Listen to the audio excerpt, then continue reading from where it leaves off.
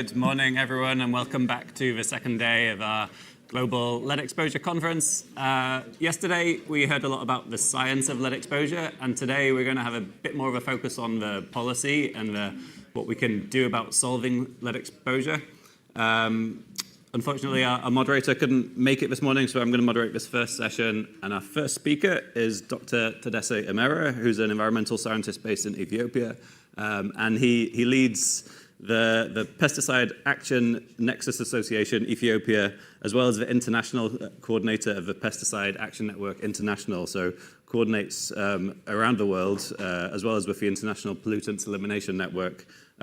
So really excited to have you here with us, Tadesse, and the floor is yours.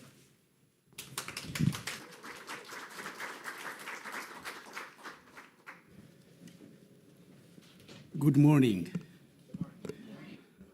I'm glad to be the first to present this issue of a regional initiative from the African perspective. This is an African initiative which is bridging policy and also action on the ground. Its inception was a couple of years ago in Nigeria with a group from different African countries. And now it is progressing very well. So the focus of my presentation will be on these 7 aspects. But with a background, it has been said for the last couple of days or the week from Monday, Africa is experiencing rapid urbanization.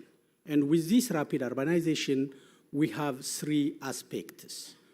The first one is mobility with cars, motorbikes, and others.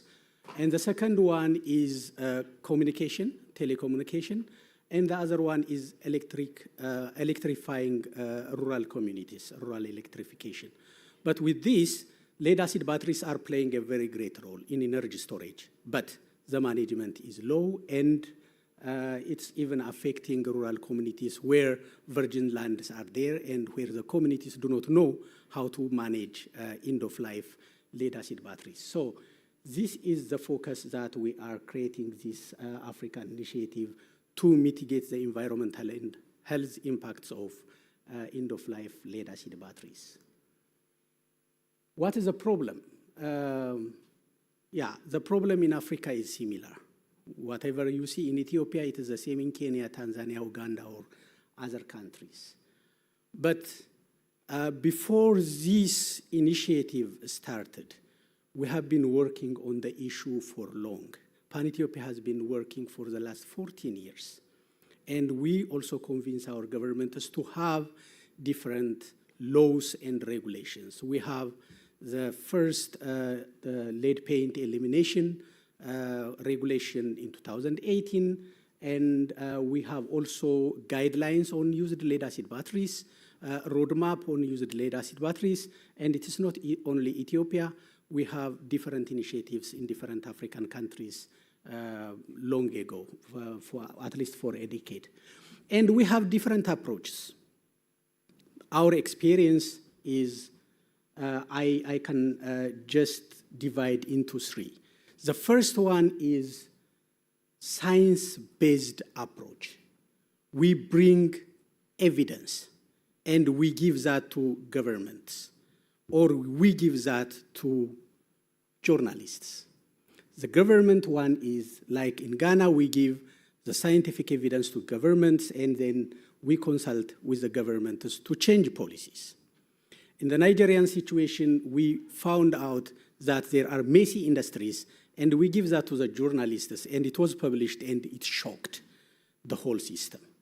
So that is how we use the scientific evidences to change policies in different ways. The second one is a consultative approach. The consultative approach is we are from global policy to grassroots implementation. So we go with our governments to the global policy arena, we negotiate, but the final document should be signed by governments.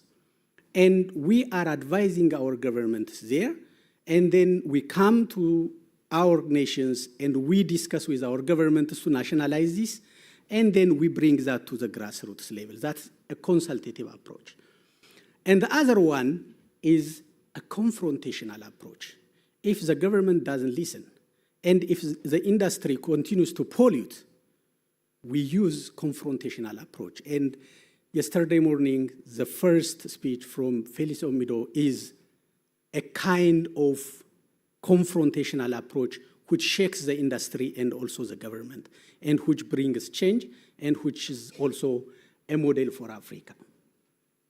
But these processes should be owned by Africans.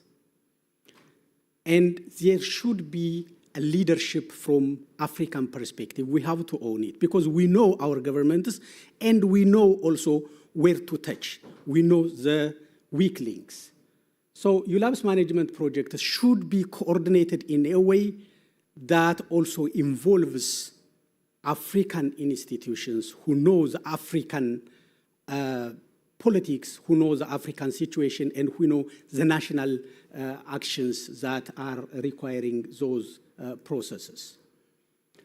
So having thought of this, 5 African country civil society organizations from Ethiopia, Tanzania, Nigeria, Ghana, and Cameroon, we established a BRACE initiative. This BRACE initiative is battery recycling and cooperative efforts for Africa's environment. We call it BRACE initiative.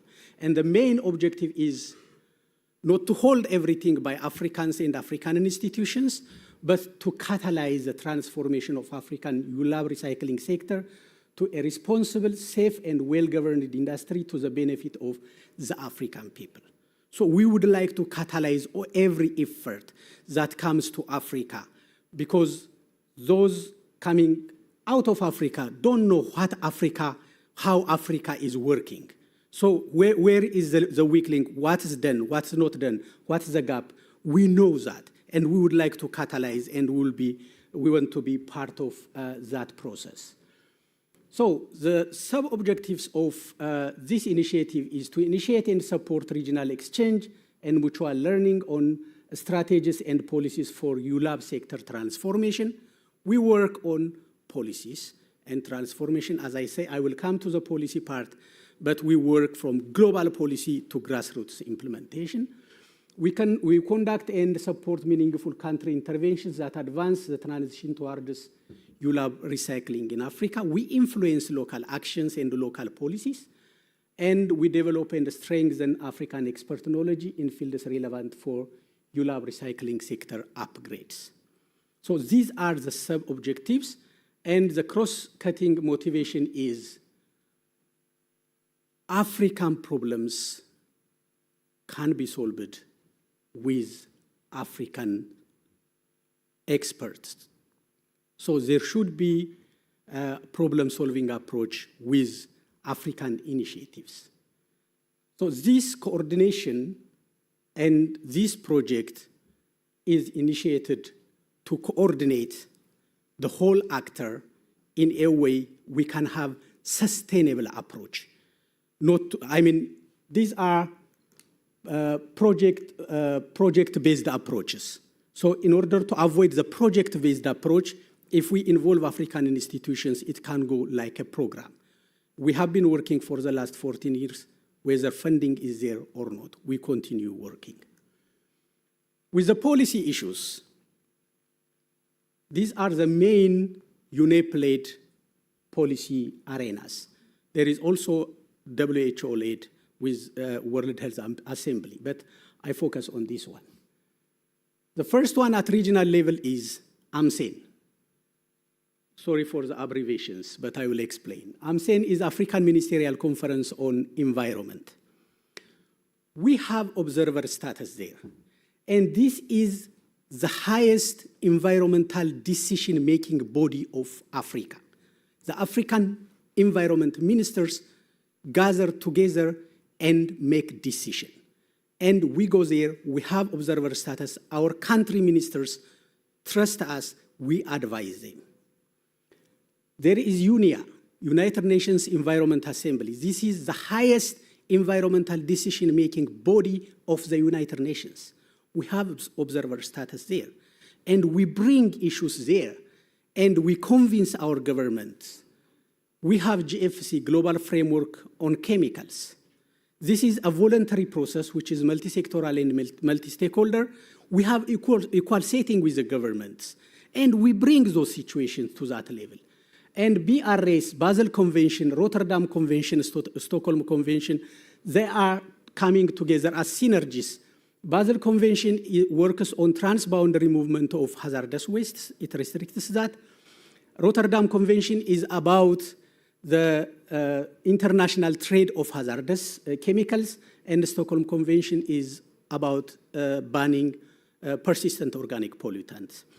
These are the main chemical conventions that we are dealing with. The big loss in advocacy and lobbying and national regulation starts when you fail there. If you cannot convince your governments to sign all those issues, especially the lead issues here, you cannot do anything there. So if you go to one country, for example, in Ethiopia, and if you say, I would like to have a regulation on lead acid batteries, lead paint also. So which global policy or regional policy is attached to it? If you say UNIA or AMSEN, did Ethiopia sign? If Ethiopia signed, we continue. If Ethiopia doesn't sign, they don't care. So it starts there. If you don't have anything here, you don't have local policy issues. So we are trying to link this global local reiteration. So what did we do so far? With AMSEN, we had a meeting, the 20th meeting of AMSEN was in Nairobi in last July. I was there. My friend, my colleague Gilbert from Cameroon was there. We were working on lead issues, and we introduced the African initiative, and all the members of AMSEN unanimously endorsed the establishment of African initiative, and they directed all governments to cooperate with this initiative, and they also asked the Africa Union to collaborate with us to work on mitigating used lead acid battery pollution and proper recycling. So getting this green light from AMSEN means we can take that resolution and decision to the Africa Union or to any country. This is the initiative supported by AMSEN. So any advocacy, any lobbying, any regulation, local regulation can be fixed to this. UNIA, in 2016, together with Oko Institute, we conducted 3 countries, deadly business, the informal lead recycling, and we published that. I took that to Nairobi, to UNIA, and that was an input for a resolution at UNIA on used lead acid batteries. It is given a name, a different name. In UNIA language, it is called waste lead acid batteries. And also at GFC, Global Alliance to Eliminate Lead in Paint was the one, a big thing, and Ethiopia has a regulation because it was SAICM before. In SAICM, the lead issue was one of the global issues of concern. We studied in 2012, 2013, we conducted a study of Ethiopian paints, and we gave that evidence to the government. The government said, what shall we do? We have to have a regulation. Can you bring a regulation? Yes, we can bring. We drafted it. And then the Council of Ministers approved it. One of the stringent regulations we have. Where did it come from? From SAICM. You signed SAICM, but it comes to your door. So can we have a regulation? We did it. So this is the way of linking national and global at once. What is the challenge? The challenge with lead issues and the fear, it was also said the previous days, all the efforts now coming are project-based. Funders may not have money forever. Projects phase out. When projects phase out, we African institutions will remain with the problem. So in order to avoid those failures that we see from different projects, development projects before, we have to involve African institutions.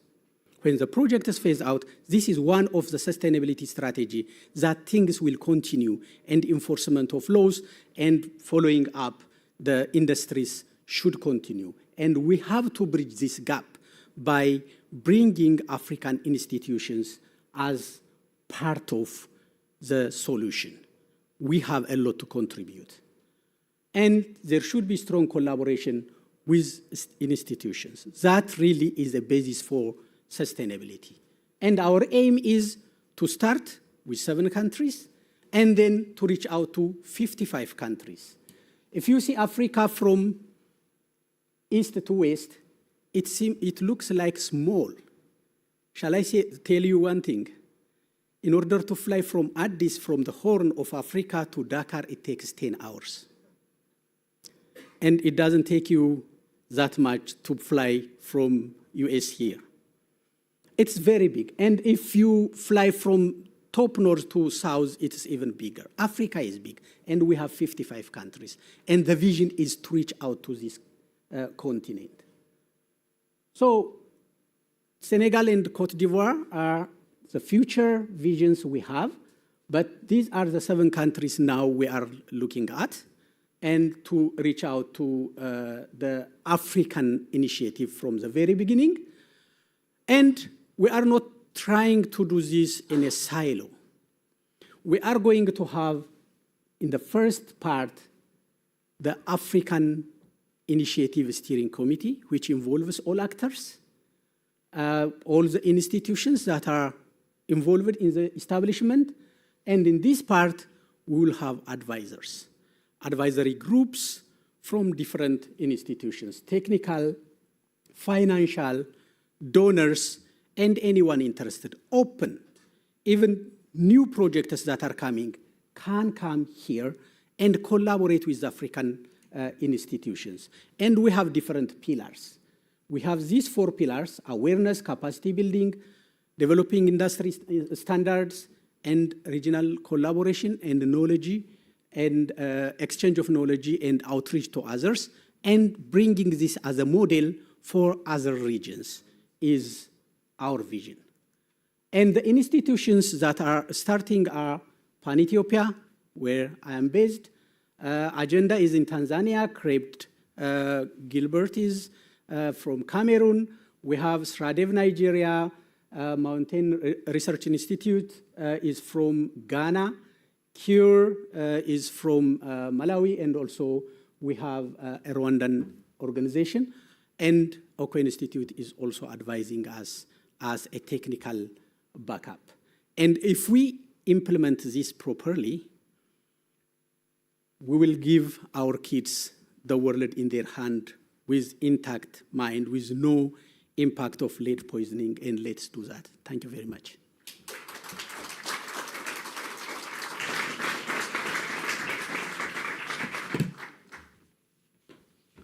Thank you so much. That was really inspiring to see. I'm happy to introduce next Sarah Imani, who's Director of Legal at Resolve to Save Lives.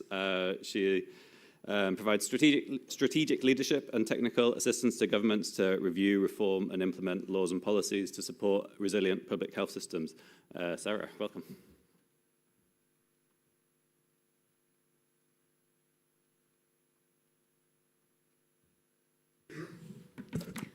Thank you so much. It's really a pleasure to be here. So today I wanted to talk about some of the legal frameworks around surveillance and reporting.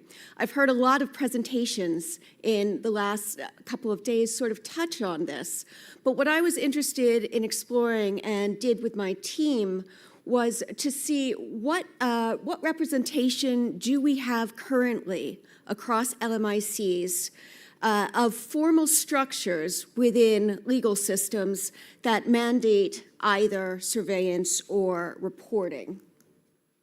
So we all know about the issues of lead exposure, and we've heard a lot about the importance of surveillance.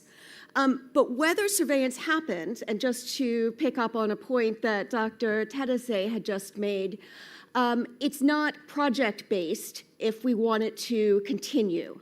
If we want it to continue, we want to have surveillance reflected in legal and regulatory frameworks. And so that's what we took a look at. Now, just to start with the point that there's no single best practice here, it will depend on whether we have a high-burden country or not. I know yesterday one of the presentations, or perhaps a comment, mentioned the Medicaid requirements within the U.S. This is a government program. It requires that all children at age 1 and 2 receive blood level screening. Also within the U.S., we have a subset of the 50 states, about 13, who require either screening for vulnerable populations or universal screening or some kind of hybrid combination of the two in order to make sure that you're capturing those populations. We also have occupational and health surveillance. France, as you see, it has a high notifiable threshold for children, but it does have a notifiable threshold. So when you have a child who is tested who exceeds that, it triggers an investigation, right? So that's another kind of mechanism that we could have in legal frameworks here. EU-wide, we have a relatively recent directive that is related to occupational health, setting limits for worker monitoring. And Australia has routine blood level testing for certain high-risk professions. So what we wanted to look at was what legal pathways predominate in LMICs for this kind of testing, for mandatory reporting of results, right? So if I get a high result, what exactly does that trigger? Does the health professional need to notify any government agencies? Does it need to trigger an investigation? If it's a worker, does that worker need to come off of the high risk exposure for a period of time? Spoiler, there's not actually a lot out there. There are a lot of frameworks. And so when I present this, I want to say it's with a caveat that this is a preliminary desk review. And so with a desk review, I can't tell you what is happening on the ground. And I think what we have is, for occupational health, for instance, a lot of frameworks, and we don't have a really good insight as to whether those are currently being used as intended. That said, there's certainly a framework for use, and that's what I wanted to come out of here, whether we can have any recommendations. So we did a lot of analysis of countries, looking at things like what overarching legal instruments are there periodic medical exams that are required, are there compensation mechanisms, are there any explicit references to that? No expectation that you would read that. But then just for grouping, I wanted to look at the 6 WHO regions. It's no surprise everyone is familiar with sort of the health architecture within their regions. So you won't be surprised that in Latin America we have some very strong lead-specific legal frameworks, particularly around occupational exposure. And they actually name particular thresholds. Within Euro, we have both the EU, and then we also have Soviet and post-Soviet occupational structures, which are very centralized and very strong. So again, on paper, you have mandatory worker medical exams, both pre-employment and during that. And you have strong legal authorities that are given to the Sanitary Inspection Authority. In Afro, we don't have a lot of BLL screening or reporting systems, but I think we have a lot of frameworks that could support these, and I'll say a little bit more about those.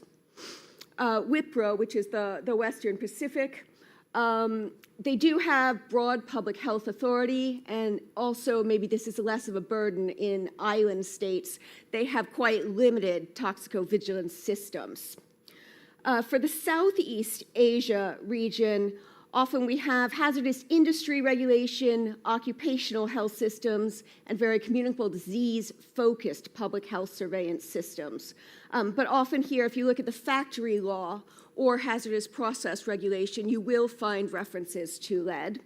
And within the Middle Eastern, the Eastern Mediterranean region, again, you have very limited explicit surveillance systems for lead, but a lot of legal frameworks that really can encompass it. So let's break that down a little because that was a lot of information on a slide. So in terms of some findings, you don't have a lot of explicit mandatory BLL reporting. And of course, every country wants to decide, is my burden of lead exposure high enough that I want this? But we have very few examples among either LMICs or, as you saw in the earlier slides, from high-income countries about universal pediatric screening or registries or really routine mandatory reporting. As I said, though, that doesn't mean that there are opportunities, that there are not opportunities to embed this within existing frameworks. And we have some examples here. So Mexico has a partial explicit framework so that testing is notifiable. Once you test above a certain threshold under this 2000 law, then that needs to be reported to the relevant authorities and to trigger an investigation. In Brazil, you have a mandatory notification to the Occupational Health and Safety Authority for cases of lead poisoning. In India, you have the Factories Act requiring that BLLs be explicitly reported. In Iran, you have, again, this occupational BLL management, which explicitly trigger reporting intervention or removal of a worker from the source. Among the countries that we looked at, occupational health systems do tend to be the dominant legal vehicle. So in most countries, if you go to the relevant occupational health and safety law, you will find something that says that workers need to be screened and monitored in hazardous conditions, and this may or may not explicitly encompass lead, but it's certainly something that could be used. So again, here we have some examples. Mexico, in addition to the general population act that I mentioned on the earlier slide, also has an occupational BLL framework. We again have the sanitary authority systems in Kazakhstan, in Russia. Algeria has occupational tables that explicitly mention lead poisoning, thereby bringing them into the legal framework. And India has the hazardous process monitoring and biological monitoring. One of the things that interested me most about this was the possibility of expanding existing public health surveillance systems. So one of the things that I do in my job at Resolve to Save Lives is work a lot on health security. Health security is about overarching public health acts, but notifiable diseases and events. A lot of countries will have a list of notifiable diseases. A lot of those will be communicable in nature, maybe even in the title, but not necessarily. And especially in Latin America, you can have events that also need to be reported. I was particularly interested in the IDSR, the Infectious Disease Surveillance, I'm forgetting the R, thank you, systems, which have been heavily adopted by the Afro region where we work a lot. Now, I know it says infectious disease, but you know what's in there? Road traffic accidents. So every country can adapt this to however they like, and there's no reason that you couldn't adapt lead poisoning to be here. Now, some countries do that simply operationally. Some, like Uganda, have explicitly said that framework is going to be legally binding under our act. So any notifiable diseases that are on there need to be reported under our 2023 Amendment Act. You can also have poisoning notification systems like the Honduras Brazil, you also have the lead poisoning reporting, that's in an occupational sense, and the same in Kenya. Now, occupational disease is obviously a surveillance system for a very particular population, right? It's not necessarily as broad as the populations that we would be interested. We're interested in populations that are affected by emissions. We're also interested in children, in pregnant women. But it is a starting point, and with the compensation systems and the occupational disease systems, we do find a legal basis for reporting obligations, for the investigations or others that they trigger medical evaluations, workplace investigations.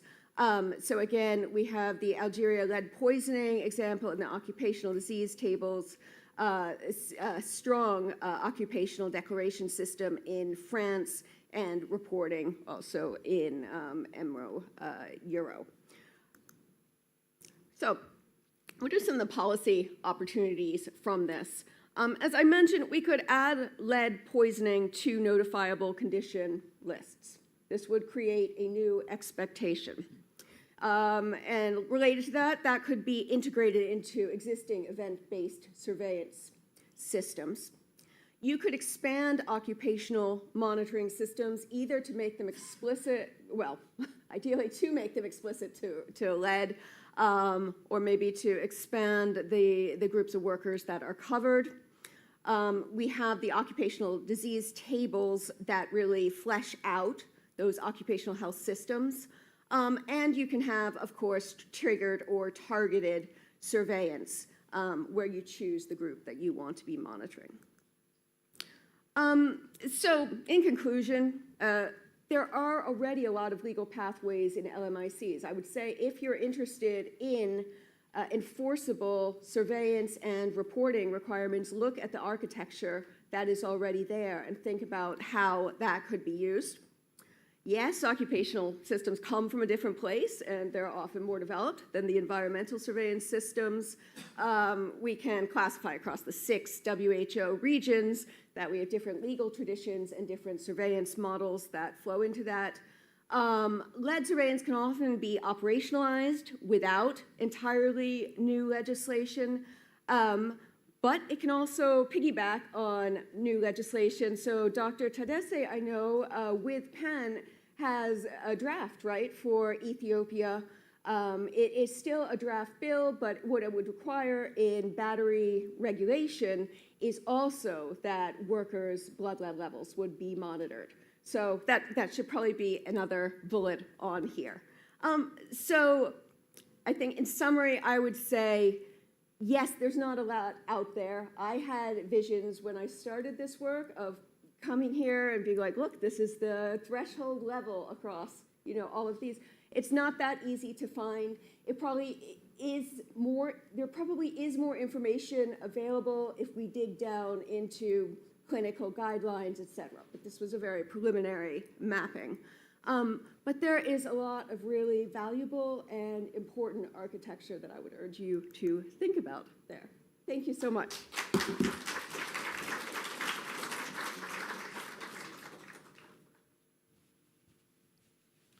Thank you so much, Sarah. I think this is really essential work to be understanding what policies are out there and the lay of the land. Next up, we have Jasmine Sultana, who's a scientist at ICDDRB in Bangladesh, who's worked on a whole range of different lead remediation projects, remediation, looking at battery recycling, looking at contaminated cookware. And I think really excitingly, this project that identified turmeric as being a key source of pollution, which when you look at the benefit-cost ratios of interventions, this one is just off every scale. It's just so amazingly good. So Jasmine, welcome.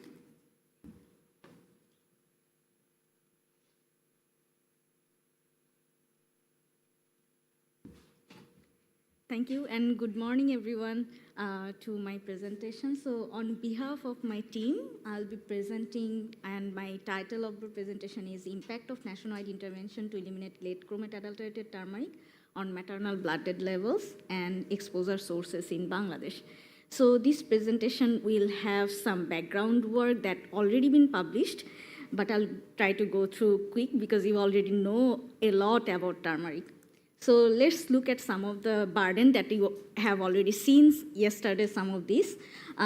So in Bangladesh, 38% children have very high blood level, and the prevalence among the pregnant women is 7.5%, which is very high for a country that we have like more than 170 million population. So this high blood level from earlier estimate shows that it's causing a 20 million IQ point loss in Bangladeshi children and associated with more than 138,000 cardiovascular deaths, which is very high. And economic loss is huge. It's more than $28 billion per year, which is almost like 9% of our GDP, which is very important in terms of the economic impact that we have in our country as a like developing country we are. So now these slides are the background of the current project. The turmeric study that already been published by Jenna Forsyth, multiple publication has been there. So I hope you all know about the turmeric studies, and I'll try to go quickly with the slides. So the preliminary work that has been started in 2012 and 2015, a randomized controlled trial was designed to assess the water, sanitation, hygiene, and nutrition impact on cognitive development. And for the subset of the population, the pregnant women were tested for blood level. That was not primary objective, but secondarily, those pregnant women were tested from rural areas where there was no like significant sources or industrialization at that time. But unfortunately, it has been shown that 31% of those pregnant women actually had a very high blood level. That was concerning. So the team, Stanford University, ICDDRB, and Johns Hopkins, they tried to investigate what are the sources of this high blood level among these pregnant women. And they found that eating clay ash or clay during pregnancy from eating food, lead, soldier can, and also turmeric were the significant sources at that time. And to determine what was the actual sources, isotopic scanning was done. And it has been found that lead adulterated turmeric was the main source of this high blood level among pregnant women. So multiple publications has came out. And also the team tried to, because the turmeric from harvesting to going to the household, there are multiple steps. So which step actually the lead is coming into the turmeric? Is it from the soil, or is it any other process, any contamination that is like intentional? So the team looked at all the steps and tried to find out in which step the turmeric was contaminated. So among all these 8 steps, team has found that during polishing, when the skin is removed from the turmeric, if the turmeric is low quality, it looks bad. So the consumers tend to buy a less turmeric for those type of turmeric. And lead chromate, which is very bright yellow, and if you add that during polishing, it looks very bright and it increases the consumer demand. So intentionally, the lead chromate is added during this polishing phase. So then this publication came out, and the team has developed an intervention with the Bangladesh Food Safety Authority, who are the government authority to regulate food standard in Bangladesh. And this participatory-based approach has 3 major steps. First one was raising awareness. So the team has tried to raise awareness among all the stakeholders. They conducted stakeholder meetings. They also distributed, especially the Bangladesh Food Safety Authority, they distributed awareness posters among the all nationwide, like 50,000 posters were distributed, and also face-to-face stakeholder discussion with the polishers also took place to aware them about the health effect of lead, and also to share the possible solution to stop using lead chromate and using the turmeric instead, so that the lead chromate cannot be in the turmeric. So these are the sample of the poster that has been distributed showing that which turmeric the people should buy and use. You can see that the red cross one was the bad ones in the market, and the green one is the good one. So in this way, people are trying to aware of the good and bad turmeric. Then there was like handheld XRF. So the team also tried to utilize this quick tool for market monitoring. The team equipped and get technical support for the Bangladesh Food Safety Authority, who are doing the market monitoring of food for every type. So they help the team to do the market monitoring and to aware the market and polishers about the bad turmeric that is available. So they enforce the policy based on the results of the market monitoring. And at the time, during like only short period of intervention they have done, like from September to December, at this time period, 2 wholesalers were like fined for around $8,000. And also they confiscated a lot of amount of turmeric and destroyed that on a spot so that the wholesalers and polishers can be aware of the bad impact of this. So let's look at, these are the preliminary results, immediate results that we have found. So before the intervention in 2019, the level of prevalence was 47%. 47% of the samples that we collected had high lead content in those.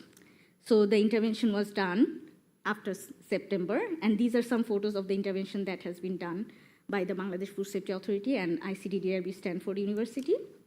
And you can look at the stark reduction of lead chromate adulteration in the samples since the intervention has started. So in January 2021, it was almost 0%, and all the publications has been out. So the reduction happened in turmeric, but does that has an impact on the exposure of the pregnant women?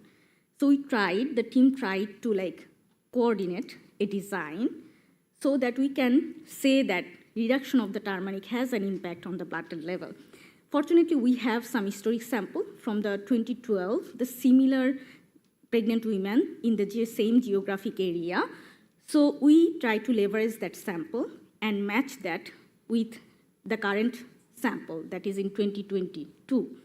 So our first objective of that study was to look at if there is any changes within this time frame with the blood level, because we have seen that the blood levels are high in 2012, and if that has any changes in 2022. Also, we wanted to identify if the sources has been changed, or what are the major sources in 2022 after the reduction of the lead chromate adulteration in the turmeric.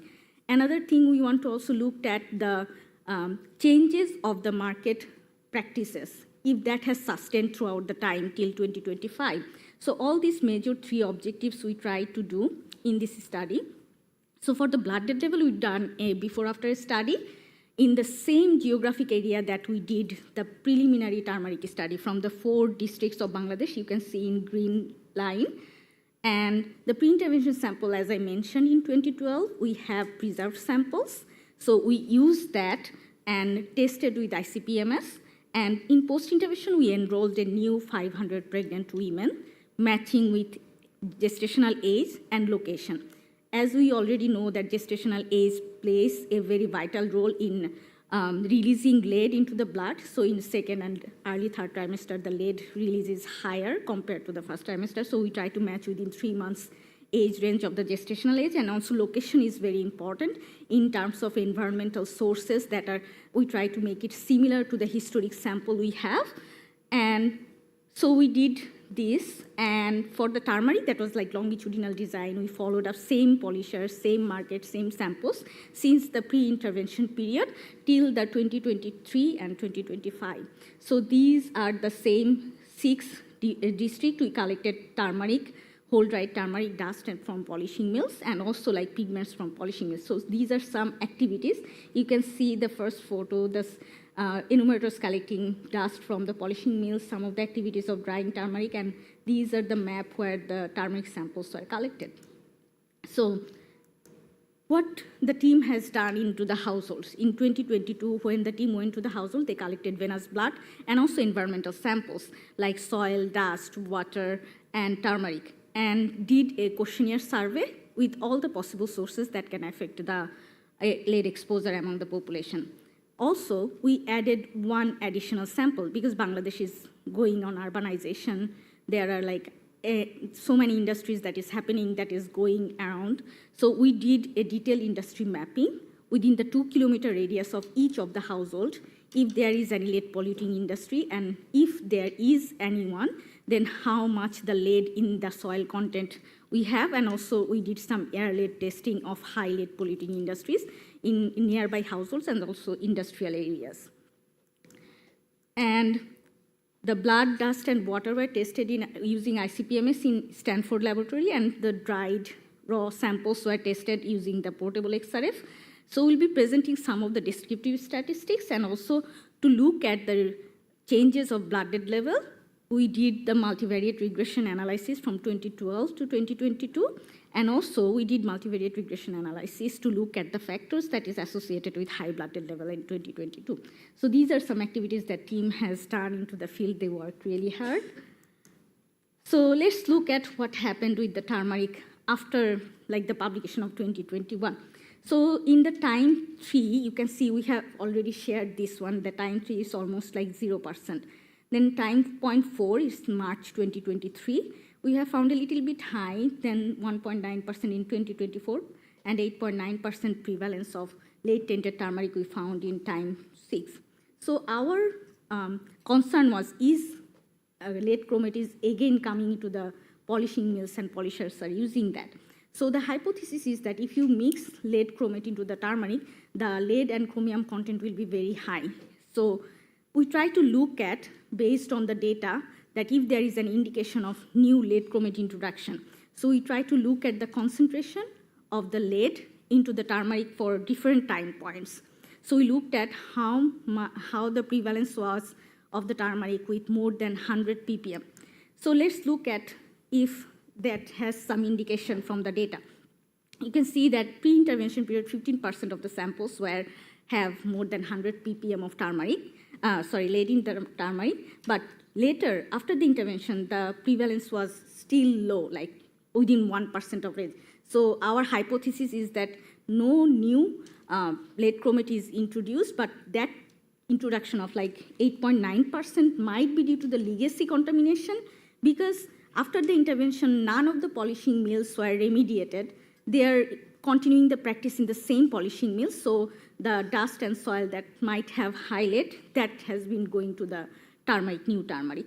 And also, we try to look at if any pigment samples were found in any of the polishing mills. We didn't find any pigment samples in 2023 or 4 or 2025.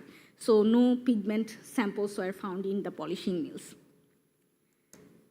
So these are the characteristics of the samples that we tested from 2012 and 2022 households. So we try to, as I mentioned, we try to match by location and gestational age. Unfortunately, the gestational age is a little bit higher in the 2022 sample, but it's within the 3 months range. That's the good news. So what happened? The blood lead level. When we looked at the blood lead level as a whole sample, we found that 25% reduction actually happened. Reduction means lower blood lead level we found in 2022 compared to 2012 samples. And when you looked at the geometric mean, it was 37 microgram per liter in 2012, which has been lower, 27.7 microgram per liter in 2022. So in the 4 districts that we mentioned, it's a little bit geometrically different in terms of urbanization and everything. So we also try to look at in every district, this trend is similar, where the urbanization is happening. Gazipur district is more urbanized compared to the other 3 districts. So we wanted to look at if this trend is similar in all 4 districts, which might indicate that turmeric reduction has an impact. So in the graph, you can see that in all 4 districts, actually, the reduction trend is same. Though Gazipur is very urbanized compared to other 3 districts, it has high baseline, but still it reduced. It reduced from more than 57 microgram per liter to at least around 40 microgram per liter. So it has also lower blood lead level compared to other districts. So the whole indication is saying that though this design is not very randomized control trial, but based on the population and based on the leverage that we have, this indicates that yes, turmeric might have an impact in reducing the blood lead level among whole population. So as I mentioned earlier, that we also looked at lead polluting industries within the 2-kilometer radius of the households. So what we find is that 56 lead polluting industries among these 500 households within 2-kilometer radius. So we use these 3 systems to look at every possible sources. So this is a map. So in this map, you can see the red ones is the battery manufacturing and recycling sites. Battery disassembly sites are also there, and some mixed metal industries we also have found. So what are the high polluting industries among those 56? The battery making, recycling, and lead handling industries. The median lead content in the soil was more than 18,000 ppm, where the US EPA threshold is less than 200. And maximum soil lead is more than 287,000 ppm, which is really, really high for the population who are living close to these sites. And then for the second objective of looking at what are the current factors, like 2022 sample factors that is affecting lead, so we did multivariate analysis. First, we did a minimized regression, adding each of the possible sources into the model to look at if they are significantly associated. If within the p-value of less than 0.1, we included those into the final model of the multivariate analysis. So in that multivariate modeling, what we find among the 2022 samples, so these are the 5 factors that we find statistically associated with high blood level. So having an improved wall, spending more time, more than 6 hours outside home, any household member working in the textile industry, Gazipur, living in Gazipur resident, as I mentioned, Gazipur is more urbanized, and also turmeric lead is still, we found that turmeric lead was low, 8.9% compared to the pre-intervention. Still in the statistical analysis, the turmeric lead was associated with high blood level. One preventable factor is found that protecting factor is high, living in high socioeconomic group compared to the lowest quintile, they have 23% lower blood level. These are some of the factors that we also looked in the multivariate analysis, but we couldn't find statistical significance. And I just want to mention one factor, that is having an industry with soil lead more than 100 ppm within 2 kilometer radius. In the multivariate analysis, we didn't find any association. But this is not exhaustive, because within 2 kilometer radius, if you smelt lead, we already know that it can travel to around 5 kilometer. So our exploration was not exhaustive. So we tried to look at more if we can look at if the industries are associated or not. So during the contemporary period of 2022 and 2025, among other studies by the same team with using the same model, we explored in several districts the industries. So we included those districts, industries found into the model, and we tried to look at if the association, the magnitude and the direction changes. And also we converted the bivariate into the continuous outcome with the distance. What are if the proximity of living into the industries is that has an impact. So you can see that all the other covariates, all the other factors are similar with the same kind of magnitude are associated. Only one that has changed was the living proximity to any industries that increases 1% higher blood level. So we also did some in-depth exploration of some of the subset of population, around 41 households. We went back and tried to look at any additional sources of lead exposure, and we found high lead in aluminum cooker, because aluminum cooker is very common in Bangladesh. Also cosmetic shuma. Yesterday, our colleague also gave some very important presentation on shurma. And then metal utensil has, some of the households has very high lead, high outdoor air content, though we mentioned that we did some testing of some of the areas with the air lead. Those have a very high lead content. Also, we found some leaded paint in some of the households. So these might be also affecting the blood level. So what we want to conclude from this study, what we have seen that turmeric reduction was there. So a sustained decline of late comet adulteration turmeric was observed till 2025. So legacy contamination, as I mentioned, we need to explore if there is any legacy contamination. Though the data showed that it might be legacy contamination, but that needs actually in-field exploration to understand better about the 8.9% in 2025.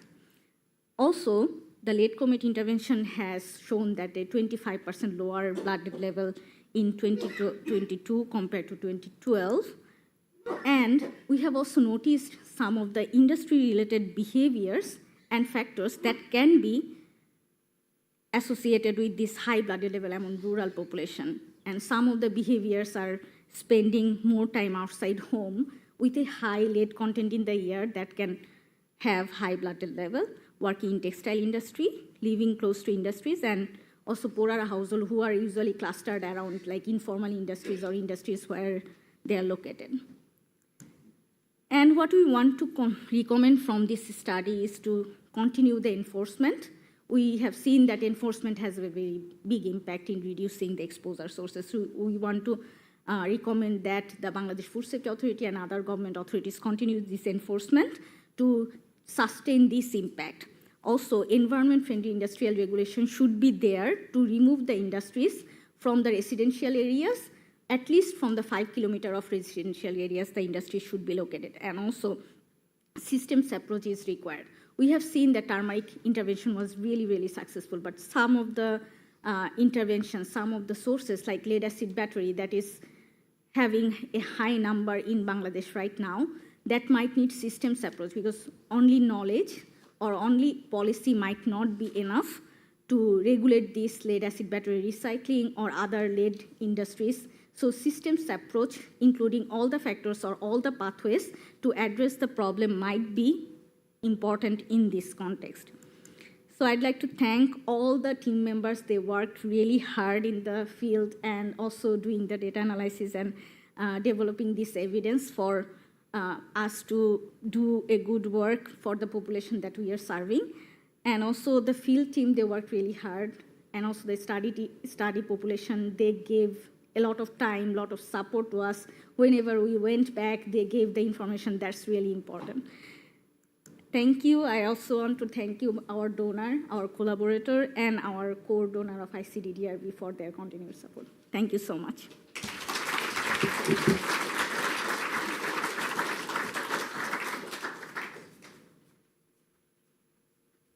Thanks so much, Jasmine. I'm looking forward to seeing the equivalent of this study for Bihar and for Pakistan in future years. Our final presentation on this panel is my colleagues Maria Jose Talliero and Caroline Mallory, who are going to be presenting a case study on the success we've seen in Georgia following their first national blood lead survey. Welcome.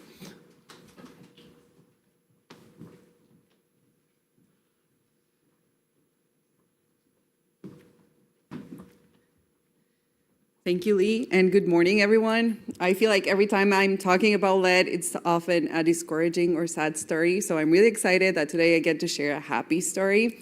So this is our presentation on our work on Georgia's approach to lead exposure. We did a qualitative study. We conducted different interviews to learn about Georgia's success. I'm not going to spoil anything, so with that, I'm just going to start us up.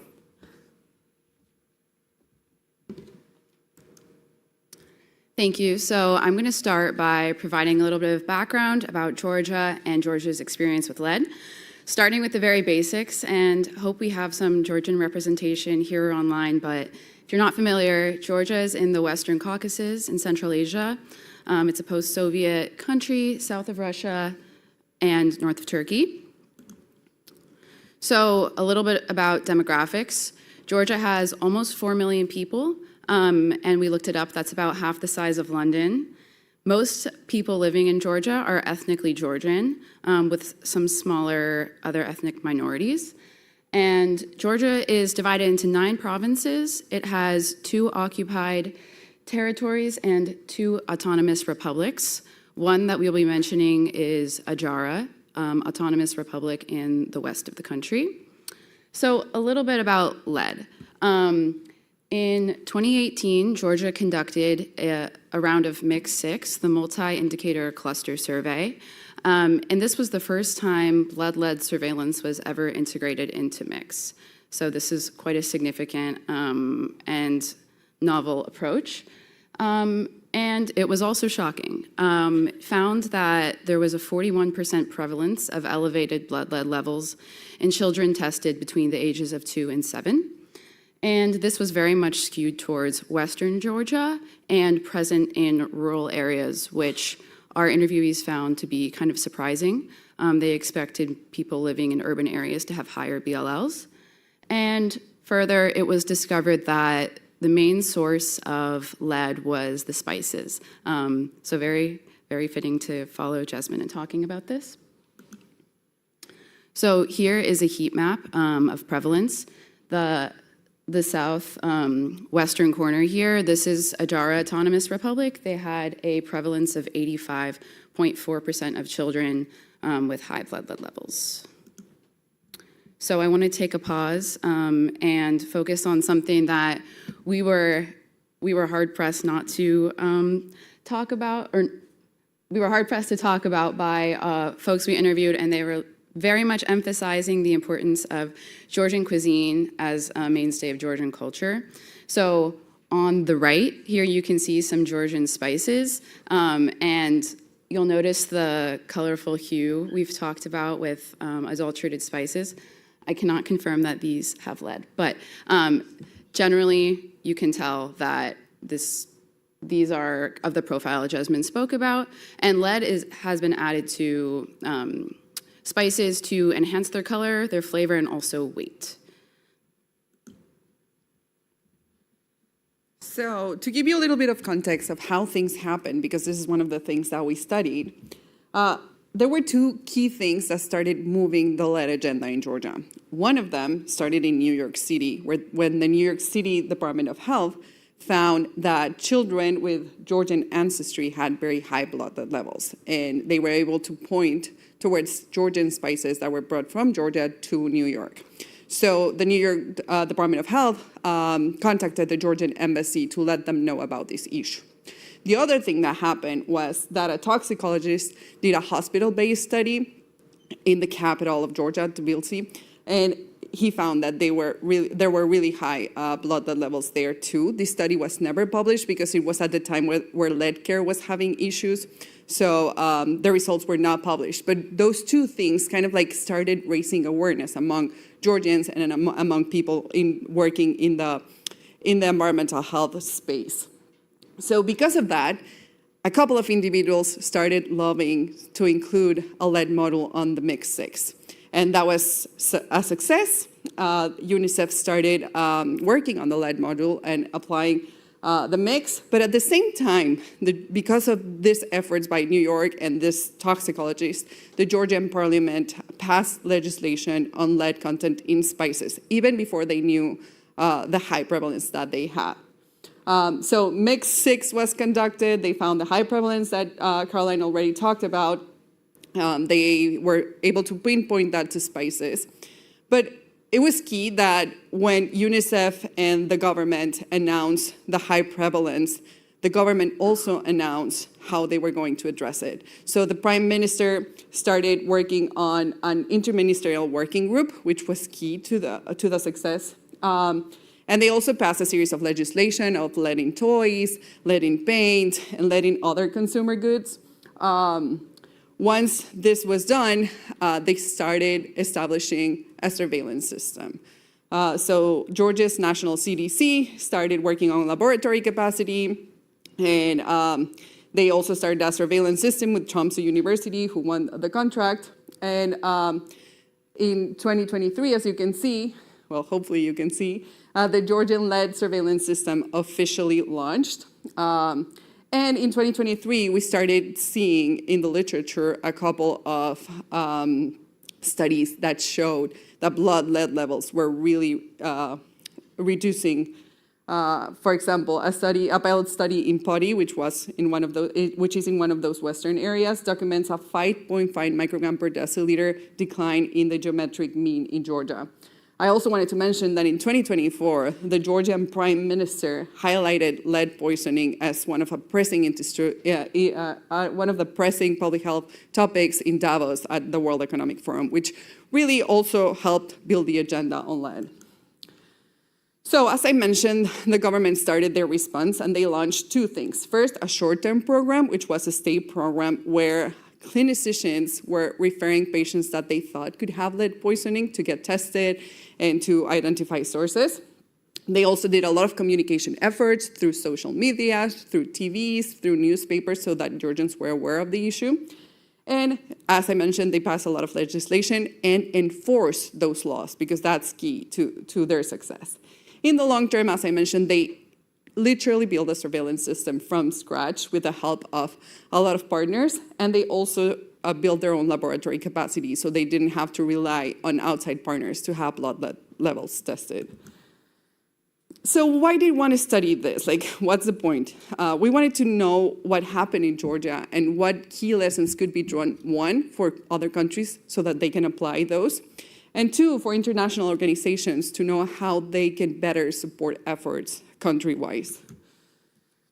So our methods, as I mentioned with the qualitative study, we did 20 semi-structured interviews to key people who participated in the study, and we asked them, like, who else should we interview? So we kind of like did a snowball sampling, and we held 45 to 60 minutes interviews with each interviewee, and we structured them around 5 key themes, from implementation, public awareness, financing, to kind of like learn more of how things were happening.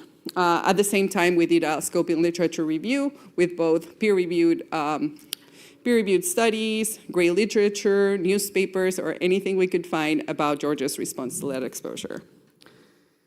So for our interviewees, as you can see on the right, most of them came from NGOs, but we did have a fair share of Georgian government employees who were willing to talk to us. We also talked to people from foreign agencies because they were key in this strategy, and we also talked to academics. And in the left, we had the amazing fortune on interviewing most people from Georgia, so that was really, really eye-opening to learn what was going on, not only from experts, but in population-wise. So what were our findings? What really drove success in Georgia? There's 5 things that we want to highlight. The first one is evidence. I'm going to talk about this later on, but evidence, political will, source traceability, a collaborative ecosystem, and structural conditions.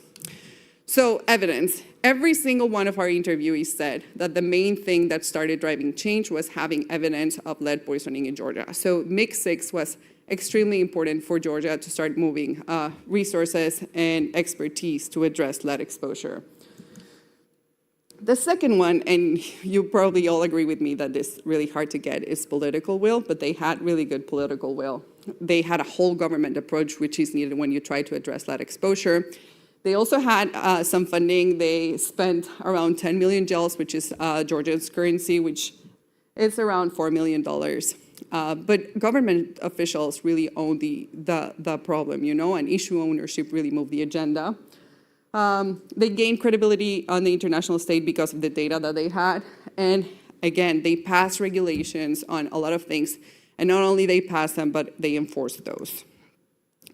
Source traceability, and I think this is one of the most important things because they were able to trace down their lead problem to adulterated spices. Then they were able to solve that issue, which was the main source of lead exposure, They traced down to a small network of suppliers. They passed the legislation and they enforced the legislation so that no adulterated spices reached consumers.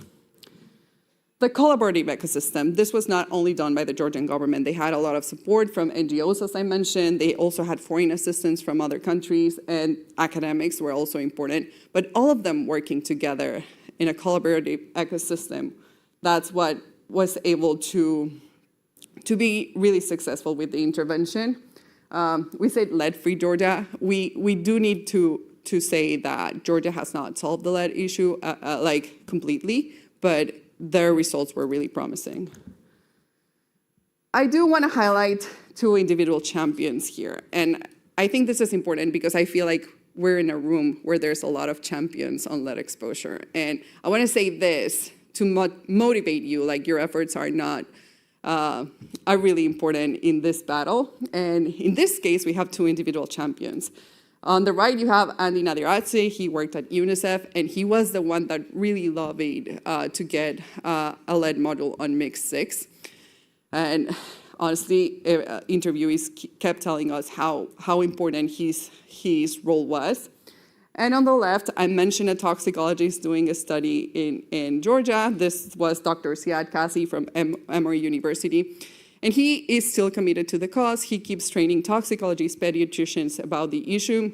And he actually holds a lead conference in Georgia every year. So he was key to the success here. So again, all of your efforts as lead champions are not are really key to move the agenda where you're working. We also think that structural conditions made Georgia's success, and these are specifically to Georgia. You know, Caroline mentioned that it's a very small country, half of London's population, and about the size of Ireland, which made it a little bit easier to handle the interventions. Also, the culture. They have a tight-knit community, so people kept talking with each other about lead exposure and how to not get exposed to it. And also, Georgia was trying to join the European Union, which kind of like made it a fertile environment for passing laws on lead exposure. There are still remaining challenges. As I mentioned, they haven't solved the problem 100%, and most of interviewees agree that the problem was not completely solved. The first one is that they have an incomplete characterization of exposure sources. We can agree that being able to trace down to adulterated spices, that was like an easy way of reducing blood lead levels. You know, they found it, now they enforced their laws, so there's no longer lead in spices, but now the challenge continues to identify other sources of exposure. The second one is data sharing. They have an amazing surveillance system now, but the data is not public and they're not sharing that data, which, as you might all know, data could really help keep moving the agenda in the country. The third one is financial sustainability. And even though we talked to government officials who assured us that they are still financing for this project, we will need to see how that happens in the next coming years. And the fourth one, and I really want to highlight this one, is healthcare workers' education. As we talked to interviewees in Georgia, they all agreed that healthcare workers were not aware of this issue. And this is not a Georgia problem. This is a problem everywhere. I am a clinician. I went through medical school. I had no idea about lead poisoning until I joined environmental health, you know. So this is something that we need to study, and that's our next study at CGD. We're studying how healthcare workers are not adequately trained in lead exposure. And Georgia did include healthcare worker training, but mostly in specialists, toxicologists, pediatricians, but this needs to be, you know, for all clinicians. So key lessons for countries: generate evidence. That was a main success factor. Invest in domestic capacity. Like, you cannot rely on partners to do your testing for you. Identify sources, which is really important, regulation and enforcement, and build political will from the start. Have politicians join you from the moment you start generating evidence. And where do we think organizations can best support? And I think this was already said this morning. Organizations often have a project that you go to the country and it ends at some point, but that's not sustainable. So we really want to encourage organizations to first fund evidence generation, because we know that that's one of the main drivers of success, but also help build domestic capacity. Like, yes, it's great to have laboratories elsewhere, but if you don't fund capacity for that country, your efforts are not going to be sustainable. And the last one, support source identification. And I want to end us off with a quote from one of our interviewees who was here yesterday, Dr. Adam Laycock from UK's Health Security Agency. And he said, lead poisoning is one of those issues where if you pick it, you can expect to make a significant impact. It is not hopeless, and Georgia proved that. Well, thank you, and that's my contact information if you want to learn more.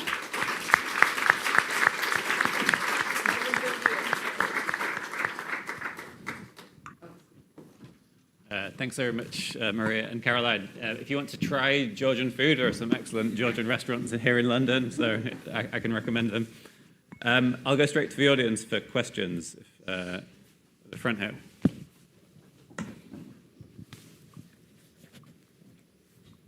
Thank you. I'm Perry Gottesfeld with Occupational Knowledge International. I'd like to make a couple of comments on surveillance and mandatory reporting blood lead levels. I think this is a really key issue that doesn't get enough attention.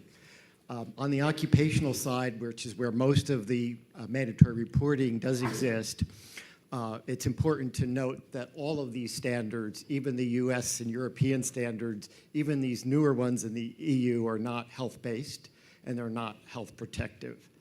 The second point is that monitoring workers' blood lead levels is not just about the workplace, but it's also about children's health. And the reason is that workers take home their contamination to their children. Even in the US, about 10 to 20% of elevated blood lead levels are as a result of take-home exposures from the workplace. That's people taking dust home from painting jobs, from factory jobs, from lead battery manufacturing plants, and the rest of it. So by monitoring workers, you're not just looking at the workers, but you're looking at their families at the same time. And I would add that when you have mandatory reporting of laboratory results, it's important not to just have reporting of elevated or higher results, because we need the denominator. We need a reporting of all the results, so we can look at averages and moving averages, medians over time.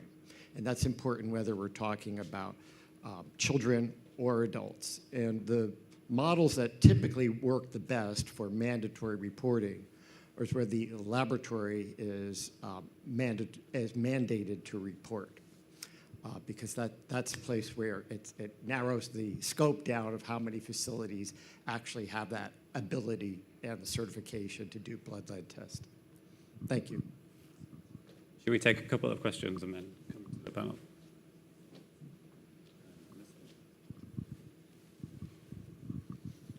Thanks.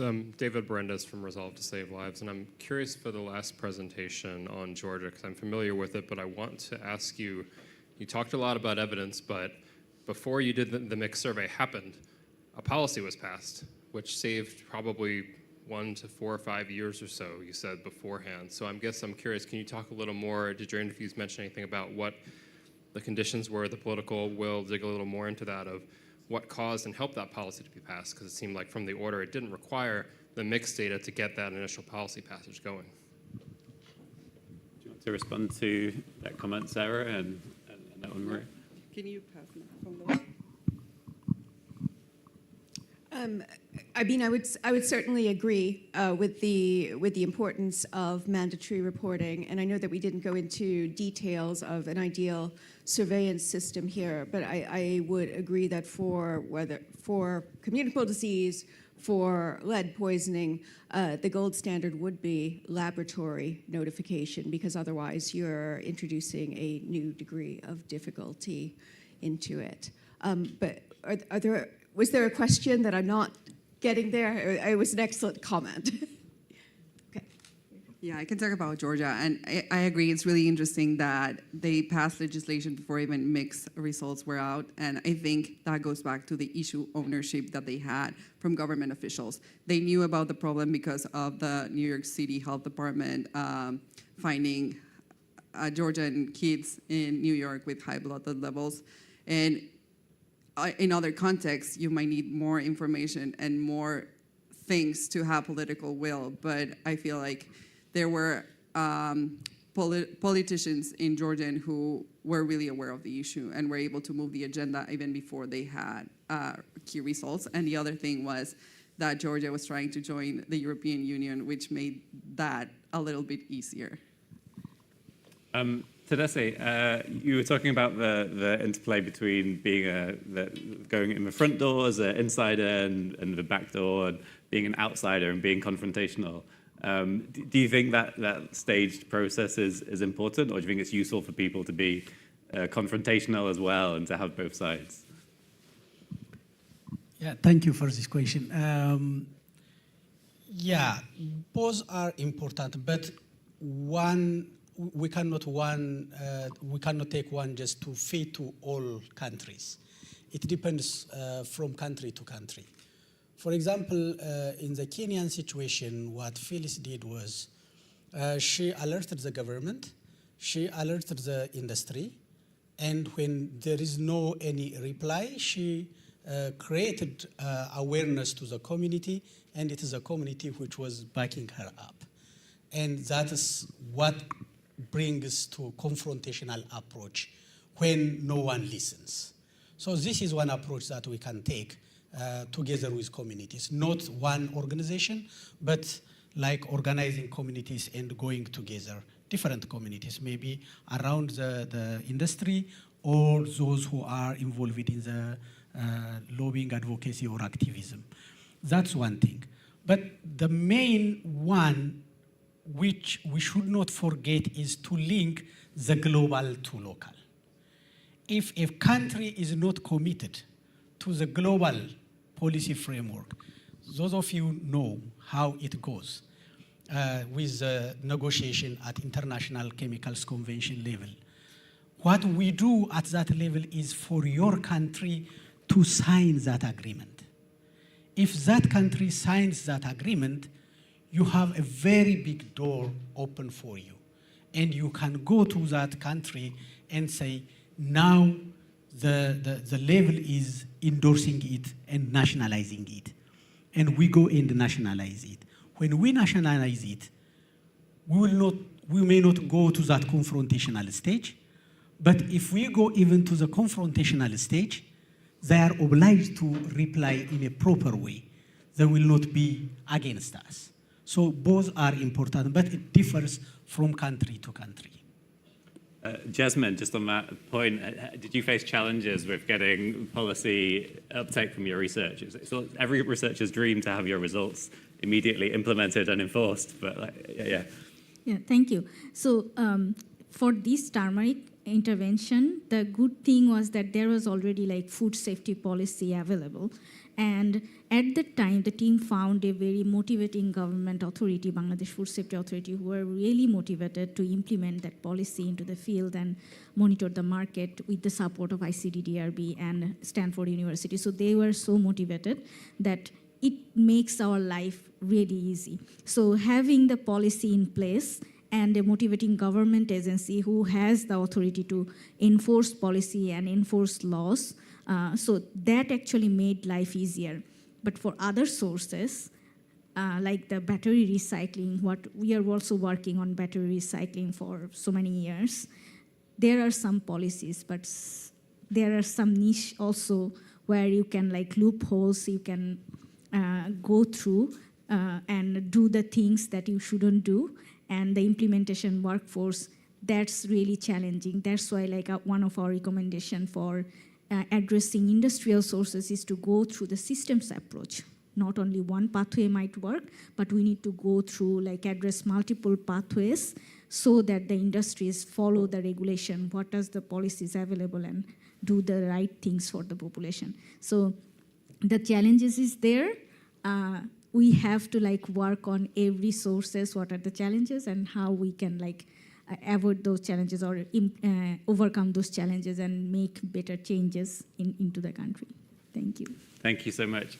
Sorry, I think we're at time, so I'm going to break for coffee, but come and ask your questions directly to the speakers, and we'll be back here at 11 o'clock. And thank you very much.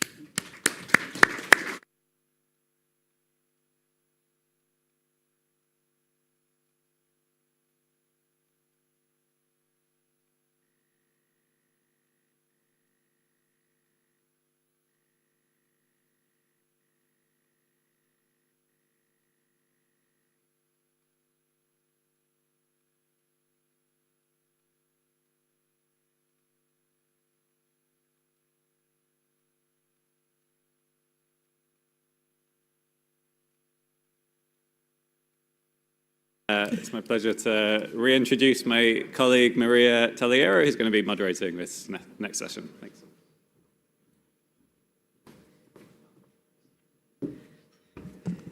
Hi again, everyone. I'm really excited to be moderating this panel. I hope you're not bored with my voice.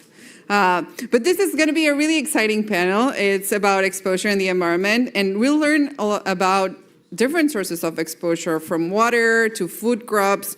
So I'm really excited, to say the least. And with that, I'm going to start presenting our first speaker, who is Timothy Purvis. He's a research assistant at the Water Institute at UNC Chapel Hill, and his research focuses on low-cost methods for monitoring contaminants in water. So join me in welcoming Timothy.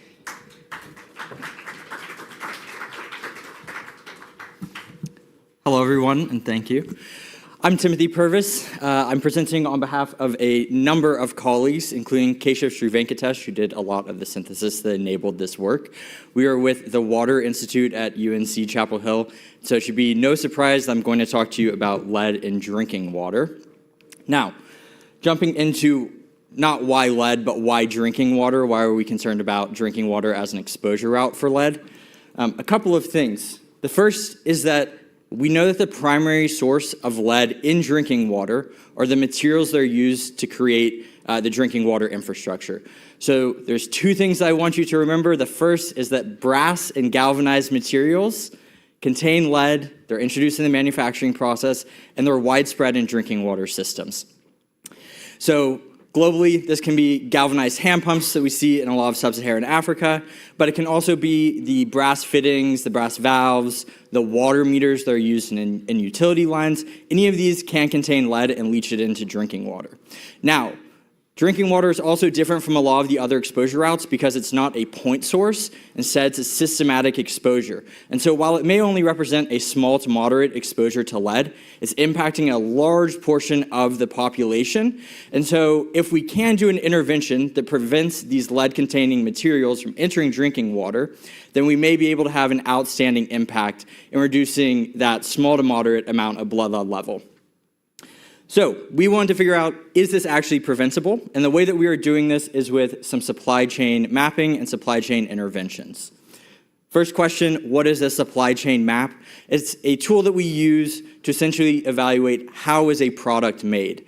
To do that, you answer a lot of smaller questions of what are the raw materials that you needed, where did you get them from, what are all of the small steps that you need to take to go from raw material to finished good, where did those actions take place, where is the final good manufactured?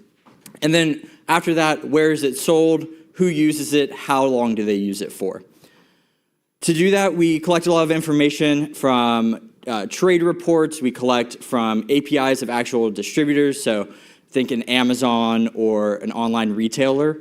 And we pull that information to understand who is selling what where for all of these small components to build together. If you do that for a single product, you get what's a process map. That's what we're seeing over here on the right. Because I have a sweet tooth, this is for a Reese's Peanut Butter Cup. And what you'll see is you have a lot of raw ingredients coming from all over the world, but it's all connecting up in Pennsylvania, Hershey Company. And so if you wanted to have an outstanding change on that supply chain, you would go to the node that has the most leverage. And so in this case, that would be at the manufacturing hub. If you end up collecting this for all of the products across a system, then you get what is a supply chain map. And by layering that, you can really identify where are points where you can intervene to protect from contamination. That leads us to the HACCP framework. Folks that are working in food safety may be familiar with the HACCP framework, but it's the hazards analysis and critical control point. And it's the process by which you're saying, okay, if a consumer is about to ingest this product, we need to make sure that it hasn't been contaminated. So let's look at all of the ways that it could get contaminated and design protections against that. To do that, you need a flow diagram of the complete process, which is basically a supply chain map. So we wanted to take supply chain maps for drinking water infrastructure to see, with a HACCP lens, what is it that governments can do to address lead contamination of this kind of systemic, broad application exposure to lead. Now, we're doing this with a case study of Uganda. Uganda is really great because it shows us what's happening kind of globally. It's really representative of sub-Saharan Africa in that about 2/3 of the population is using hand pump infrastructure. So that's our non-piped infrastructure. The most common model is the India Mark hand pump, though it's pretty representative of the materials that are used in all hand pumps globally. In addition to that, we see that there's a lot of urbanization that was previously mentioned in the East Africa region. And so there's a growing use of piped water sources in these urban settings. And so those two are going to have totally different supply chain maps. We're going to have one set of supply chain maps just for our pump infrastructure, one set of supply chain maps for all of the pipes, joints, faucets, things like that.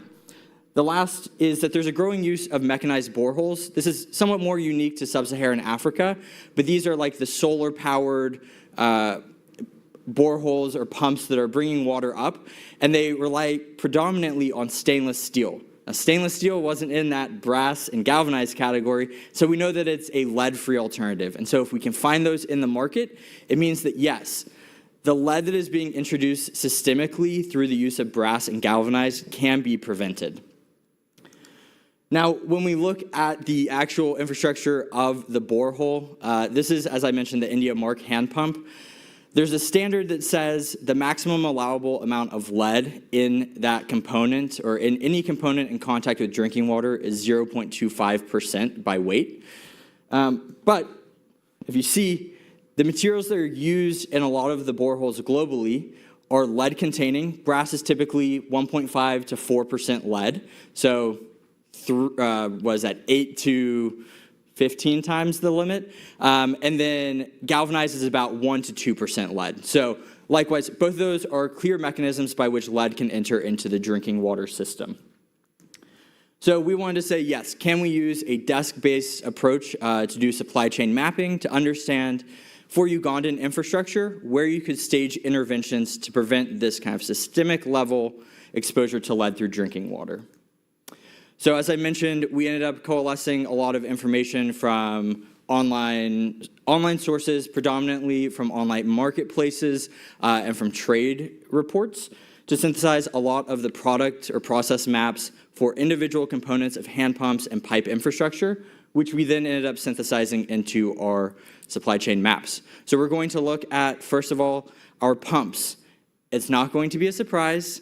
The India Mark hand pump predominantly comes from India. That wasn't a shocker to us, but what was surprising was that on most of the websites where the India Mark hand pump and equivalent models are sold, they actually advertise the use of galvanized steel and galvanized iron, indicating that they're actually saying, yes, this contains lead.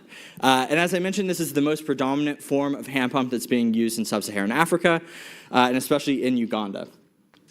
In addition to that, we found that there were kind of a decentralized manufacturing process across all of India, so we can't really stage an intervention necessarily at the manufacturer itself, because it's going to be across the entire continent, or the entire region of South Asia. It also leaves through a number of ports, but you'll see that a lot of it comes in through the port of Mombasa. Now, that's great as a possible intervention point, but of course, Kenya is not Uganda. So the first intervention point that Uganda has jurisdiction over would be at the border crossing at Busia. But at that point, it's already traveled for about 8 hours within the country of Kenya. Things can happen.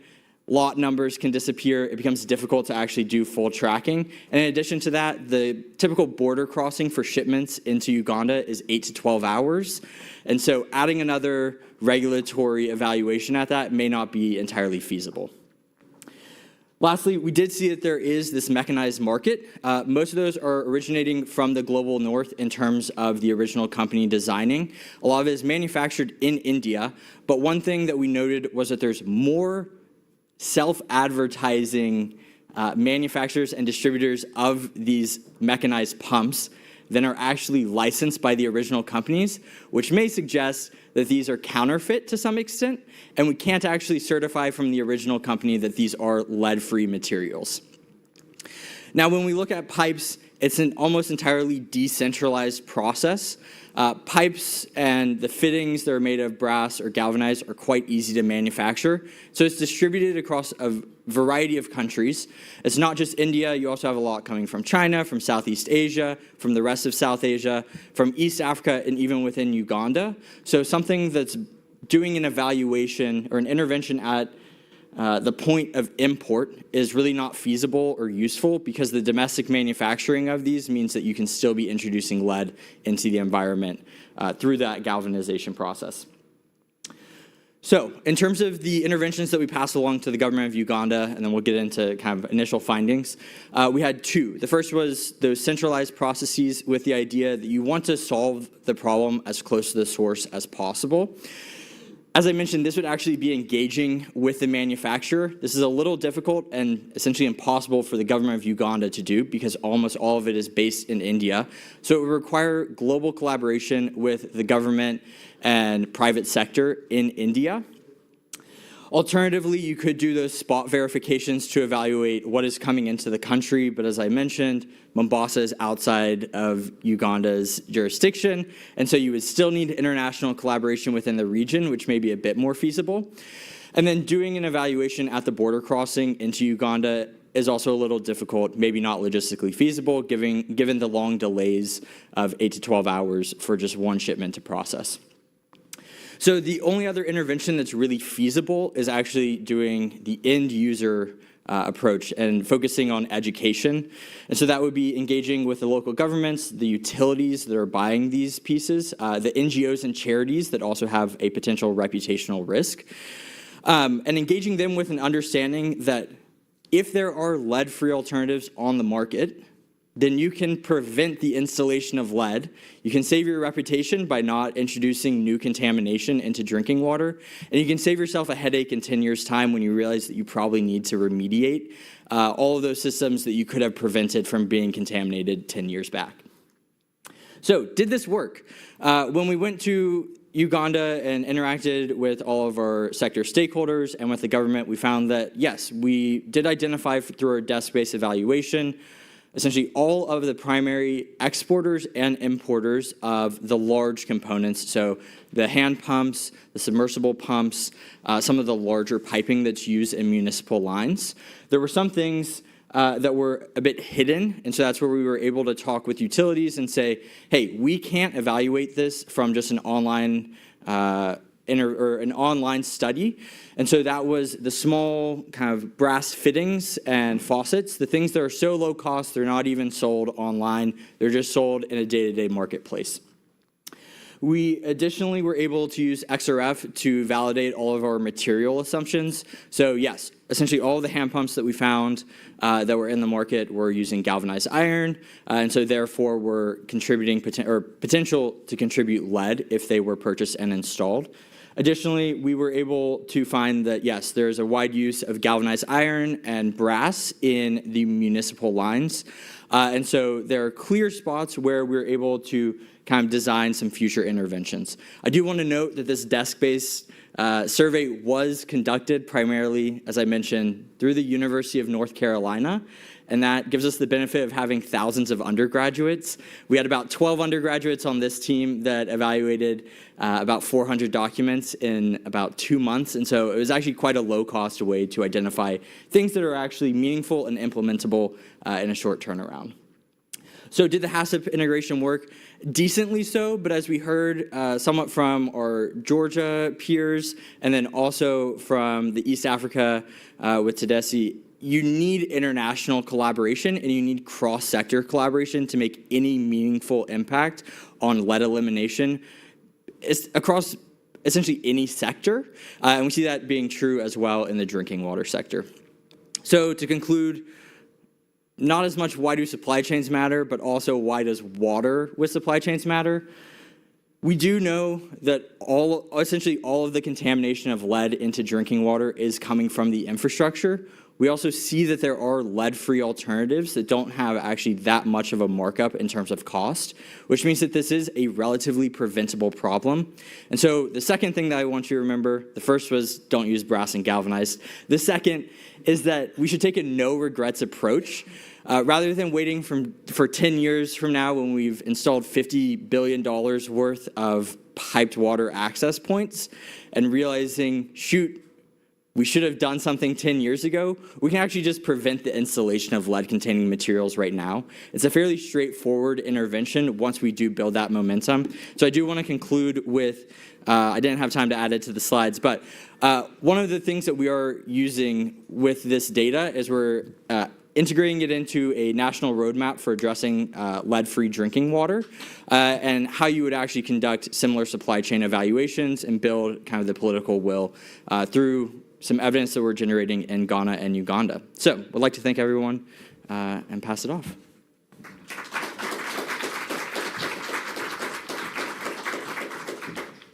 Thank you, Timothy, for a great presentation. I learned so much, and I'm already worried about the galvanized components in my house.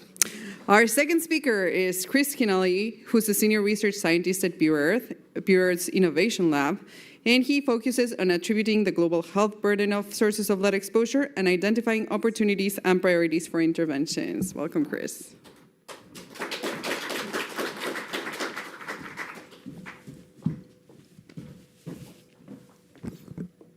Hi everyone, I'm Chris, and alongside my excellent co-authors, most of which who are in this room, I'm working on a series of papers that investigates food contamination as a pathway for exposure to environmental lead pollution. And today, I'm going to try to convince you that dietary lead intake could be the single largest pathway to lead exposure, or at least is a major pathway for exposure that's been widely overlooked because of outdated reference levels and inadequate limits of detection. I'll mostly focus on the first paper in this series today, which aims to quantify the potential scale of the global lead burden from food, and then I'll quickly touch base on the second paper, which reviews the key suspected drivers of lead uptake in food. And as part of this series, Pure Earth has collaborated with Columbia University's Environmental Health Sciences Department, and after me, you'll be hearing from Arjeet from Columbia presenting the next paper in this series, which is super exciting, using isotopic analysis to actually reveal the pathways of lead uptake in food. So our first study draws data from total diet studies, which are a core methodology in the field of food safety. Total diet studies aim to quantify the population average level of dietary exposure to different nutrients and contaminants, and these studies often include dietary lead exposure. When you're evaluating dietary intake of lead, it's really important that you consider not only the concentration of lead in a food group, but the quantity consumed per food group and the cumulative exposure across the whole diet, not just one food group. And total diet studies do this simultaneously and have a standardized methodology. The largest total diet study to date was published last year, which was the second European-wide study that collected more than 250,000 food samples. So that screens the lead levels in food, and in tandem they do diet surveys, which gives you the quantity of food consumed. So that gave us the population average level of dietary lead intake across different countries in Europe. So the dietary lead intake data in high-income countries is very robust. And that's led to major health authorities concluding that dietary lead intake is likely the largest driver of lead exposure in high-income countries. But available data for dietary lead intake in low and middle-income countries is less available. I was able to find 25 total diet studies which quantify population average level of dietary lead intake. We then converted those studies into the predicted blood lead level impacts from food using all of the available methods, which I'll come back to in a few slides, which then gave us the population average blood lead level impact for each country, and then to try to indicate the potential magnitude of the global burden from food, we took a population-weighted mean blood lead level impact from food from all of the LMIC and high-income countries that we have, and we compared that against IHME's regional estimates for BLLs in those regions. So here you've got the total diet study data. This is dietary lead intake in micrograms of lead per day for each total diet study, and this is separated by World Bank region.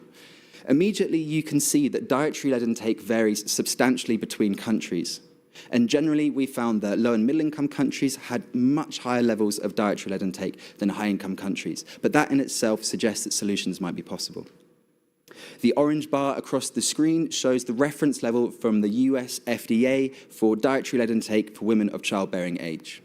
I'll come back to reference levels in a few slides, but really importantly, this one's actually based on health risks, which is exactly what we want to see.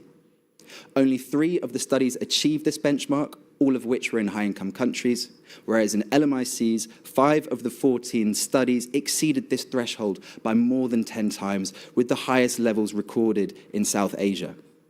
Although a key limitation of our study is that in the LMIC data, the 14 total diet studies, only 4 of them had a national scale. The remaining were subnational, particularly in South Asia, but I want you to remember South Asia because we're going to come back to it. 18 of the studies quantified lead intake by food group. Here are the averages. So generally, we're seeing that around 50% of dietary lead intake is coming from cereal crops and like wheat, corn, grains, and also vegetables. So these are staple foods. You may be surprised that spices aren't on this list. Most of the studies didn't actually look for lead in spices, and the ones that didn't find any evidence of adulterated spices. We also screened out potential contributions from metal cookware. A lot of the studies either exclusively used stainless steel cookware or only considered raw uncooked foods. Here you have the 4 different methods for converting dietary lead intake, so micrograms of lead ingested per day, into blood lead level impacts, so microgram per deciliter. The first 2 methods, the all-ages lead model and the IEUBK model, are biokinetic models that I hope most people are familiar with. But then, specifically for dietary lead intake, both the WHO and US FDA report linear conversion factors based on observational studies that actually measured the blood lead levels that were associated with different levels of dietary lead intake. Here are the WHO's conversion factors on the left, and they report quite a large range of lower to upper bound estimates for this conversion. For children, all of these different methods gave pretty similar results, again with a wide range between the lower and upper bounds from the WHO. But for adults, the all-ages lead model seems to predict significantly higher blood lead level impacts for a defined level of dietary lead intake. So I think based on this, a good defendable practice is to take the WHO's midpoint, but also report the lower and upper bound conversion factors from the WHO. Here are the predicted blood lead level impacts for each LMI seed that we have data for. The population-weighted average impact from food across all of these studies was 3.5 micrograms per deciliter, with a lower to upper bound range from the WHO's conversion factor of 1.7 to 5.3. This population-weighted average is pulled up quite a lot by Bangladesh and India in South Asia. Again, we're going to come back to South Asia. But even if you only want to consider these national studies, we're still seeing really high predicted blood lead level impacts from food. And again, this is the population average. Here's a quick summary of the burden estimates. There's a lot here, but we'll go through column by column. So for children in LMICs, we have 14 total diet studies quantifying national average lead intake. Only 4 of those were national. The remaining 11 were subnational. The population-weighted average blood lead level impact from the all-ages lead model was 2.9 micrograms per deciliter. The WHO's conversion factor gives slightly higher at 3.4, but with a lower to upper bound estimate of 1.6 to 5.1. If we compare that to IHME's regional blood lead level impact for children of a similar age, which is 6 micrograms per deciliter, the all-ages lead model is suggesting that 48% of BLLs are coming from food, and the WHO's conversion factor is suggesting 56%, with the lower bound to upper bound conversion of 27 to 85%. For high-income countries, dietary lead intake and the resulting blood lead level impacts are lower, but represent a larger fraction of total BLLs, which makes sense because other lead sources are better regulated. For adults, the all-ages lead model seems to predict much higher blood lead level impacts, but even if you only want to consider the WHO's conversion factor, we're still seeing around 50% of BLL suggested to come from food, with a similar lower to upper bound estimate of around 25 to 75%. Now, we realize that these are quite bold suggestions that at the moment largely are supported by subnational data. But really, all you need to do is take any of the dietary lead intake levels that have been reported by one of these total diet studies, convert it to blood lead level impacts by any of the available means, and you're faced with this really large population-wide health burden that's just not being talked about enough. And also, there's a growing body of literature that, when pieced together, I think forms a really convincing narrative that dietary lead intake could really be a dominant source of global BLLs. Here's a preprint from the WHO that was actually released this very morning as a webinar. And their main conclusion is that in Southeast Asia, dietary lead intake is expected to be the single largest driver of BLLs. This method was using structured expert judgment, so this is actually a qualitative estimate. It's essentially based on the collective opinions of qualified experts, but that in itself suggests a consensus among leading experts. More importantly, as we were writing our paper, this January, a global meta-analysis of lead levels in cereal crops was published. Now, this paper took thousands of studies around the world, measuring lead levels in cereal crops, so wheat, rice, grains, corn, and they collected data over a 40-year period that overlaps the phase-out of lead gasoline. They found that globally, since the phase-out of lead gasoline, lead levels in cereal crops have reduced significantly, except in regional pollution hotspots, where despite the phase-out of gasoline, lead levels in cereal crops have actually increased. The study points to South Asia and Southeastern Asian countries as the new global epicenter for cereal crop contamination. And their estimated dietary intake levels were similar in India and Bangladesh, were similar to the levels shown in our total diet studies, supporting our burden estimates. Super interestingly, the authors specifically point to pollution from lead-acid battery smelters as the key suspected driver of lead in cereal crops. Now, I'm not sure if everyone is familiar with the Global Lead Burden Index, but if you take the mean blood lead level of a country, multiply it by the population size, you get a national lead burden. You can compare that to the global lead burden. IHME's latest numbers, and this is BLLs for all ages, those numbers show that 50% of the global lead burden is contained within only 6 countries, the top 5 of which are in South, East, and Southeast Asia, the suggested global epicenter for food contamination in cereal crops. And the 6th country, Nigeria, is a key hub for lead-acid battery recycling in Africa. Now, here are 2 global heat maps. On the left, you have the percentage of the global lead burden by country. On the right, you have dietary lead intake from wheat. This is from the recent meta-analysis. I haven't gone much further than putting these maps side by side, but I think there are striking patterns here. You can see key hotspots for dietary lead intake and lead burden in all of the countries that we have data for. So China, Pakistan, Bangladesh, Nigeria, Indonesia we don't actually have data for, but you can also see hotspots in Ethiopia and Egypt. It would be amazing if someone wanted to run and take this and go deeper into it with a further meta-analysis. Okay, so if food is such a big issue, why aren't more people talking about it? This is where the outdated global reference levels come in. The UN defined maximum permissible limits for lead called the Codex Standards. These Codex Standards have been widely adopted into national regulations and are more often than not used as an exposure benchmark in academia. Now, Codex state that these lead levels are health protective. But let's see what happens if all of the food that a child eats in a day is at these lead levels. So you take the lead level for each food group, multiply that by the grams of food consumed for each food. This is the global average diet for a child from the FAO. And then you're left with a cumulative dietary intake of 108 micrograms of lead per day, which is about 50 times higher than the US FDA's reference level for a child. Convert that to BLLs and you see about 11.5 micrograms per deciliter, which unsurprisingly is around the average blood lead level in 1995 when these reference levels were actually established. But now we know that that translates to an IQ impact of around 6 to 7 IQ points lost per child, and I'm sure we'll all agree that that's just unacceptable. If you take one thing from my presentation today, let it be these Codex reference levels are not safe. If you use these reference levels as a benchmark for exposure, you will fail to detect high blood lead level impacts from food. That brings us to our second bottleneck. To be able to detect the blood lead level impacts that are expected to see from food, you need to achieve a limit of detection of around 10 parts per billion, so 0.01 ppm. But very often in LMIC labs, we're seeing a limit of detection of only 0.1 ppm.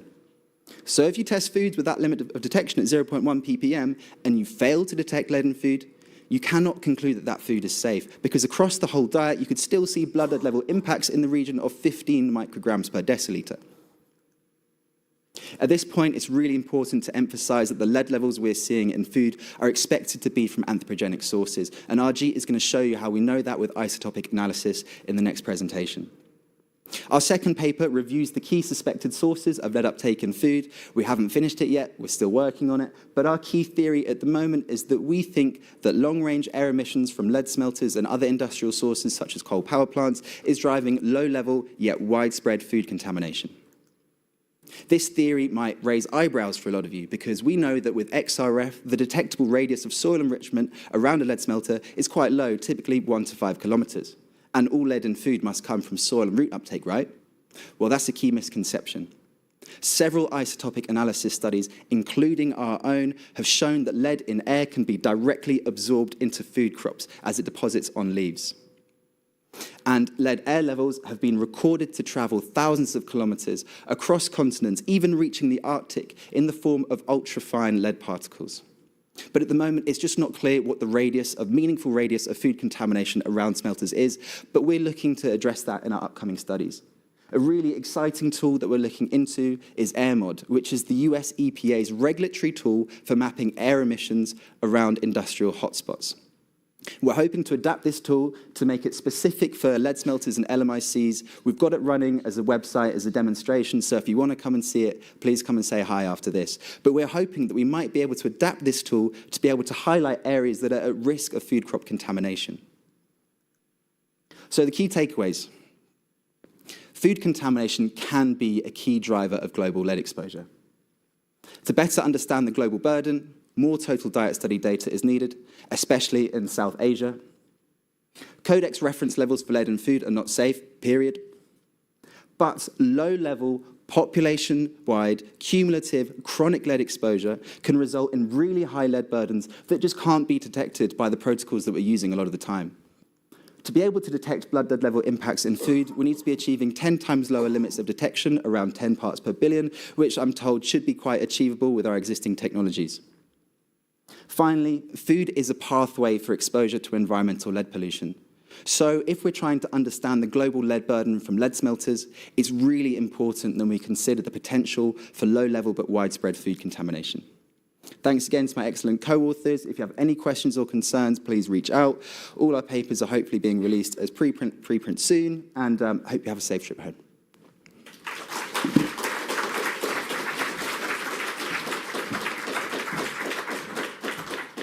Thank you, Chris, for a very thoughtful presentation. Our third speaker is Arijit Mitra, as Chris said. He's a postdoc at Columbia University, where he focuses on using isotopic fingerprinting and trace element analysis to identify sources of lead exposure. Welcome.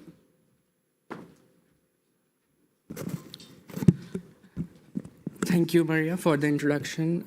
Hi, everyone present. My name is Arijit Mitra, and I'm from Columbia University. So today I'm going to talk about a problem that is sitting at the intersection of global health, industrial pollution, and food safety. So in order to set the stage for this problem, I'm going to show you first how the US battery recycling market is booming. With the span of 10 years, you can see it is projected to reach 25 billion by 2030. And interestingly, only a small fraction of this waste is domestically recycled. Majority of this has been exported to Asian and South Asian countries. On the right side, you can see here the graph which shows the US battery lead import from Nigeria. And until 2020, the curve is near to zero. And from 2020 to 2024, it has increased to 30,000 metric tons. So this is a staggering amount of lead waste that's been shipped to places where, in many cases, doesn't have the infrastructure to handle it safely. And if you see these pictures here, these are what's happening on ground. Workers separating the lead battery waste through hand, and smelting happening without proper ventilation. So this is kind of a global trade of toxic waste, and the communities that are living close to these informal battery recycling sites are the ones that are facing the harm. There are several evidences across the different continents where they have reported this kind of problem. And the pattern is same over and over in informal battery recycling sites with communities having elevated blood lead level, contaminated soil, and contaminated food. So what we are doing here is moving beyond the documentation and trying to understand where this contamination is coming from. So in order to do so, here lies the crux of this environmental problem. All these battery plants are actually not isolated from human population. They are either close to a residential area or agricultural land. And you can see these pictures from China, Nigeria, and Kenya. If you focus on the right bottom picture, you can see this is the land where they cultivate maize. And the smelters' ventilation is quite visible. So on the right side, there is this plot which shows the lead concentration in kale grown in Nairobi. And the bars shows the lead concentration in microgram per gram, or ppm. Almost all the samples have alarming level of lead in it. And kale is not just a coincidental crop here. It's a staple diet. People eat them in every day. So if this is the amount of lead that people are ingesting, this is not just an environmental chemistry problem, but a global public health threat. So this paper motivated what we know, our isotopic work, that lead is there in kale in high amount, but what we are interested is understanding where it is coming from. So in order to do so, we use the lead isotopes. So the lead isotopes, lead has 4 stable isotopes. 3 of them, the 206, 207, 208, are the radioactive ones, which means they are the product of radioactive decay of thorium and uranium with different half-lives, and which ranges from million to billion years. And because of these different decay rates, the ratio of these 3 isotopes vary from different source material. For example, different source material originating coming from different geologic setting, different time zones, they will have distinctly a different isotopic signature. For example, if you see the lead battery made from the lead ore, the additive added in the gasoline, the coal combusted in power plant, and even the natural soil, all of them have different and unique isotopic signature. So this is what helps us. So the plot on the right side is what puts into action that what we get. All these different sources are spread across the isotope space, and they are not overlapping, which helps us to identify the source. For example, if you measure the lead isotope in the kale, and it plots exactly on the battery plant area, you can tell that the lead in the kale is coming from the battery plant. Similarly, if you analyze the human blood and say that it's fall near the coal or gasoline, you can say that it's coming from the gasoline. This is how you can identify the source of lead in human blood. Now, this is what we use, the lead isotopes, to answer the major research question, that is, what's the major sources of lead in kale plants in Nairobi? So for that, we have selected sites. You can see the red circle is the point where the battery plant is, and then we have sampled from a site which is very close, like 1.5 kilometers from the battery plant, 2 from the industrial sites, and 2 from control sites, which are far away from the any pollution sources, and 1 from the dump sites. So this sampling was intentional because we wanted to tap different sites with different pollution histories and source signatures. And in all these sites, we have collected the kale plant separately, like the leaves, the stems, and the root soils, along with the different lead pollution sources, like the trash, the battery recycling, the dust coming out from the battery recycling facilities, agrochemicals, the pipe that they use for cultivation, as well as the road dusts. And all these samples are then again shipped to Columbia University and processed in trace metal core facility that is present in Columbia University Medical Center. We digested the sample, then column processed, and then finally measured the isotopic signature using the ICP-MSMS that we have there. So the key highlights that to mention with this measurements, that all the sample points are representing 50 accusation per samples, and the uncertainties associated with each samples are calculated using 3 full repeat measurements. So finally, what we did is the standard sample bracketing normalization to report and account for the drift, instrumental drift, and this is the basic practice in reporting high precision isotope data. So the key contribution is that the precision that we achieved from this work. Usually standard ICP-MS measurements have an uncertainty ranging in second decimal place, but what we achieved in Columbia University ICP-MS is the uncertainty is in third decimal places, which is a step forward and allows us to tap the source signatures, which are very close. So let me spend some time here, because a lot of time we get the question that do we need a multi-collector to do this kind of work?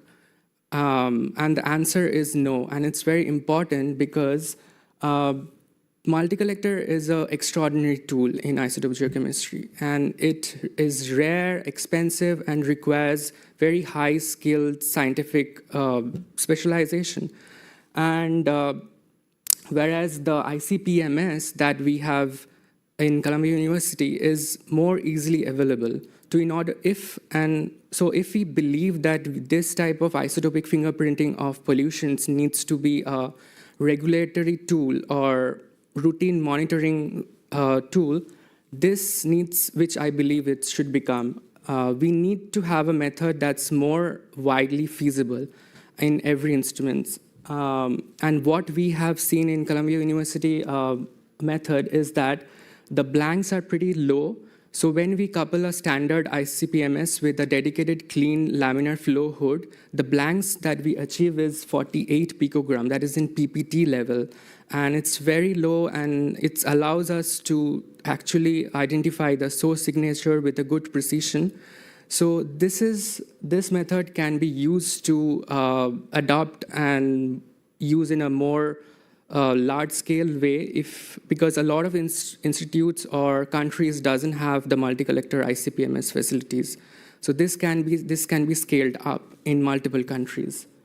Now I will go through some subsets of the results. First, the concentration very quickly, so that I have more time for the isotopes.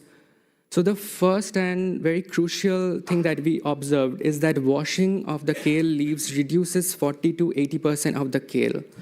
And even after washing, you can see here all these bar diagrams plots. All the kale samples are higher than the kale that you get from the US supermarket. The sample, which is very close to the battery site, has 10 times higher than what we get in US supermarkets. And if we change these numbers to health terms, because that's what it matters, we want to know how much lead are we ingesting. So Chris did some modeling based on how much kale that adults or children's intake, and then translated to their blood lead level. And you can see that just eating this washed kale, it can contribute to 0.26 microgram per deciliter to 0.29 microgram per deciliter. Now, there is no safe limit for blood lead level, and this numbers matters. So this is why I'm coming to the isotope space, which is where the story gets very compelling. So what you see here is a lead isotope biplot. On the y-axis, you have 206 lead by 207, and on the y-axis, you have 208 lead by 206. All these samples that you see here in different symbols indicate the contamination sources. You can see all of them cluster in a closed space, which is very helpful because we can use them then for source identification. They are not overlapping. All these boxes that we drawn across these samples are actually the zones where the samples fall. So we remove few of the samples to make it more clearer, but we will have more samples reported in the manuscript that's under preparation.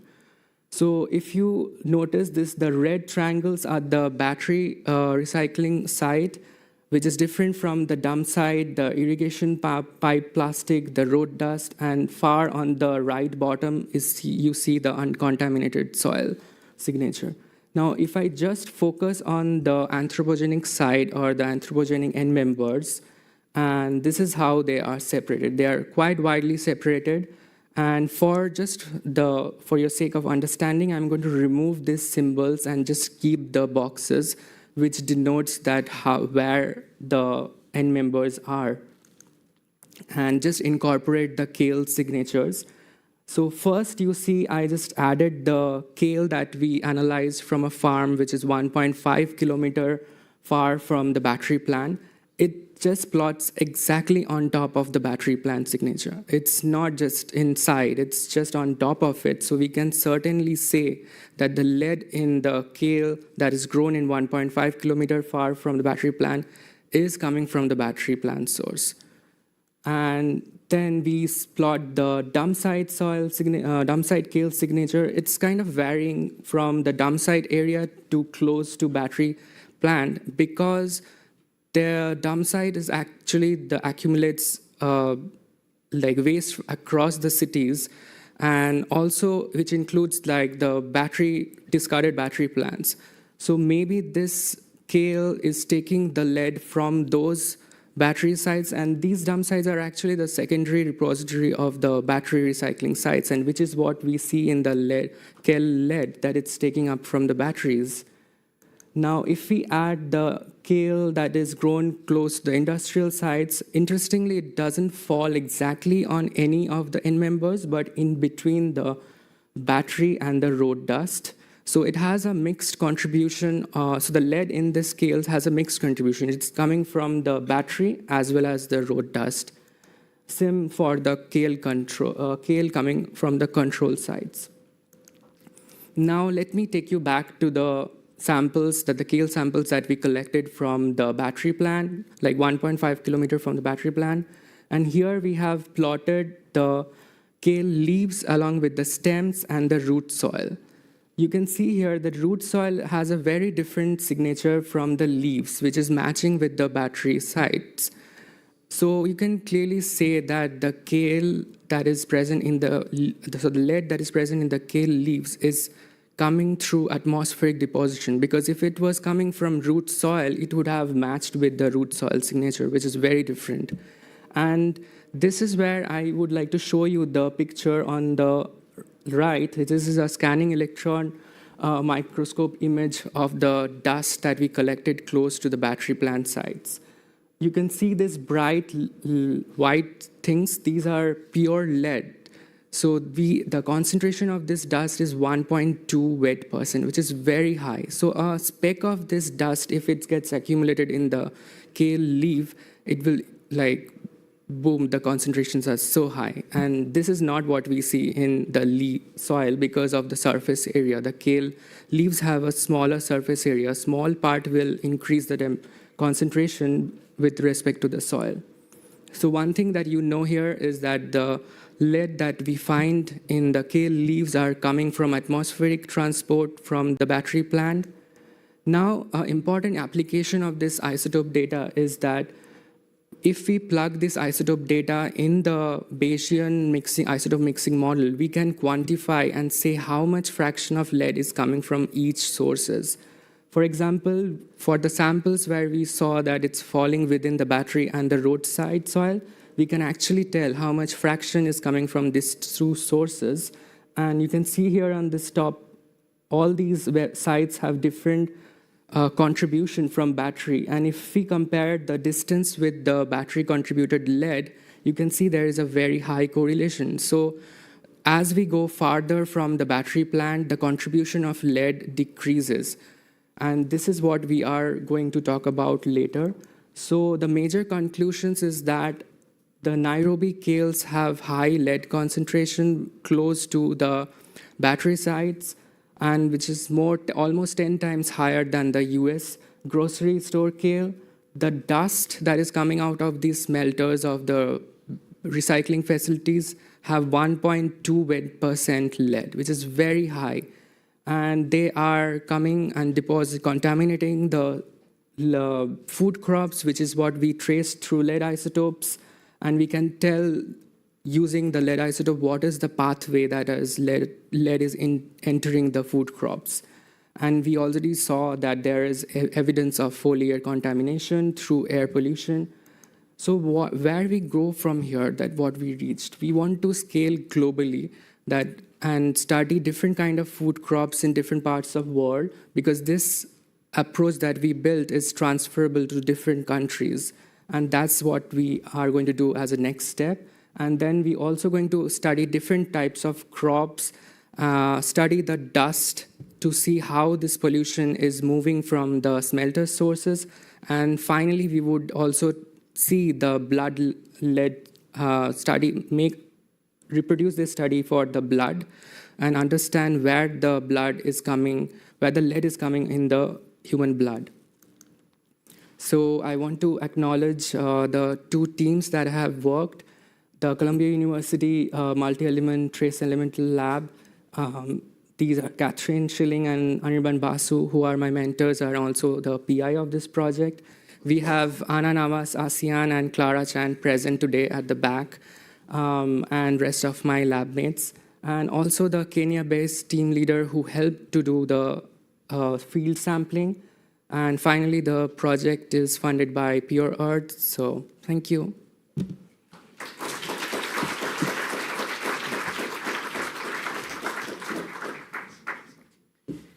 Thank you, Arijit. That was great. Our fourth and last speaker, but not least, is Daniel Suryodharma. He's a senior economist at the Asian Development Bank, and he conducts applied economics research in human development, poverty, and social policy in LMICs. Welcome, Daniel.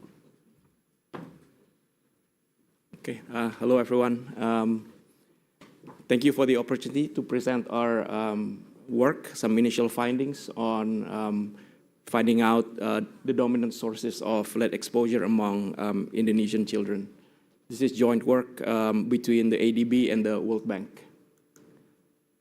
So hotspot surveys and simulations on Indonesia seem to indicate that Indonesian children have dangerously high blood lead levels. So some hotspot surveys show high averages of between 4.9 and 28 micrograms per deciliter.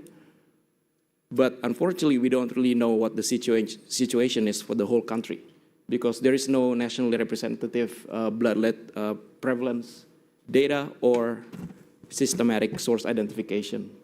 And without these, convincing policymakers that it's a problem that's worth tackling, worth solving, is very difficult. And also for policy recommendations, it's very hard to provide tangible recommendations on what to do or where to do it if we don't have systematic source identification. So this is where we come in with our study. I want to share three things today. The first one is the nationally representative prevalence of elevated BLLs among children and adults in one slide in Indonesia. So children here are individuals under 18 years old. And then I'll move on to talk about the main sources of lead exposure among children. And third, because as the title shows, we found that lead toxic sites is a dominant source, I want to spend a few minutes on lead toxic sites. So just a bit on Indonesia. It's the fourth most populous country in the world. It's an upper middle income country, and it's the largest economy in Southeast Asia. The colors mean something, but I won't tell you because, anyway. So in 2025, so in the second half of last year, the World Bank and ADB implemented the first nationally representative blood surveillance and source identification survey in Indonesia. And this is the headline findings. For children, the average BLL is 4.2 micrograms per deciliter. These are the three thresholds, 3.5, 5, and 10 micrograms per deciliter. And using the yellow threshold, we find that 24 million children have elevated BLLs. And among those, 4.6 million have BLLs of greater than 10 micrograms per deciliter. This is much higher than previous simulations. So there are reports that only estimate, say, about 60,000 of Indonesian children have more than 10 micrograms of BLLs, but we're finding 4.6 million. So it's a much larger problem than expected. For adults, the average BLL is 3.5 micrograms per deciliter, and that translates to about 33 million adults passing the lowest threshold. And it's not 7.5 million, it's 4 million of adults have BLLs above 10 micrograms per deciliter. This is the geographical breakdown, but I won't talk about this because I want to get to the source identification. When we compare wealth gradients, so Q1 is the poorest 30% of households, Q3 is the richest 30% of households, and as you can see, the prevalence of high blood lead levels is exactly the same between rich kids and poorer kids in Indonesia. This is different from, say, pollution like air pollution. So in a different study, we look at wealth gradient in exposure to PM 2.5, and there's a significant wealth gradient. Not the case for lead exposure. The final one that I'll show you is comparing boys and girls. Boys have 50% higher prevalence than girls at all levels of thresholds. consistently boys have a higher prevalence of high blood lead levels, but I think the 50% bit is on the high side compared to some other countries. So now I want to talk about the main sources of lead exposure among children. We know that children spend most of their time at home, which means they get exposed from the things that are around the house, the ones that they live in. We want to separate between what we think of as a source and a pathway. So lead in yard soil is a pathway. We think of them as where from the source it comes to the house, but it's not really a source itself, in and of itself. Similarly with the household dust, it's not a source, it's a pathway. So what we collected data on the sources, and this includes paint. So we collected interior and exterior paint, whether there's any sign of chipping, the extent of chipping, the lead content. For food, we asked about consumption of spices. We did a market survey that's nationally representative, and we collected spices and then analyzed those. We asked about consumption of traditional medicine, cookware, type of cookware, and the source of purchase. We also asked about the parents' lead-related occupation and also activities that might expose them to lead. So, for example, did they do any vehicle repairs? Did they do any house renovations in recent times? The next source that we consider is the distance between the house and the nearest lead toxic site. And for this, we combine our survey data with the Pure Earth data. Finally is road. So road, we measure the lead content in the road closest to the house, the distance between the house and the nearest road, and whether the road is paved with asphalt or not. So there's a recent study that finds leaded fuel contributes 39% of lead composition in 4 locations in Asia, even 2 decades after it was banned. So if we think of whether the road is a source or a pathway, it's kind of half and half. But in this study that I'll show you in the results, we think of road as a source, knowing that at least 50–60% is that it's serving as a pathway. We did not collect data on toys, cosmetics, clothes, or eating utensils, so we reserve those for future studies. So before I show the decomposition, just a bit about Indonesia. In the spice market survey, the 98 markets, we collected 211 spice samples, and from there, we can only detect lead in 3 samples, and those are not high levels, which leads us to think that maybe food is not a major source. At least spices is not a major source. On decorative paint, this might be a big source because Indonesia has no legally binding limit on lead in decorative paint. For leaded fuel, the phase-out began in 1997 and fully completed in 2006. So these graphs just show you the kind of these things that are in the household in our survey. So 24% of households say that they use powdered turmeric, 96% use aluminum cookware, and 2/3 bought their cookware in the traditional market, which means it's informal, probably produced.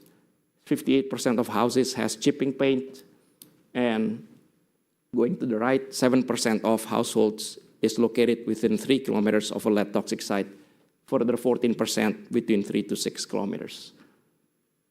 Right, so this is the decomposition result. So we did the standard Shapley-Shorrock's decomposition. We measured the contribution of each group, source group, to children's blood lead levels. We use 3 thresholds, so we want to ask, okay, what's the contribution of these sources to low levels of threshold? And all the bars in that group add up to 100%. So we see then, if we think of road as a source and not a pathway, then it contributes close to 50% of high BLLs using the low threshold. Proximity to toxic sites contribute about 25%, and paint slightly lower, maybe 20%. And as expected, food, in this case spice, and cookware did not contribute that much, and behavior, which includes occupation, also did not contribute much. But if we go to what's the source that contributes to high blood lead levels among children, then proximity to toxic sites increase, and between road lead and proximity to toxic sites, they're about 40% each. and the contribution of paint declined, and the rest is relatively low as well. So this is when we think of road as a source, but if we think of road as a pathway, and maybe most of the lead in road, at least 60% or something, comes from toxic sites, then the contribution of lead toxic sites will be the dominant one. So in my last 5 minutes, I want to talk about more on the impact of lead toxic sites, just to give you a feel on the context. 60% of lead toxic sites in Indonesia are informal. Many are located in residential areas, which is, I guess, the same in other middle-income countries. So this map on the left shows the 2 toxic sites in Google Earth, and they're actually in the middle of a large residential area. This picture on the right shows 3 toxic sites. The orange radius is the 3 kilometer from the middle one. And there we see the green dot is where people live. The blue dots are where schools are. So within 10-kilometer radius, which is the larger one, then you see many, many schools and many, many people living around toxic sites. And then when we look at our data and combine them with the distance, then we see that areas closer to lead toxic sites have higher lead content. So in the soil, which is the blue bars there, houses that are within 3 kilometers of a toxic site, if we test the yard soil there, then the average is about 95 ppm.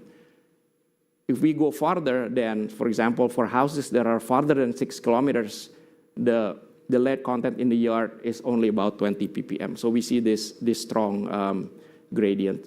The same with the road, although not as dramatic. But this strengthens our argument that probably, at least some part of road lead is a pathway and not a source, or legacy from leaded fuel. The final bar here shows the prevalence of children with elevated BLL using 3.5 micrograms per deciliter standard. And we see that the average BLL of children living within 3 kilometers of a toxic site is 46%. Once they live farther away, if they live farther away than 6 kilometers, the prevalence is about 22%, so it's more than halved. So the question is, how many kids live within 6 kilometers? In Java and Sumatra alone, the 2 islands where 80% of Indonesians live in, there's 4.6 million children living within 3 kilometers and further 9 million living within 3 to 6 kilometers. So we're talking about close to 14 million kids who are living within 6 kilometers of a toxic site. So what we want to do now is to translate these findings into economic costs. So in a previous paper that we published as a working paper last year, we found that for children exposed when they were young, when they're under 6 years old, and they live within 3 kilometers of a toxic site, the test score penalty that they suffer as adults, so they're exposed as kids, we tested them when they're adults using the IFLS, it's negative 0.47 standard deviations. If they had lived a bit farther away, so 3 to 6 kilometers, then the penalty is negative 0.24 standard deviation. So now we want to translate that to earning impacts. So Lee last year published a working paper that finds, using the same data set, that a 1 standard deviation increase in foundational skills is associated with 11% higher adult earnings. So if you multiply those numbers, we'll get the earning penalty of living close to a toxic site when you're young. And then we estimate the present value of lifetime labor income in Indonesia, which I won't go into, but you can trust me because I'm an economist. Combining all these things, we find that the economic cost to being exposed at a young age and living within 6 kilometers of a lead toxic site in the 2 major islands in the country is close to 0.9% of Indonesia's GDP. So a lot can be, a lot of benefit can be enjoyed if these kids have lower blood lead levels. So just to close, in conclusion, the prevalence of elevated BLLs among Indonesian children is higher than previously expected, especially at the highest threshold. Lead toxic sites and roads are the 2 dominant sources of exposure, and roads are partially at least a pathway for the lead toxic sites. Lead exposure from toxic sites carries an enormous economic cost, to the tune of 0.9% of GDP. And I want to say that ADB joined the Partnership for a Lead-Free Future a couple of years ago. And we recently launched an operational approach for a lead-free Asia by 2040. So this is something that ADB will continue to work on.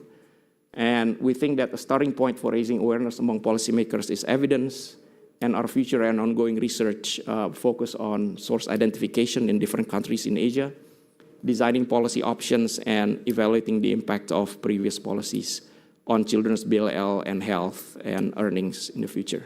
Thank you for your attention.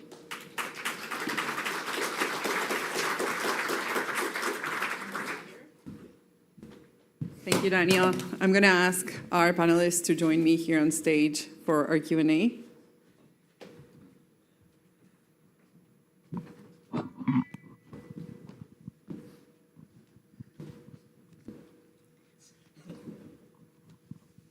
Perfect. Thank you all for such insightful presentations. And does anyone have any questions? I'm going to open up to the public.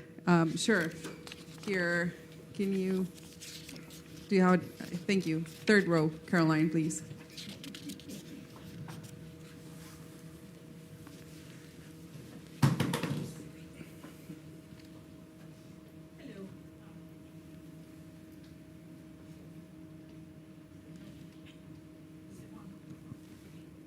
Okay, yeah, it's on now.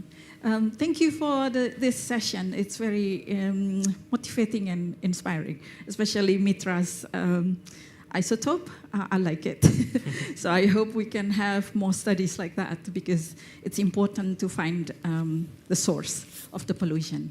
I would like to make comments on Edwin's presentations, the ADB.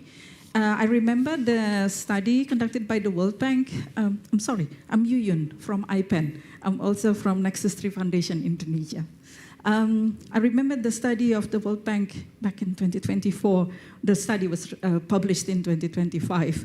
I had a chat also with William after he produced the report that the paint study at home, it was also including wall paint, which is mostly water-based. And I don't think it's valid to test the lead in wall paint because it's water-based. So I think the conclusions of these results also need to be revisited. And then the second is about lead in road dust. If you read our reports published in 2021, we collected samples of road markers, which has the highest lead concentrations in our samples at that time. It reached to 250,000 ppm. And the highest decorative paint that we took in 2021 was 150,000. So our studies are actually almost similar to the World Bank results studies, that more than 70% of paint manufactured and sold in Indonesia are lead-based paint.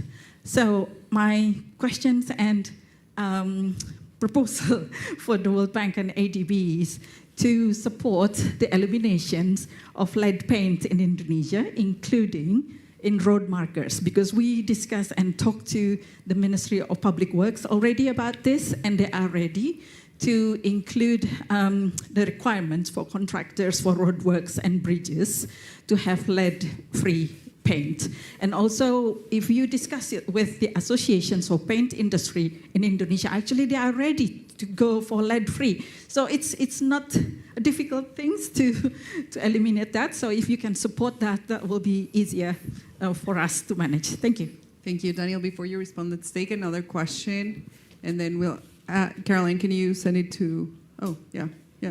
Okay. Yeah, can you? Hello, Lex van Geen from Columbia University. My comments probably in questions related to the Timothy's presentation.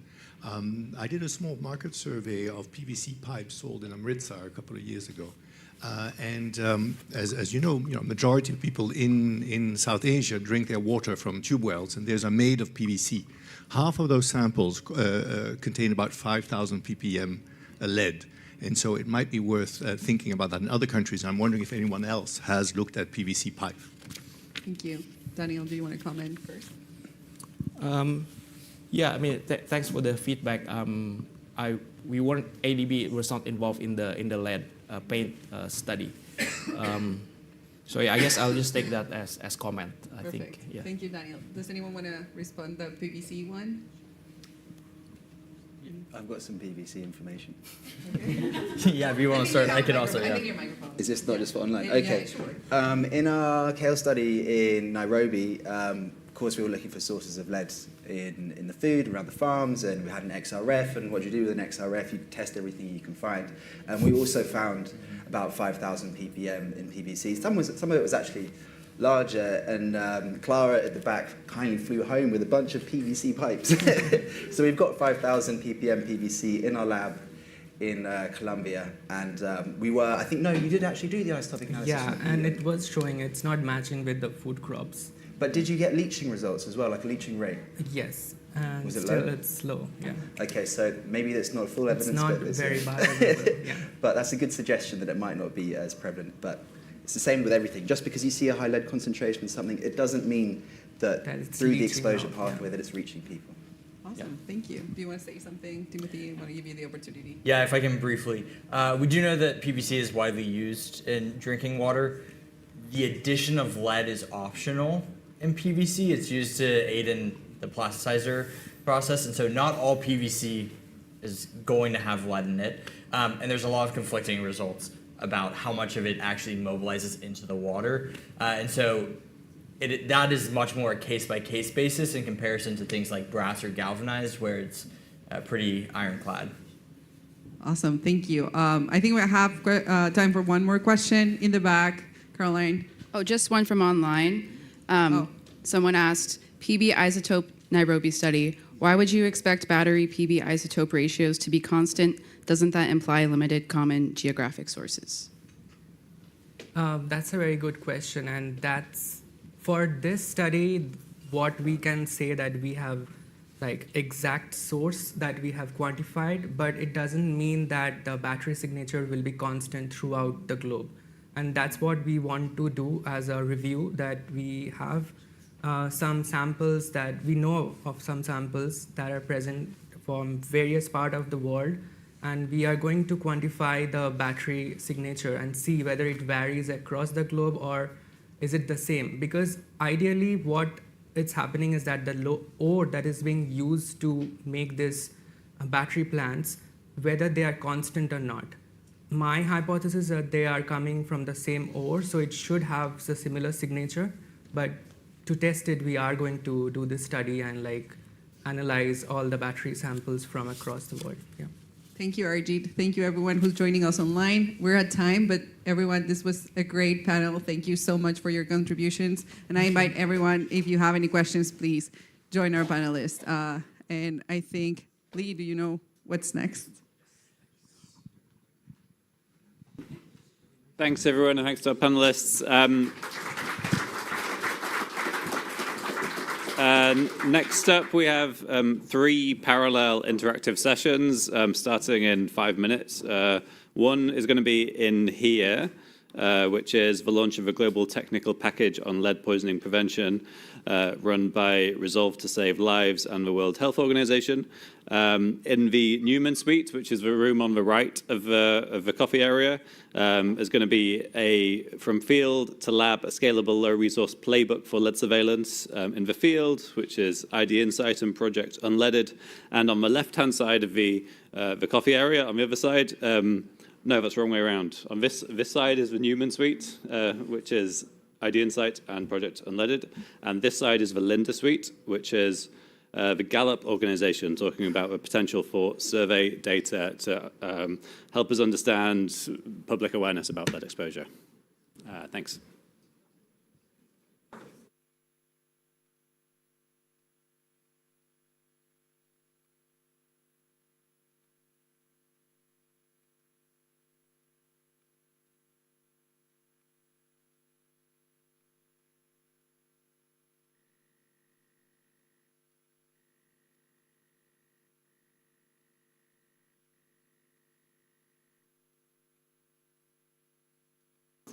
Greetings. I am Varanya Bhatt from the World Health Organization headquarters in Geneva, Switzerland. Welcome to those joining us online as well.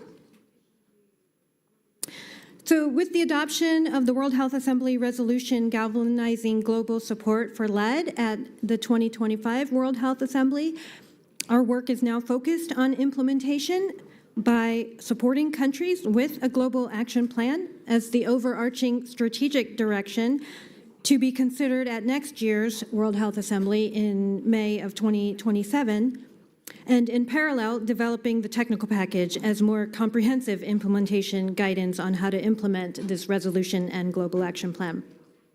And so in developing these, we have been seeking and listening to countries, to subject matter experts like yourselves, to our networks and partners.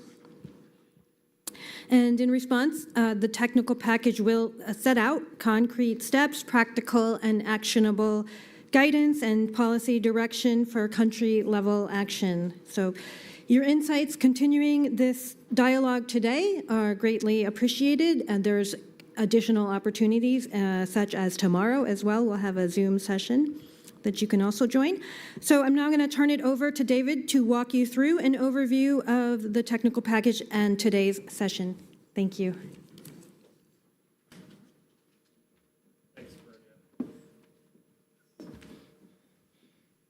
Thanks, Brunia. So thank you all for joining us. I'm David Berendez. I'm a senior technical advisor at Resolve to Save Lives. And as Brunia said, we've been working with WHO on the technical package for lead poisoning prevention, which is called PREVENT. I did not mean to advance that. My job today is both to introduce the session, tell you sort of what we've done so far, which is to pull together the overview module. And then the crux of this session is we want your feedback, your input. This will be truly interactive. We will have breakout groups. We would like your help in developing the rest of the modules of the technical package over the next year. And so this is the first step in that. We just launched the draft of this overview module 2 weeks ago at the World Health Assembly. So if you joined us for that, online or otherwise, thank you so much. Thank you for your input. Many of you provided peer review to that. And we will be continuing this interactive process with you to get as much feedback as we can. So a little bit of background on what is a technical package. Our goal is to produce a practical tool that governments can use to make progress on lead poisoning prevention. Technical packages include the minimum set of interventions required to make progress on lead poisoning without any sort of low impact commitments or vague commitments. They're based on the best science, but also vetted practical experiences, again, why we want your input, and they highlight the issue as a global priority. So the overview module, which is up online in a draft form, was developed using searches of peer-reviewed literature, as well as drawing from WHO and other UN organization guidance. We focused on the burden of lead exposure, as well as interventions to combat lead exposure, their cost effectiveness, and best practices. The overview module was presented at a WHO webinar for feedback from end users, as well as reviewed by peer reviewers that included members of WHO networks like Global Collaborating Centers, and also reviewed by partners. PREVENT is the technical package on lead poisoning prevention, and it consists of 6 key actions, which are shown here. First, prioritize sources and measure exposures. Second, respond to elevated blood lead and address ongoing exposure. Third, engage partners, private sector, and the public to increase and sustain momentum. Fourth, verify that regulations align with best practices to protect health. Fifth, enforce regulations to ensure compliance. And finally, track progress, which includes evaluating both the implementation and the impacts on exposure. Now, these 6 key actions are separate from the modules, and I will explain how that is going to work later, but I'll go into them in a little bit more depth over the next few slides. The key actions are also meant to be sort of an interconnected network and not meant as sort of individual steps. They're meant to sort of be an interconnected network that countries can work through. So the first is to prioritize sources and measure exposures. And prioritization relies on both determining the public health risk, which we've heard a lot about in the last day or two, as well as the actionability, defined as the policies that countries have in place and their capacity for action. And we think that may drive a lot of the action that countries take as well. This requires collaboration across government, so a whole of government approach led by health and environment, but also including labor, finance, and other ministries. And as much as possible, we want this to rely on existing data and only use targeted new investigations where needed.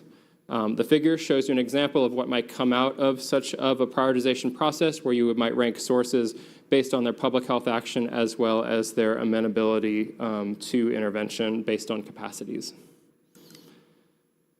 The second action is to respond to elevated blood lead and address ongoing exposures. This requires the establishment of some form of a blood lead surveillance system, both to detect elevated blood lead and to trigger responses to identify who's being exposed, where the lead is coming from, and what can be done to remove the exposure. The public needs to be communicated to, cases need to be managed, and the exposure needs to be removed, whether that is removing the population from the source, addressing the source itself, or both. Next is to engage partners, the private sector and the public, to increase and sustain momentum. Engage with industries, for example, to sensitize them to their responsibilities around lead use itself. Engage with producers of consumer products to help them reformulate, to make new products and provide them technical assistance, or facilitate supply chains for lead-free pigments, for example. The public is a key ally in this process because they need to be aware of both the risks from lead exposure as well as the entire process that the government and other stakeholders are using so they can hold the process to account. Regulations that align with best practices to protect health form the backbone of this prevention strategy. Because the sources of lead exposure often fall within the remit of multiple different agencies within a government, it's critical to identify clear enforcement authority.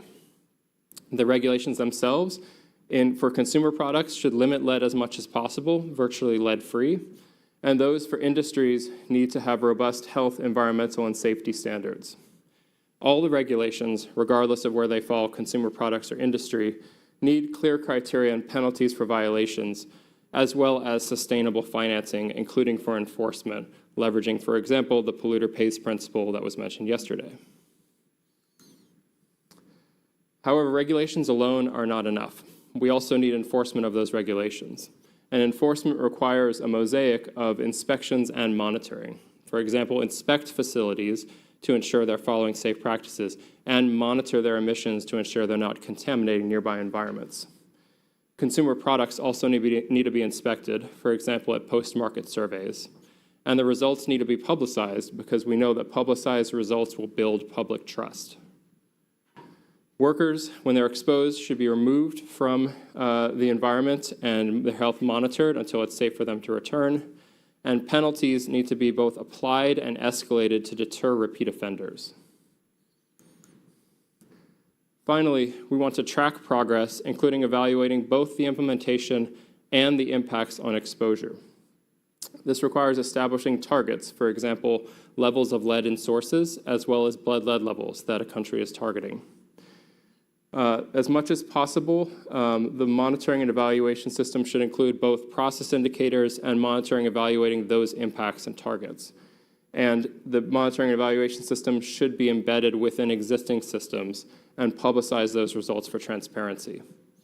The Global Alliance to Eliminate Lead Paint has a great example shown here with a dashboard of policies to control lead levels in paint. So I just took you very quickly through the 6 key actions of the Prevent Overview module, which you see in blue on the left side here, outlined. That's just the draft of the overview module. Our next steps are to develop the other 4 modules that are planned, which include prioritize, respond, industrial sources, and consumer sources. And that's some of what we will get into in this next session. The prioritize module will involve the prioritize key action in terms of prioritizing sources by both public health risk as well as actionability. The respond module will talk about blood lead surveillance as well as response measures. And then for the engagement, verification, so the regulations and enforcement, we've divided those purposefully into two source-specific modules, broadly grouped as industrial lead, or essentially areas where you would have lead in industry and you can't really remove it, you have to deal with it safely, and consumer products, essentially places where we see that lead really isn't needed and shouldn't be part of the process. And so we'll divide and talk about, we'd love to hear from you about how, what are some successful approaches in those areas. So getting to the breakout sessions. So over the next 20 minutes, our goal is going to be to harvest, I heard someone use that term, and I mean that in the best way possible, your brains and expertise for successful examples at national or subnational level of some of these key aspects of the modules. But especially, we want you to interrogate and help us understand what made them successful. Not just it was successful, but what was it about the political will or the approach that we took that was helpful or not, or maybe generalizable to another setting or not. That's the level of detail we really want to hear from you about knowing your expertise. So we don't have tables, we thought we might, but what we will do is try to divide out by sections of the room. So we'll have one group working on the prioritize module, that assessment and prioritization. That will be with Varinya and myself, and we'll go over here. We'll have a second group on industrial emissions and occupational health with Rachel and Kate. That will go on this side over here in the front. And then we'll have the consumer products group that Sarah and Leslie will work on that will be in the back behind, in the second half of the room. And so over the next 20 minutes, we will sort of have our facilitators from WHO and Resolve to Save Lives take you through kind of answering these questions. We ask that you self-select into whatever group you feel like you have the most expertise in or you most want to contribute to. And then we will come back and do some report outs to sort of synthesize what we've learned and think about next steps. So right now, if you can, Varinya, do you want to lead the group over here? So over here, prioritization, industrial on the front here, and then consumer products in the back of the room. And we will come back in 20 minutes.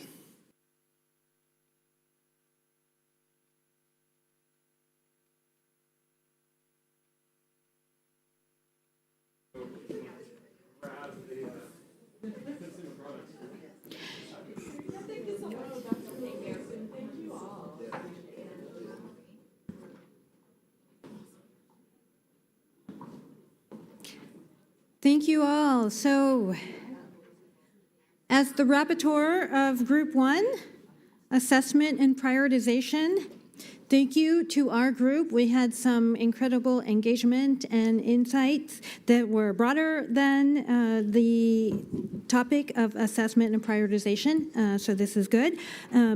We were trying to capture some country examples and what was achieved.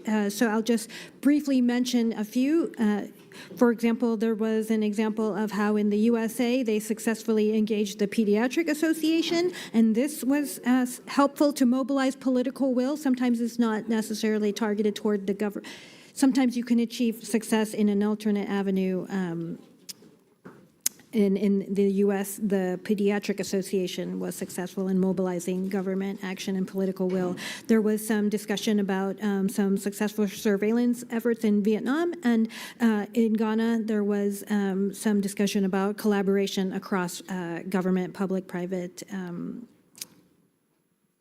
collaborations were successful. I'll give a couple examples of how generalizable are these in other country contexts. So there's one example of the UK gaining a lot of transferable insight from other country case studies such as Georgia and Bangladesh. There was also a bit of talk about how media engagement is also an important consideration, and particularly in this age of new ways to disseminate knowledge and information, and sometimes even disinformation or misinformation. What are some of the common features that underpin success across countries? We heard many times political will, capacity at country level, systems change, the need for systems change at country level.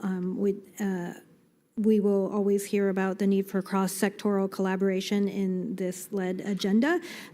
So with the health sector leadership among this multi-sectoral agenda, that is important. We also heard that the government ownership and leadership and technical feasibility will be considerations. And then finally, we also heard the importance to consider One Health, which chemicals is always a great example of a One Health approach. So that will resonate in our package as well. So David, I'm going to invite you to add anything I missed. I think you covered it well. I think you covered it well, Verinia. I'm actually going to, for time, invite up either Kate or Rachel. I don't know who's going to report out from the industrial section. Hello, I'm Rachel Cowie. So country examples that were discussed were third-party monitoring for ULAB recycling plants in Brazil. This was also done in Nigeria, but it worked less well there. In Indonesia, they moved informal sites to away from residential areas, and that worked all right. And then they also are using occupational insurance to kind of getting in the informal sector able to use the occupational insurance that they have. And then Cameroon leveraged global, regional, and national initiatives for the ULAB recycling. And then for the common features that underpin success, connecting to a social and health aspect and making impacts personally relevant to communities was effective. And then grounding motivations like environmental and health motivations was also useful. And those are some things that came up in the session. So, yeah.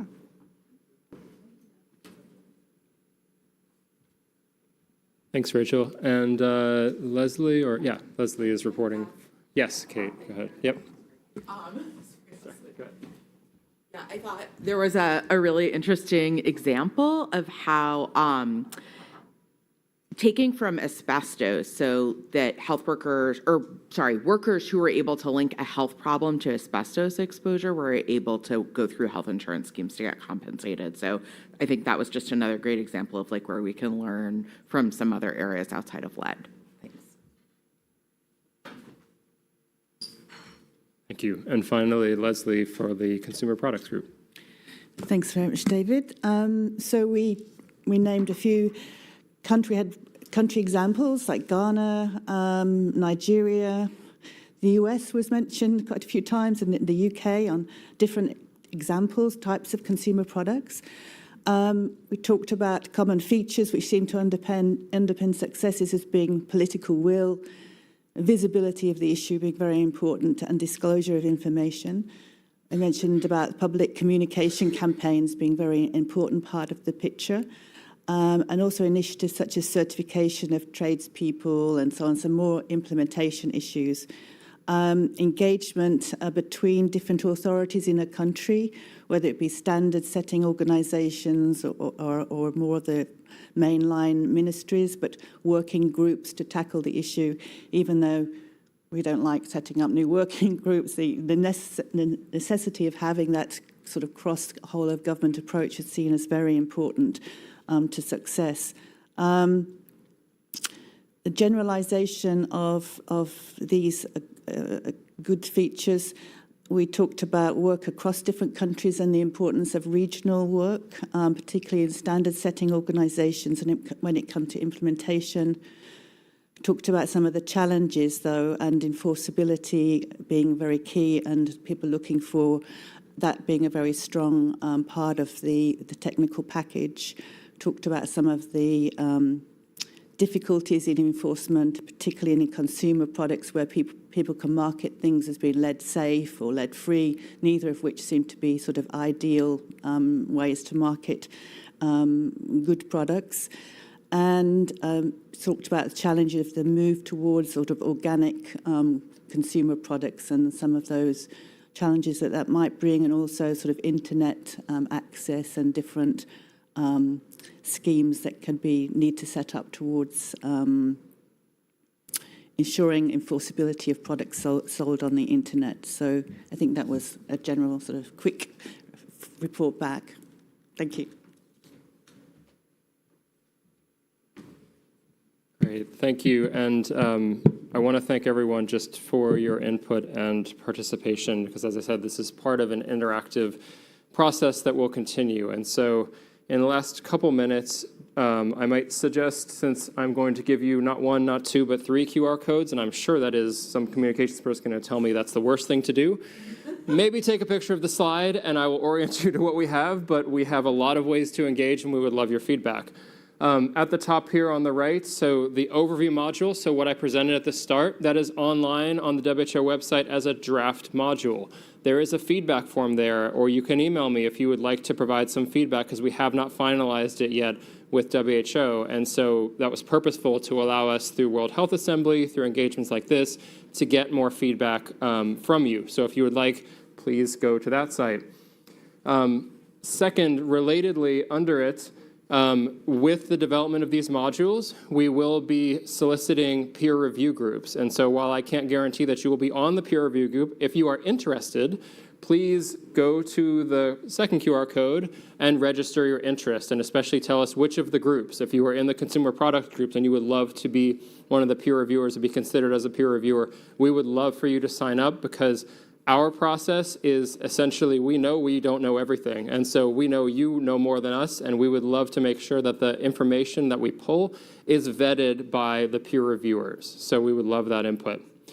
Third, and most immediately, tomorrow at 3 o'clock Central European time, which I believe is 2 o'clock here, there is a webinar. Verinia and Kate will be presenting on that webinar. That's the last QR code on the bottom left on Zoom. That will have more about the modules and the global action plan that Verinia gave a very quick overview to, but she'll go into much more depth tomorrow. Please join us if you're not on a plane at that time to participate in that. And please do feel free to come up to any of us afterwards and speak to us. Thank you again, and I'm going to let you go to lunch.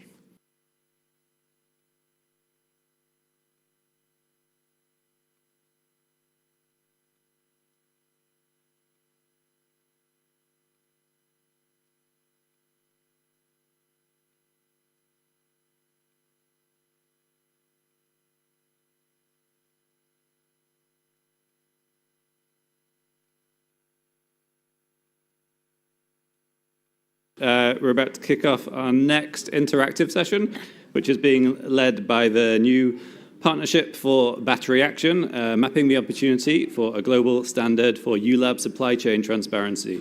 Over to you, Hiroshan.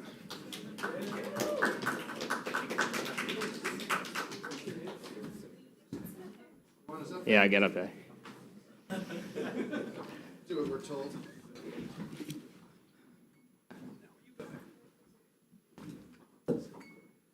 All right. Hey, everyone. Thank you for joining us for one of the last sessions of the day. Appreciate the energy. Hopefully, we're ending on a good note.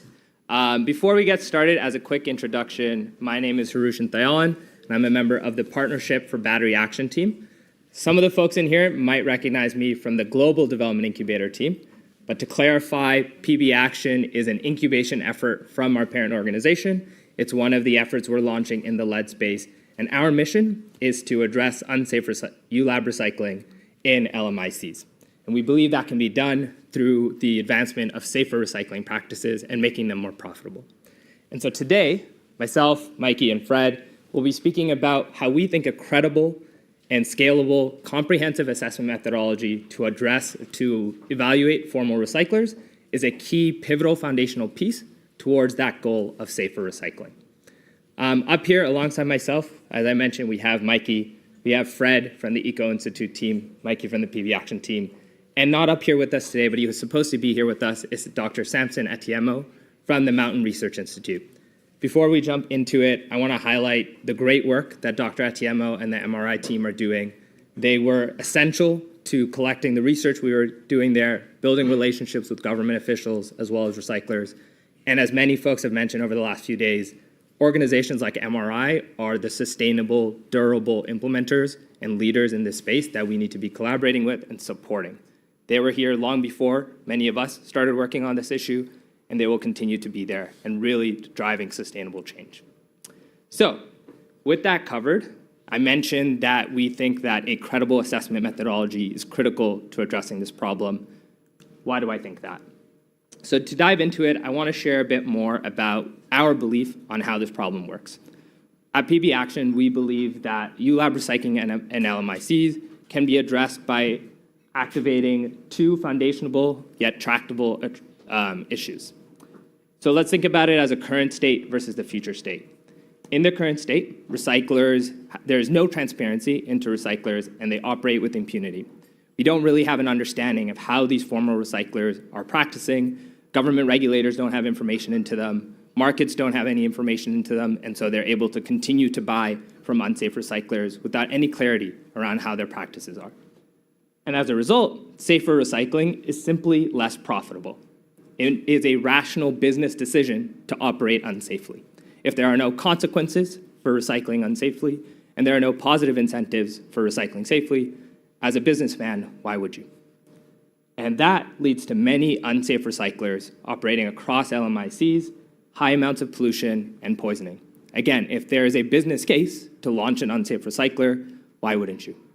And so just as an anecdotal kind of evidence to touch on this, the same amount of recycling volume is produced in India as there is in the United States. In the US, there are 50 informal recyclers. In India, or maybe even less. And in India, there are more than 600. That means there are almost 600 additional communities being unnecessarily poisoned. And so how do we get to this future state? How do we address those problems? Let's work from the ground up. If we want to see fewer recyclers, and for those recyclers to be safe, we need to create an environment where safer recycling practices are incentivized. Right? We need safer recycling to be the better business decision. So how do we do that? One thing we believe is foundational to it is the accessible database of ULAB facilities and their community impacts. If we address this transparency problem, if the relevant stakeholders have an understanding of where safety exists and where safety doesn't, we can build the incentives and the interventions around that. And so this is what we'll be talking about today. So, the big bet that our organization is making is called the Battery Index. We believe this is the first empirical, scalable method for assessing ULAB facilities and their health impacts globally. We believe this is the first time we've been able to combine visual factory assessments that build on top of the foundational work done by Eco Institute and adding things like soil lead concentration to understand historical contamination, air lead concentration to understand ongoing emissions, and pairing that with blood lead level sampling to really connect these environmental exposures to real human impact. And for now, this is not just theoretical, but we want this to be scalable and actionable. And so here, we share an illustrative visual of what action could look like with this tool. What we want to build out is a dashboard of data that collects many of the former recyclers in LMICs, plots them onto a map, and says, here are the ones that are operating safely based on the actual community impact that they are having, and here are the others who are not operating as safely. And then the key is to build interventions on top of that. You'll hear this throughout our presentation. Our focus is on action. We want to drive actual change. It's not just about collecting data. And so for investors, that means giving them the tools and information they need to potentially invest in high potential facilities that will direct safer recycling and bring economic development. It means giving lead buyers a responsible sourcing list so that they can go out there and say, I know exactly how my supply chain operates. A lot of them now claim to not have any idea. And then it means giving government regulators both the data they need for intervention design and to map the right interventions, as well as the data they need to motivate their senior stakeholders who need the data to understand that they need to take action. And most importantly, all of that is built to change the behaviors of recyclers, of course, giving them the tools and interventions that they need to practice more safely. Now, alongside this team, we took this idea and we had the opportunity to pilot this work in Ghana in the last month or so. So as I mentioned, we worked with MRI, Eco Institute, and our team to go out to Ghana and do this work. And you'll see some of the summary data here. Instead of speaking to the slide directly, I'd like to talk about what we validated and what we learned that was new. So what did we validate? we understood that yes, these recyclers are operating unsafely. We visited 5 recycling sites, 3 of them were still active, all of them were behaving at substandard levels. We then validated that that was connected to expected community pollution and poisoning. So based on our preliminary analysis here with just soil sampling data, we estimated that there are 4.5 million micrograms per deciliter in incremental change to blood lead levels, equating to about 2,800 dialysis cost. I will caveat that the last thing we learned is that there is a need and validation for our methodology that is more comprehensive. There is a need for stronger air measurement, and there is a need for blood lead level impacts to validate and add more certainty to this data. This data is projected. This data is based on soil sampling and biokinetic modeling. How can we build in the other data sets that add more certainty to this data? Now, what did we learn that was new? Here, I'll briefly speak to some of the market dynamics and would love to chat more about some of the other more detailed elements. But the big picture is that this is a race to the bottom in Ghana as recyclers are competing for limited feedstock supply. Of the recyclers we saw in Ghana, 2 had shut down, not because they were forced to shut down by enforcement, but because they went out of business with the lack of feedstock. That this competitive bidding for the scrap necessary to run a ULAB recycling facility is the primary driver of success in Ghana and in many other markets. And it's why there's a race to a bottom to cut down your emission costs so you can pay more for feedstock. So that's an overview of the program and what we learned. What Mikey and Fred will do is speak to the actual details of what we saw and the science behind it. And so I'll pass it to Fred to teach us more about what we saw inside these facilities and how we determined they were unsafe.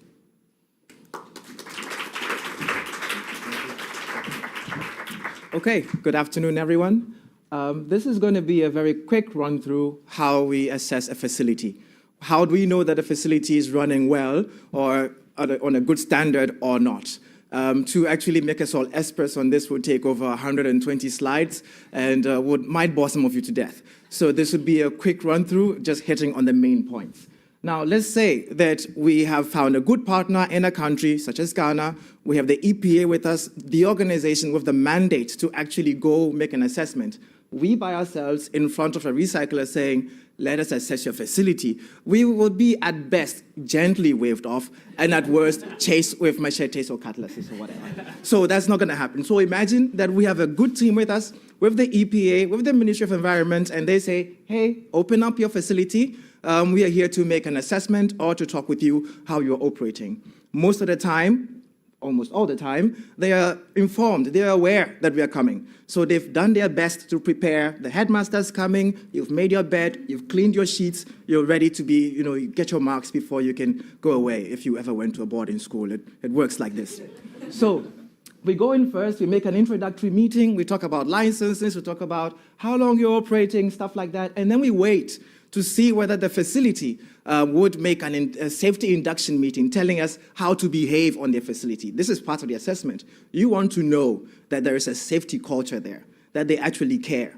If they just say, yeah, let's go, then you know, okay, something is off here. So the whole time you're just seeing how's the interaction like. And usually, inshallah, all things being equal, they give you a safety induction. You have some nice yellow vest on, a helmet to protect you, an FFP2 mask, just in case. You should not need it. It should be so clean that the mask is superfluous, just anything that might happen. But in most situations, you do need it. So you have it, and usually you walk through the facility, you go according to the process of ULAB recycling. So usually you go to where ULABs are received in the plant. You want to see that these are stacked well, there's no acid leaking, there's nothing like that. You want to see that there's a good process for breaking, so you want to see where they store it. You want to see how they're breaking it. What you want to see is a nice automated system or semi-automated system where ULABs are broken, lead is separated, plastics go there, acid is collected nicely. You want to see something like that. But let me go. If you can see a bit here, when you see something like this, for example, you can see batteries are tipped. You can imagine that a car is coming and batteries are tipped on the ground. They are breaking. You can see the floor. It doesn't look like concrete. We don't know. You can see people using blunt force to break something. That should be setting off alarm bells. You look around. Is there something about safety? No. Is there some sign? Somebody say, hey, wear that, do that? No. So you know, okay, you see that that mass of white stuff over there, nothing is keeping it, so a tipping hazard. So already you are beginning to form an impression what's going on. Right, so you've checked batteries, you go to the breaker, you want to see if they have an automated system or a waste acid treatment plant. I mentioned it yesterday, or I think the day before, that for value addition, you could make gypsum. You collect the acid, you add calcium carbonate, that's eggshells. No deep chemistry training today. So with ground eggshells, that white stuff, added to acid, you get gypsum, calcium sulfate, dihydrate, some water, some carbon dioxide, they can make money. But most of the time you find acid on the floor, there's no means to collect it, that already tells you, something is finicky there. So you check that, you see what's happening with plastic. Are they washing the plastic cases? Are they chipping it? Are they bagging it properly? Are they separating car plastic from motorcycle plastic, which is usually polypropylene and ABS? These are different plastics for different applications. You want to see how well they are separating this, how they're keeping their process controlled. That will give you an indication. Let's say you've had that, stage 3. You go to the furnace area. You want to see a nice rotary furnace or some similar technology. You want to see how they are charging it. Charging is the process where you take your material, your lead oxide plates that you want to get molten lead out of. How do you put it in the furnace? Is it being done with an automatic feeder in a process where human beings don't have to shovel and expose themselves to lead or not? How are they tapping? Tapping is when you have molten lead and you just make a hole and then you kind of get your molten lead. How is that being done? Do they have a fume hood, a protective cover over their furnace? And how effective is it? You use an anemometer, a wind gauge, to see if there is some negative pressure strong enough to have that. But here's the thing. They know you're coming. They're not going to charge in front of you. They're not going to tap in front of you. Most of the time, they would say you caught us at maintenance. So there's nothing to see here. So how are you going to know? All right. So this is housed in, you could see it's a rotary furnace. If you were here yesterday, Andreas, my senior colleague, showed us a rotary furnace, usually housed like this, but it's not working. How do I know that something might be going amiss? If you look around, you can see these darkened areas there. You can see these telltale signs that, maybe when they're charging, when they're putting material into the furnace, there's significant emissions coming out. Yeah? They could say, it's working, but we are not at tapping yet. But you just take your wind gauge, your anemometer, it's very small, costs like €5 on Amazon. You can get this. And you just check it, you just bring it close, and you see whether there's any suction at all. So you have some indication. Now you look around there at the tapping pot where the molten lead would come out in this process we call tapping. And this is the stage with the most emissions. And you can see again clearly there are signs that, this might not be effective. You can see just by the surroundings, just by that, you can tell what's going on in that process. What is the culture there? How do they handle these things? Sometimes, if you look at the roof, if it's new, you're not going to see it. But if you look at the roof, because of sulfur, you might see holes in the roof of the facility. These are just small signs tell you, corrosion is happening faster than anticipated. So indeed, there are some situations. So let's say you've checked the furnace. Then you go to pollution control systems. The furnace must be connected to an off-gas treatment system. So it's supposed to suck it out, the emissions from the furnace, into the cooling towers. It goes down through a filter to a bag house where all those particles should be collected nicely and sealed, and then goes on to a wet scrubber to get out sulfur. This is an alkaline solution. It's wet. It's just supposed to get that, and some lead particles are collected there as well, but not a lot. Your filter should do that. Your bag house system should be able to do that and collect all that. How do you know that this lead dust is collected effectively? This should be collected and goes back into the furnace. It's money. It's resource. But if you're refining, you don't care a lot. It's not so much. But how do you know it's being done properly?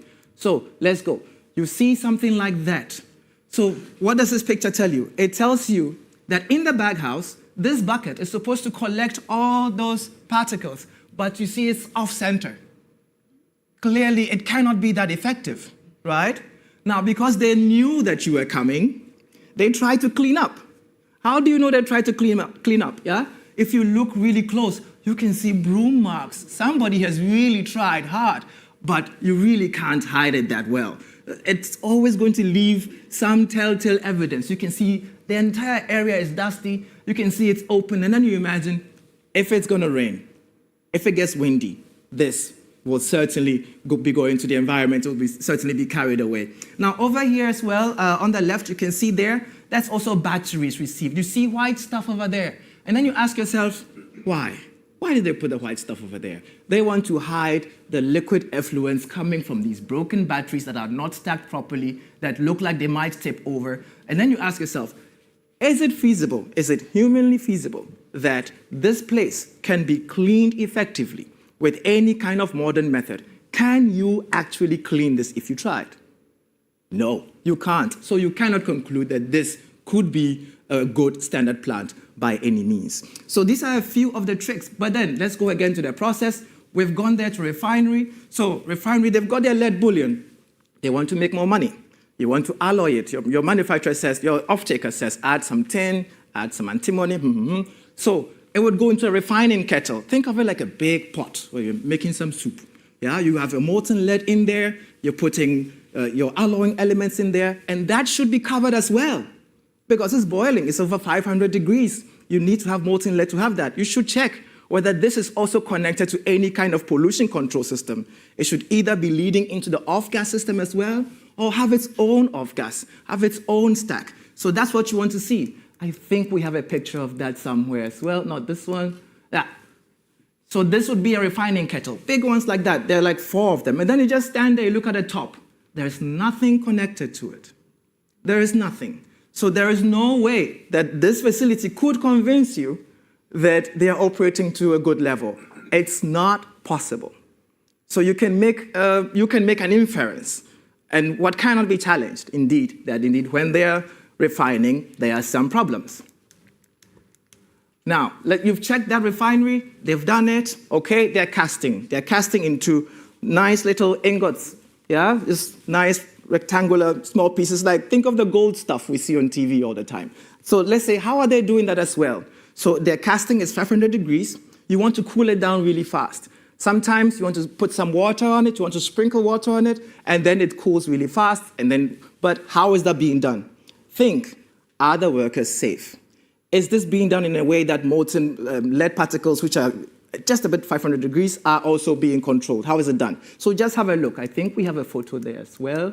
You can see this fellow with his hand pouring water there. You can see water vapor. So lead dust is not really a big problem here, but look at his hand. Look what he's wearing. Is it enough? This is water vapor. We talk 100 degrees and more. So is it enough to protect him?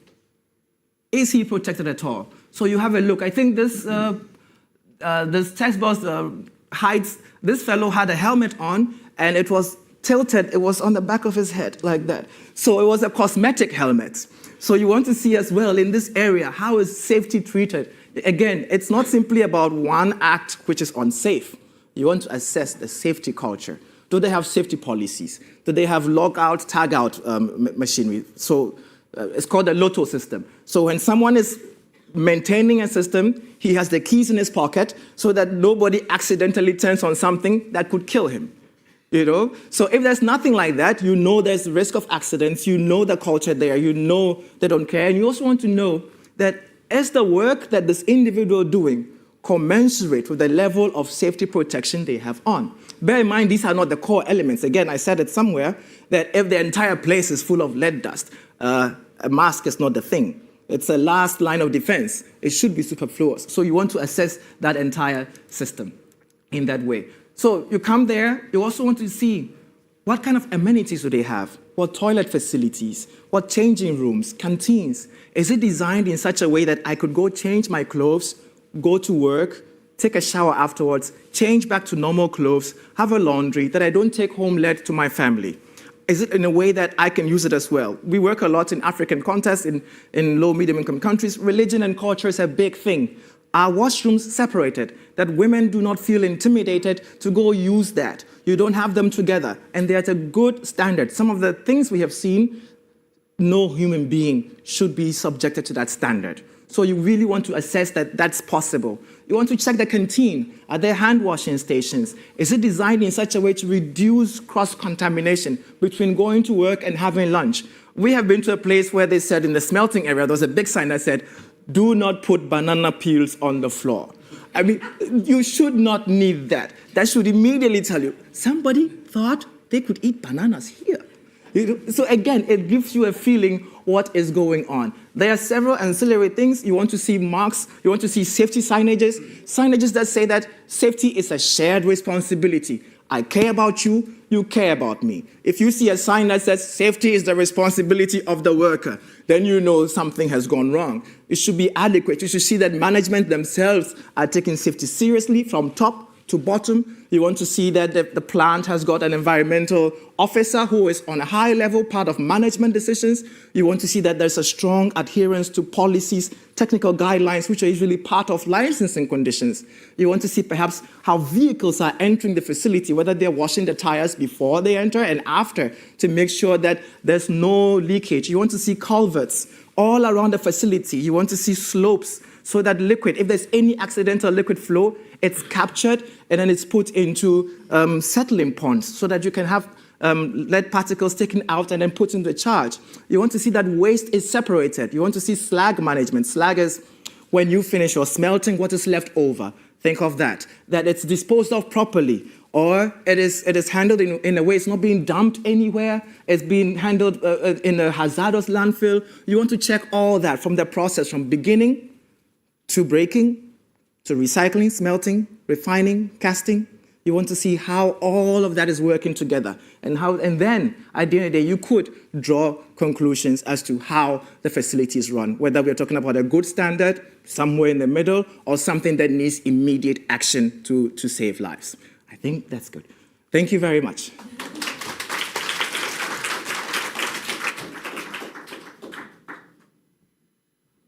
Yeah, so we're hiring people to do factory inspections. So if anybody was paying attention, there'll be a quiz afterwards, and then you'll be eligible to fly around the world and inspect these factories, as long as you were listening to all the stuff Fred taught us. So I swear I have slides. Here they are. All right, so I'm Mikey Jarrell. I work as the research director for Partnership for Battery Action, and I'm a PhD student at the University of California, San Diego. And as an academic at heart, I don't have pictures, I have graphs. So we're going to show you some preliminary results from the work we just completed in Ghana, where we brought Fred around and assessed a bunch of factories. We went to 5 different facilities, and at each of those 5 facilities, we also tried to do some environmental sampling to assess, well, all these unsafe practices that we saw on the ground in Ghana, do they correspond to high levels of environmental contamination? And the answer seems to be yes. So what we have here is on the horizontal axis, you have the distance from a lead smelting facility, one of these battery recycling plants. And then on the y-axis, the vertical axis, that is the soil lead measurement. We used, if you were in the XRF training session, you know exactly how to do this. We used XRF, took a few measurements, averaged them, plotted them here on this chart. These are composite samples if people are curious about the details there.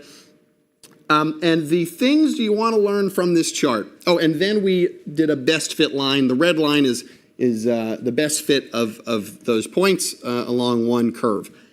The things you want to learn. First, if we look very close to the facilities all the way on the left, you see those numbers get really high. And actually, this is not a linear scale on the vertical axis. It gets, it goes from 1 to 10, 10 to 100, right? So that last line up there, that's over 100,000 parts per million. So those dots that are over 100,000 parts per million, that means that those were bags of dirt that I scooped up with a spoon, put them in the Ziploc bag, and then zapped them with the XRF that were over 10% lead. There was one sample that was over 200,000 parts per million. So pretty, I would say, terrifyingly high quantities of lead very near to these facilities. Some of these samples are actually from inside the facility, so there's, we would walk around the factory grounds and take samples from where the workers were during the day. As you get farther away from the factories, you see that, as expected, the amount of contamination goes down. And it goes down somewhat steeply. But the concerning thing is that even as we get pretty far away from the facilities, the line doesn't quite flatten out all the way. And in fact, as we get more than 1 kilometer away, even 2 kilometers away, we still had some samples with XRF readings that indicated that yes, the pollution is spreading quite far away from these facilities. And this should be no surprise to the regular attendees of the CGD lead conference. There's been a lot of work recently. Lee Crawford, Gerald D. Papa, others have found that yes, in fact, there's pretty good evidence that contamination is spreading quite far from these facilities. And we found the same thing seems to be happening in Ghana at these factories, which we had determined on the ground. They looked like they had several practices that looked quite unsafe, and the results seem to back that up. Now, I've got one more chart, which is almost the same thing.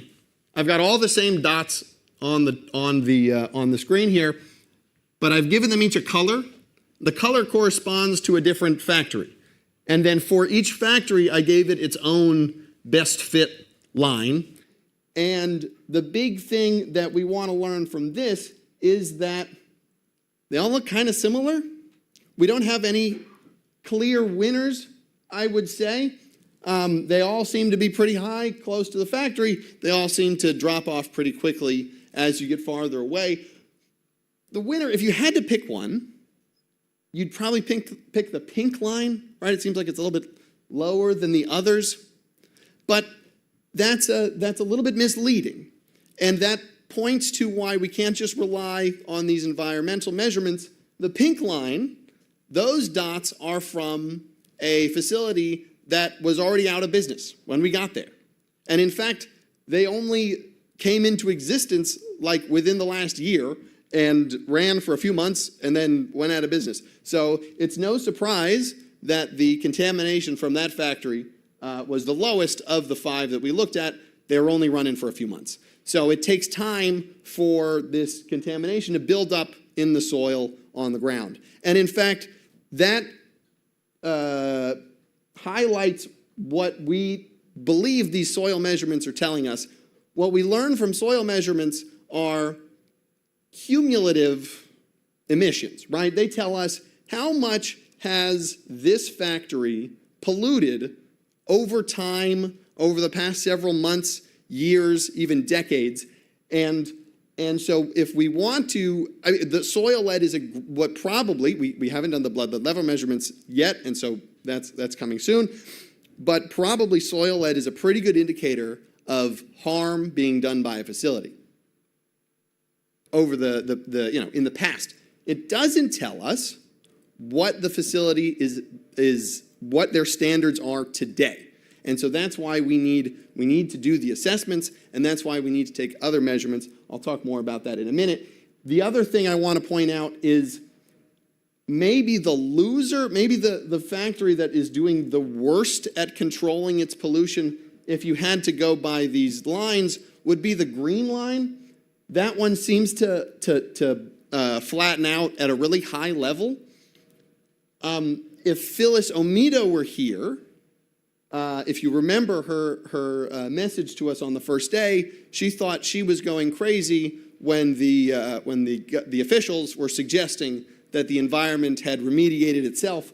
This factory is also shut down. It has not operated for, I think, 2 years, and it still has the highest levels of lead in the background.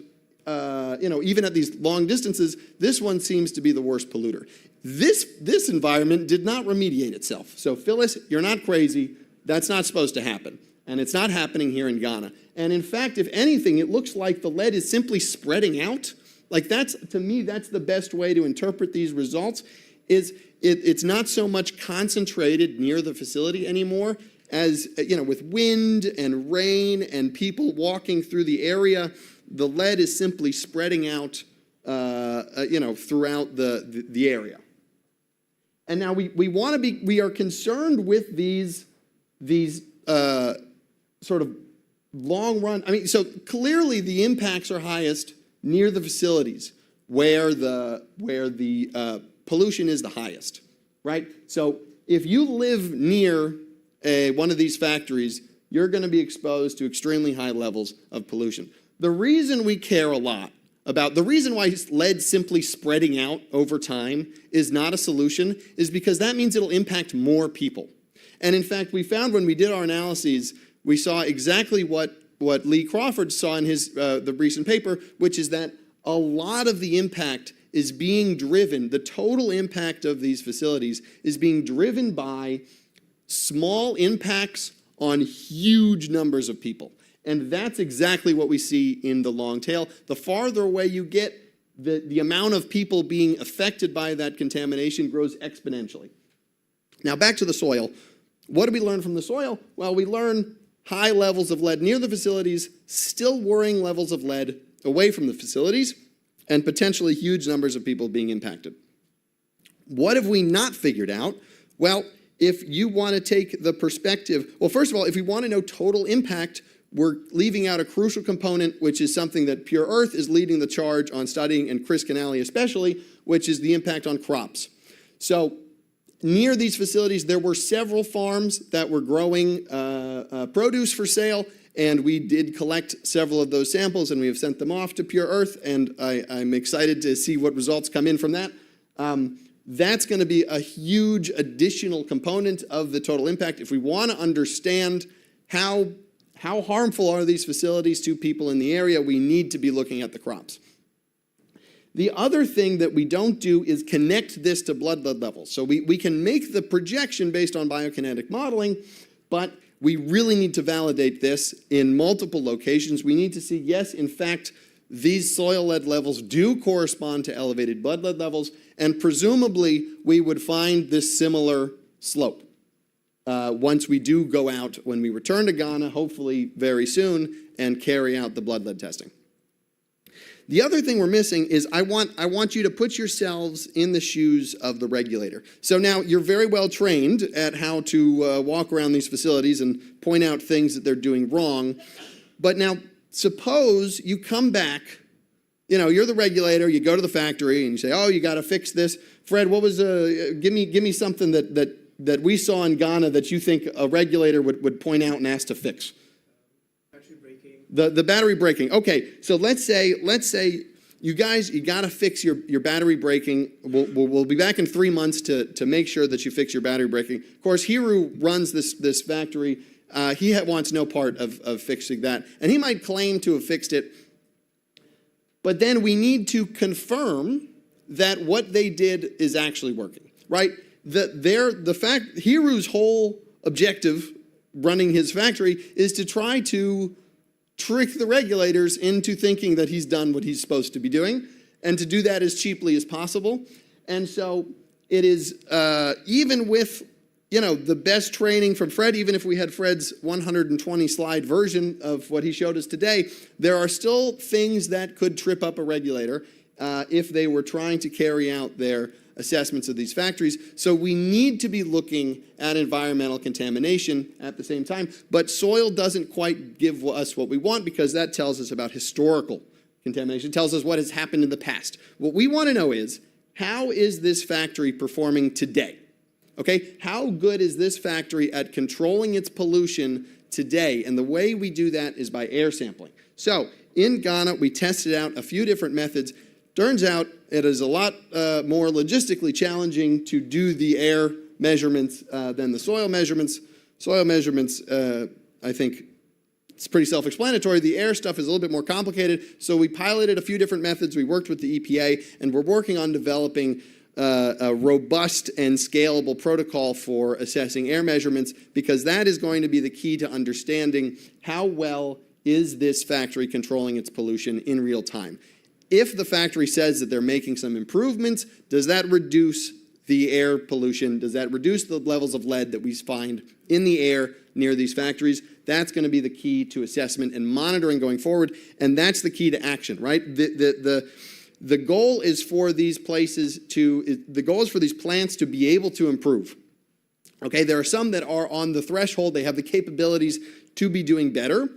Okay, and if they have the right carrots and the right sticks in place, they will try to make improvements, we hope.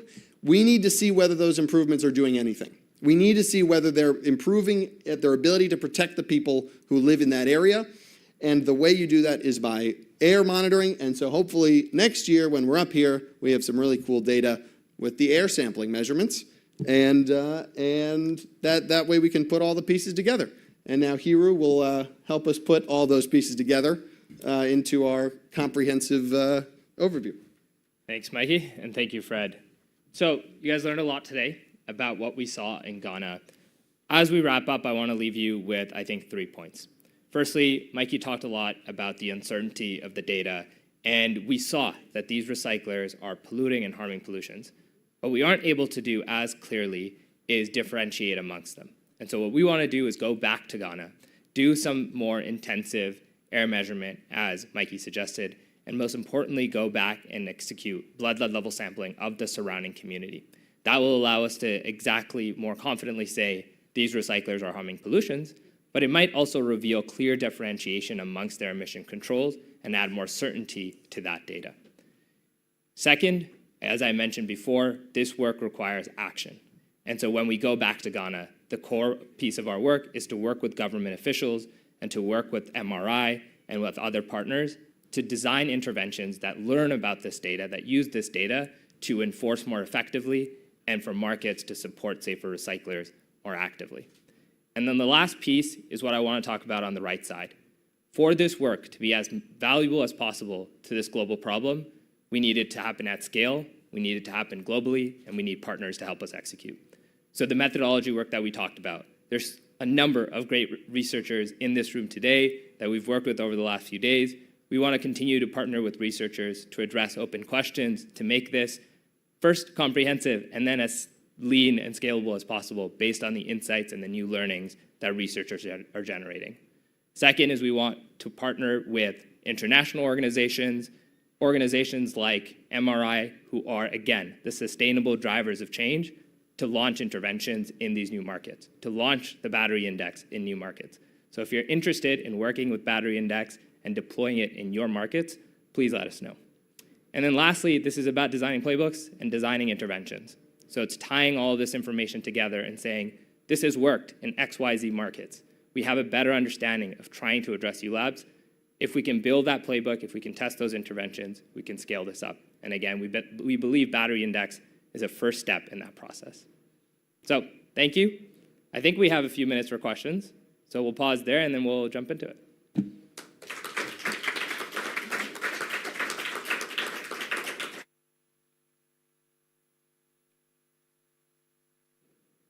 Good. Yes, Perry Goddess from Occupational Knowledge International. The question is, I understand you're evaluating these plants. Is there a evaluation tool that you're using, a standard that you're referring to? What are the testing mechanisms are you looking at in terms of air emissions and water emissions? Yeah, I can speak to it at a high level and then pass to Mikey to talk about the relationships there.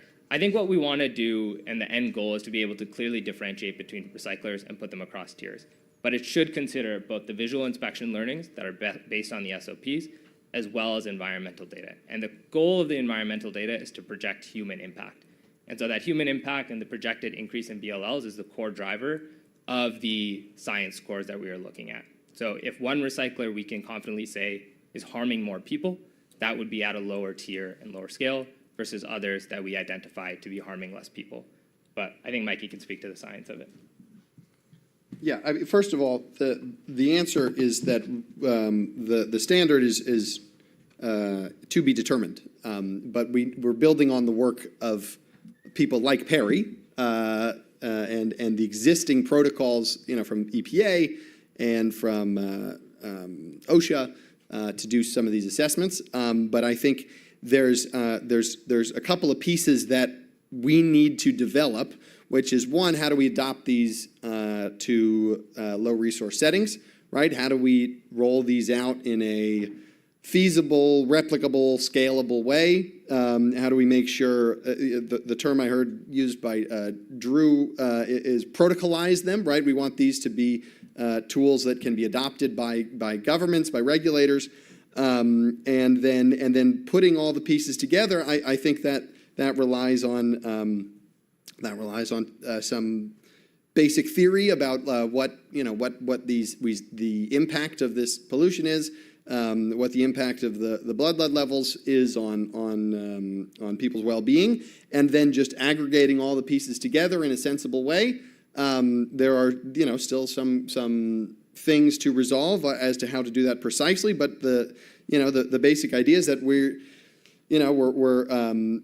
all of these components feed into answering the same question, right? We're taking several different imperfect ways of measuring total harm, and with these multiple approaches, I think you triangulate a pretty good answer, and then you aggregate all of them up into one sort of holistic view of how these factories are, how they compare, and then what to do with those standards. That's the next step. I had two questions. One is about land use and population density. So do you expect to incorporate land use around recycling sites and population density? And the second is just about how to balance this kind of visual inspection with a quantitative measurement. Like, how are you thinking about if those things are contradictory, say something is very visually stark, but that doesn't come up in a quantitative measurement. Like, how do you expect that will come out? That's a great question. The question was, since we didn't have a microphone, and I should have done this for Perry. The question was, first of all, how do we understand how population density comes into this? And Hero, jump in here if I do something stupid. But the idea is that population is simply you just add them all up, right? So the way we calculated the way we estimated the impact of this facility here is by saying, okay, what is the total impact on soil pollution of this factory in any point in space, and then use the best data we could find on population density in those places and figure out how many people were impacted, right? So in any one of these little squares, there's two pieces of information. There's how many people live there and what's the soil ppm. And you put those two together and you know the total impact on cumulative blood lead level, the CPBLL, which is the metric that people are starting to use now to understand the total impact on blood lead level. I'll jump in quickly. Yeah. I think big picture, population impact is absolutely critical. We want to understand how many people this is harming. It's a part of our consideration. It's why this is on here. Your other question was around, I think, sparked a thought about iteration. This is the first pilot effort. The goal here is to iterate on our methodology as we learn more and make this a better process, make this a more scalable, leanable process. So I think that's why the research community is really important, so that we can iterate on this and improve this over time. Okay. I see we have 30 seconds and the group is lining up, so I'm going to... Oh, okay, guess not. One more. Just a very quick question. You're talking about the methodology. Really fascinating. Love this. But quick question. Did you speak to the workers? Sorry, one more time. Did you speak to the workers as part of the assessment? Anonymized. We did not speak to the workers directly because I think that puts them in a tough position, but go ahead, Fred. Yeah, sometimes actually, yes. When making a visual inspection, I might see a worker and I might ask a question, do you have occupational health surveillance? Is someone checking you every time and taking some blood and seeing if you have lead? Or when they find out you have lead, do they change your position to a place that you are not so exposed? So I might ask that in a nice way because I don't want that after I talk to somebody, they lose their job. So you want to be careful with that. It's also taken into consideration. Tom, your question on methodology for the visual inspection is based on the standard operating procedures. This was done also with MRI under a Swiss project, I think in 2021 or so, with International Lead Association, with Eurobat. So we know that if a recycler follows all the steps in the SOPs, there are over 40-something SOPs. If they follow everything, there should be a plant that would meet good practice. And if we find that a plant is not meeting these standards, it's impossible that the quantitative would not match. That would be a Jesus miracle. So really, we are pretty sure about it. So the methodology for the visual inspection is sound. It's also scientific, and it's not a secret. It's online. I'm happy to give you the link to it. And sometimes, yes, discreetly and with responsibility, we do speak to workers. Thank you.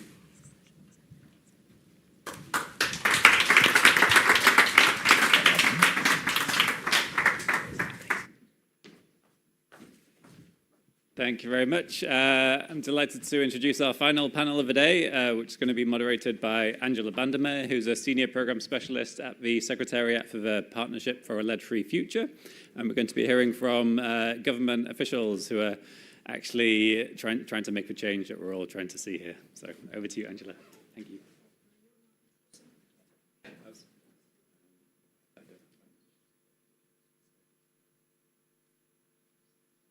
Let me introduce. So joining the panel, if you'd like to, do you want them all to come up? Yeah, if you'd like to come up, we have Dr. Ly Tae Ha, who's the Deputy Director General of the Vietnam Administration of Disease Prevention at the Ministry of Health. Dr. Fernanda Junqueira Salles, who's in the General Coordination of Environmental Health Surveillance at the Brazilian Ministry of Health. Nana Yaboa, who's the head of the Food Safety Monitoring and Biosafety Unit at the Food and Drug Authority in Ghana, and Dr. Safina Abdulova, who's the health manager at the Pakistan Country Office of UNICEF. Thank you all very much. It's great to have you with us. Right, thank you everyone. It's been a long 2 days, and we're the last panel, so we hope we can be exciting and inspiring. The idea of this panel is to bring government colleagues to join us. There are several other government colleagues here, but we have a panel here to answer questions, but show what this research is impacting. How is it being used at the country level towards actual solutions? How the evidence lands in practice, and why is it useful, and what's maybe still missing?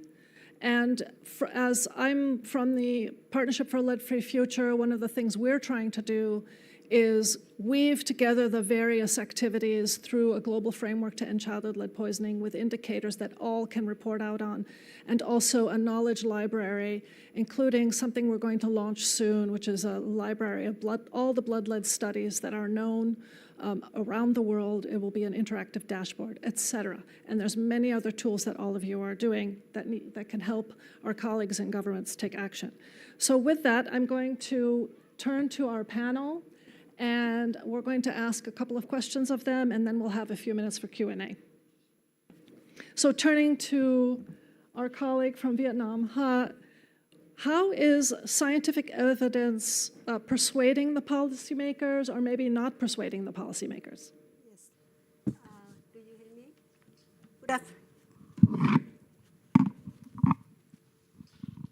me? Good afternoon, everyone.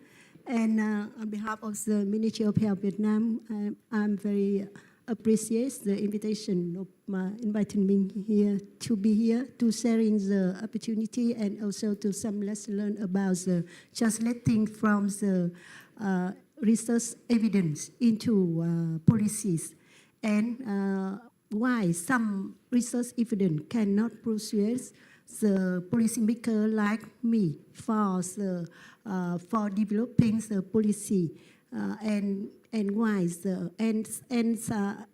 in case and some other research evidence can persuade them to do the policies.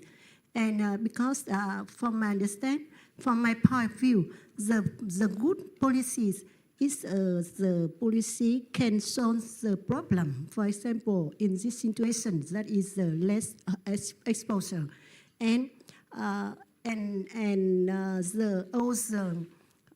intervention, the management, the intervention of the policies must be feasibility and also very clear and very suitable for the country and also for the regional. And from this one, we have some challenges when we receive the evidence research, because we found that in Vietnam we have got a nationwide surveillance about the lead exposure, and also not have surveillance about the lead blood level of the people in Vietnam. But we have some individual surveillance and individual study about this one. For example, in the past, we also to work at Pures. In the past, they are called blacksmiths about the lead blood surveillance in the some butter recycling in Vietnam. But that is also some individual research. But from some individual research, we found that is some amazing problem about the lead blood level in the children exposed in these risk areas. But translate it into the policy, we need a clear and comprehensive picture, comprehensive evidence, and also to, for example, that is the large enough of the sample size, that is the accuracies of the data collection, of the data analyzing, and also to evidence is make the clear interventions for the problem. And so why until now we have got individual national actions for the lead eliminate or lead exposure. But in Vietnam now, to finding the experience, the evidence, we also to put it in the national strategy for child development 2026 and 2023 and vision to 2045.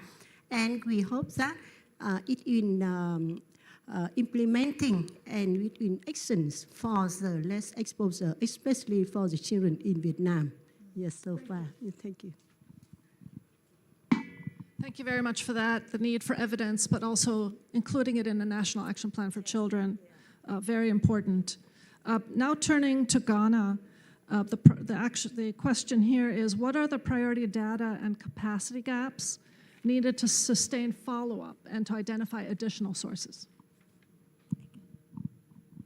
Thank you very much, and we are happy to be here. I have learned quite a lot from all the presentations and the discussions. As I mentioned yesterday, one of the commodities that we looked at, which is the white clay, where at retail we are recording failure rates of lead for lead around 24.62%. However, picking samples from the mining sites, that's the origin, we're not getting any failure rates, it's clean. So obviously there are some points of contamination that we want to investigate further, and we want to see how transportation could possibly be impacting. Is it the retail, is it the post-mining treatment that is also being a source of contamination? That is something we are very curious to find out. The other issue has to do more with what the previous team talked about. In Ghana or in Accra, you'd find the biggest e-waste recycling plants next to the biggest open markets. And so we are obviously seeing some linkages, but then we need data. We need data on identifying what the hotspot areas are, particularly for the air levels, and how that is impacting the commodities, and how that is connected to the blood lead level. So we want to connect all those dots. So we need data in those areas. Where would I find interesting? Another thing coming up now is packaging. Packaging being a source of contamination to the food as a contact surface. One of the issues we are struggling with, or we have, is sachet water in sachets. Now with the packaging, the way before filling, it is in a roll. So the labeling, or the ink used for labeling, gets in touch with the inner part of the packaging, and then the water gets filled in. So we are concerned that that could also be a possible source of contamination. And for that reason, we plan on extending monitoring to sachet water and bottled water to check the lead levels. Something I'm personally curious about is also restaurants in filling stations. It's something that we have seen even here and then back home. Perhaps here the fuel is well regulated, so you do not have lead in there. But for our situation, we can't say the same. So we're curious to know the food prepared in these establishments, whether they could have some lead contamination from the filling stations. In addition to that, lorry stations where we have street food vendors, what could be the impact of the fumes, exhaust fumes, on these food products? I think largely, I still have a few ideas, but I'll let other people also get the chance to talk. So thank you very much.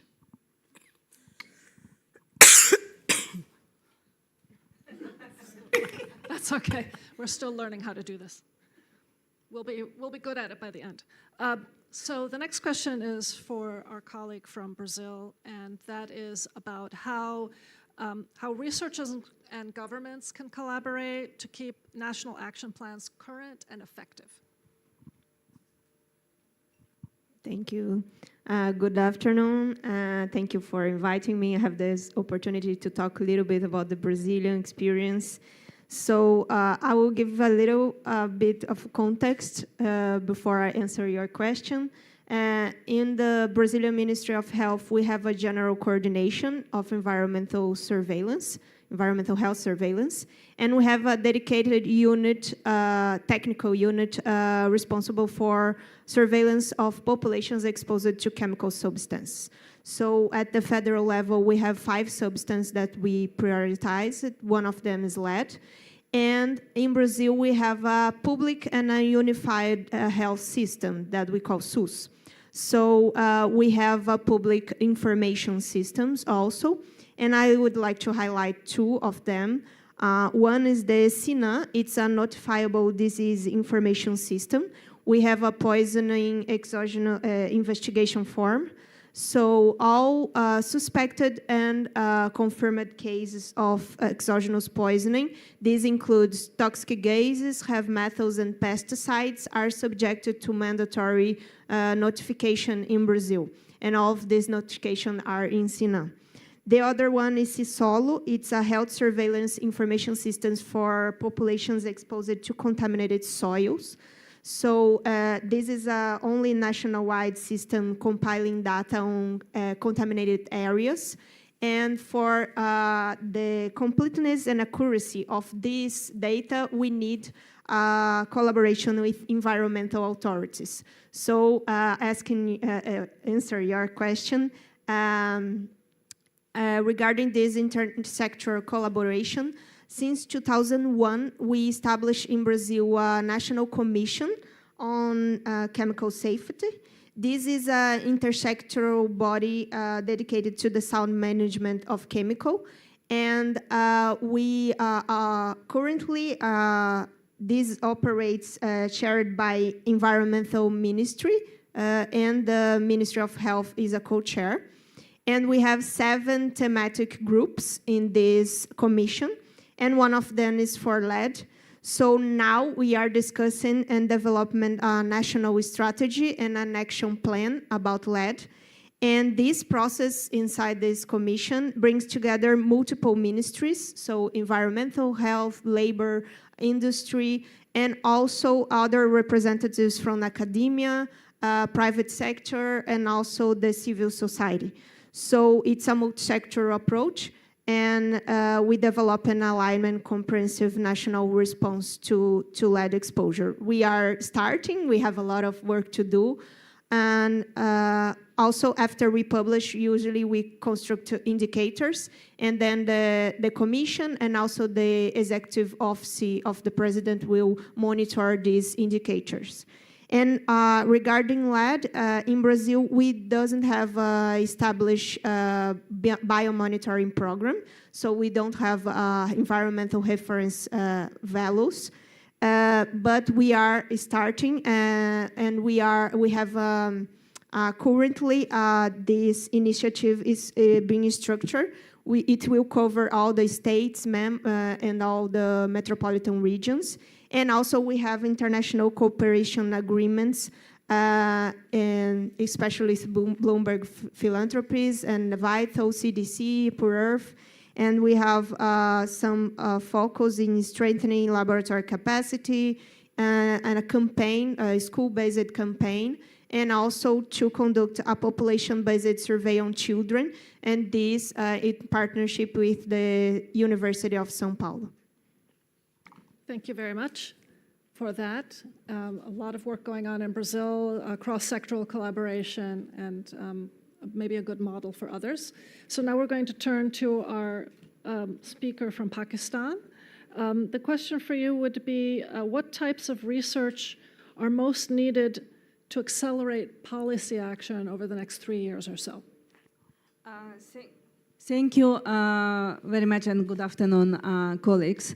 Before I also answer the question, let me a little bit set up about Pakistan.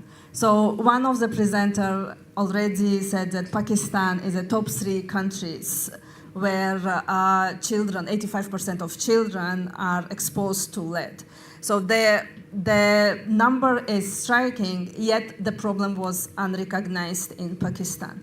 So last year, UNICEF supported Ministry of Health to conduct first cross-sectional study where we measured the blood lead level among children in 7 industrial areas and 21 sites. So the results was quite shocking to the Ministry of Health.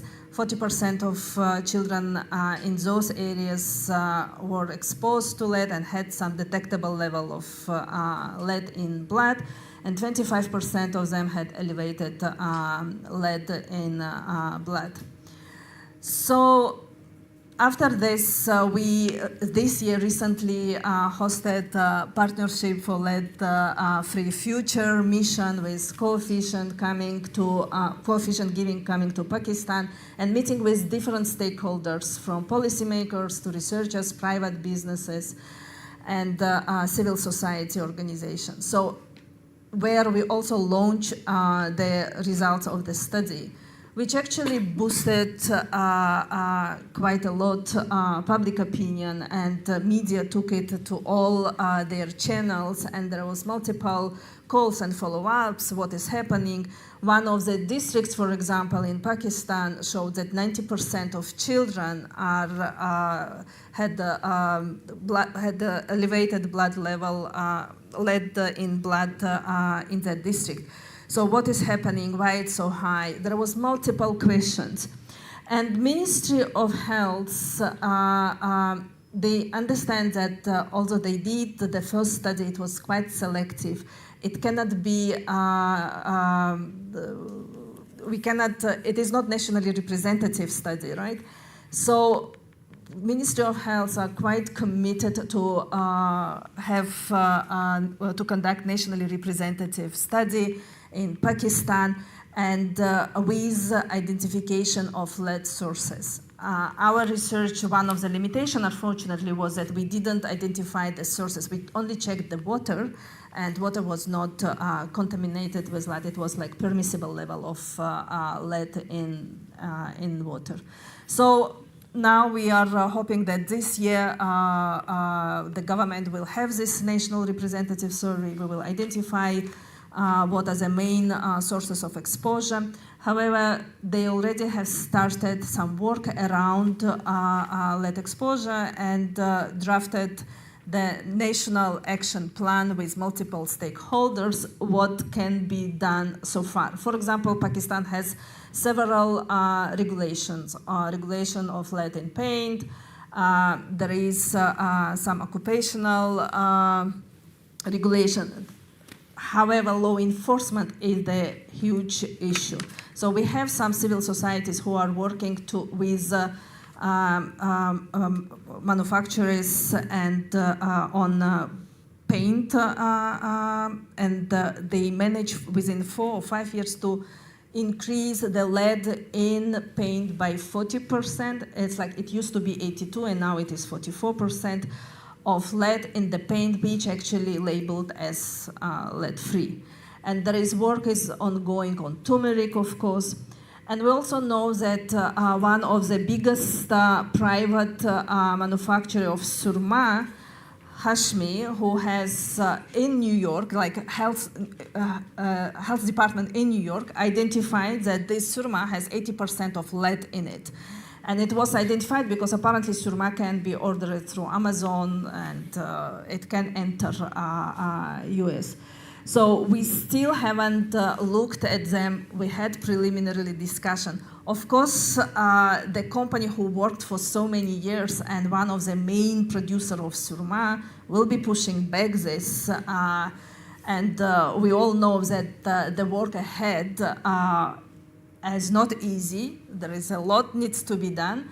And that's why the research and the data which we are looking forward to receive from national studies is very much needed to finalize our national action plan and also to streamline regulations. That there is now government is working on the draft law on lead in cosmetics, and I think that we're missing some crucial data to push and accelerate for law enforcement in Pakistan.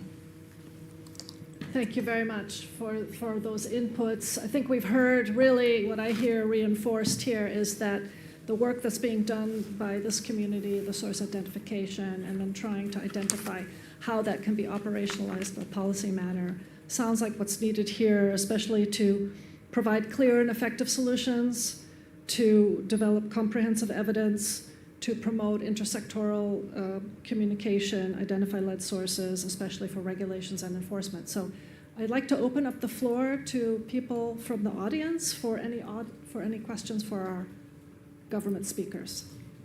Yes, gentleman in the back. In the middle there with the glasses. Do we have some microphones, please? Thank you.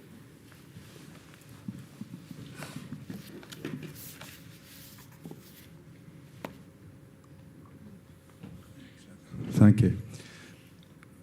We've heard from NGOs, PLF, and UNICEF doing wonderful work in some of the countries of the world. But here you all are in the UK. We've got a lot of lead in the UK. Just look out the window. I'll point it all out. The question is, how can we get help? And not just the UK, but the rest of Europe. Would anyone like to take that? I mean, I could take one shot. I mean, I think that these kinds of conversations are helpful. I was also thinking a government-to-government conversation at some point linked with maybe a research conversation where all governments, whether they're high income, low income, can get together, whether it's the US, UK, or anyone else, to exchange information about how they do these things. Might be something to do, but I was always hoping and envisioning that this drumbeat from the Partnership for a Lead-Free Future will raise the awareness in all countries, not just in lower middle income countries. It seems to maybe be working in the UK. No, not yet in the UK. We'll have to work on that. But I think increased dialogue and more data that comes out, I think governments will see, especially as maybe imports to their countries, like we see in the United States, where I happen to live, where the New York City data show impact to the citizens there, that this is a connected issue and everyone needs to be engaged. Can I? Please, go ahead. I think that this is where media plays a critical role. In Ghana, you wake up to a Monday morning with a headline, "A traditional cookware causes cancer." Now, everybody's outraged. You have media calling you, we are hearing this, we're hearing that. And that puts governments on their toes. Because you have people who are perceptive, people are curious, people are becoming more health conscious. And so when you have that kind of environment, you have to, work and enforce the law. You have to check who needs to be checked and all that. So media plays a very important role in this conversation. All right. Any other questions? Thank you. Howard here, University of Southern California. What I found really encouraging is that just this whole partnership is starting this conversation in all sorts of places. Countries not only that are becoming the target of various efforts, designed efforts that are sponsored by various foundations, but also countries that are not yet on the horizon. But I guess one of the things that will always be important is actually documenting what are the levels of exposure, and there's no substitute for nationally representative population-based blood levels. Those are difficult to do. I mean, even the design of a nationally representative sample is hugely important, and to show that there's effect, you have to be able to repeat that and have comparable data. So I guess my question is, one of the things that have been discussed is piggybacking blood lead surveys onto other national surveys that are already being done. MIX is one of them through UNICEF, but the governments are always doing other surveys based on welfare or based on nutrition or based on other things. And I guess my question is it possible to leverage some of those national surveys, add blood lead? What are your thoughts about that? So in Brazil, yes, we are for years discussing this biomonitoring program. So now we have different approaches, and we have like 3 options. And one of them is conducted together with the National Health Survey that's already done in Brazil, but not for metals determinations. And but this one is only for adults populations. So that's why we have another initiative to with the academia to conduct with children's. And then we try to cover all the gaps. And also, I think we talk a little bit about this today during all the day, because it's, I think, 2 main causes, the political will and also the financial support. So it's linked to the other question, because we need to make the invisible visible here. So when, like in Brazil, we are in a huge country, a developing country, and I am inside the ministry, and we have to compete with infectious disease, HIV, and we will not be prioritized in this case. So we need to make this visible, and the media, it's important in this case, and yeah. If I can add, I completely agree with you that surveys are crucial, important, but they very much depend on funding, and most of the time external funding.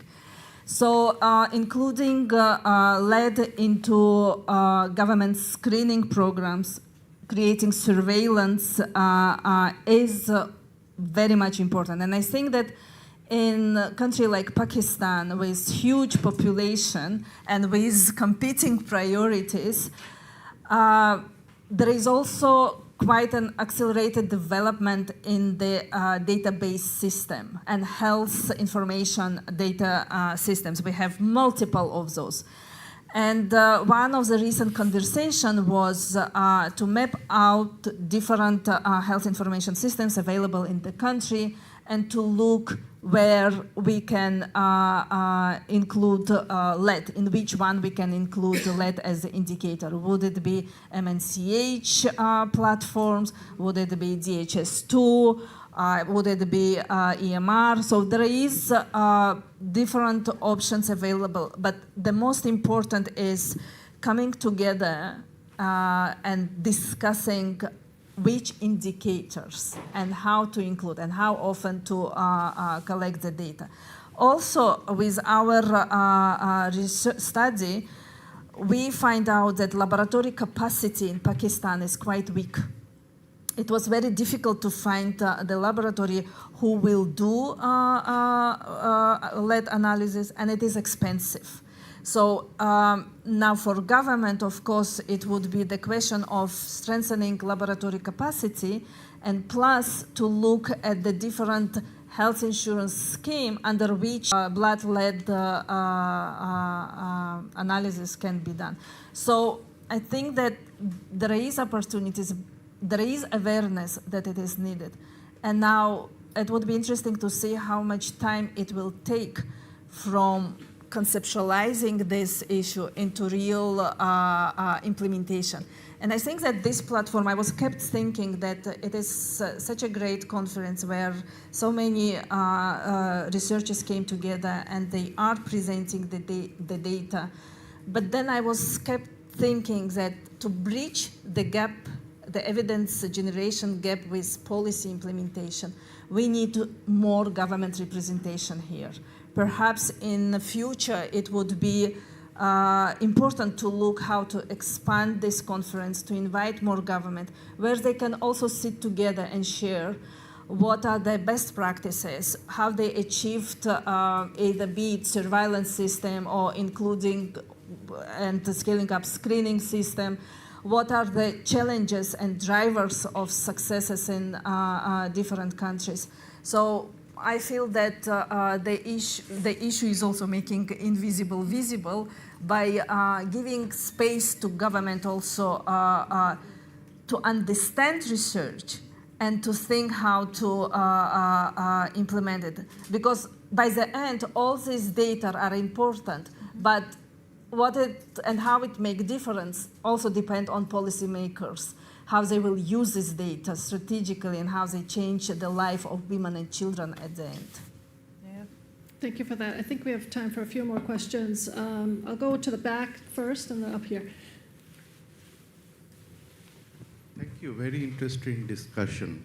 In the morning, we had a discussion about the pressure from global level, UN, to the country level. So, having joining this discussion, are you feeling any pressure going back to your country?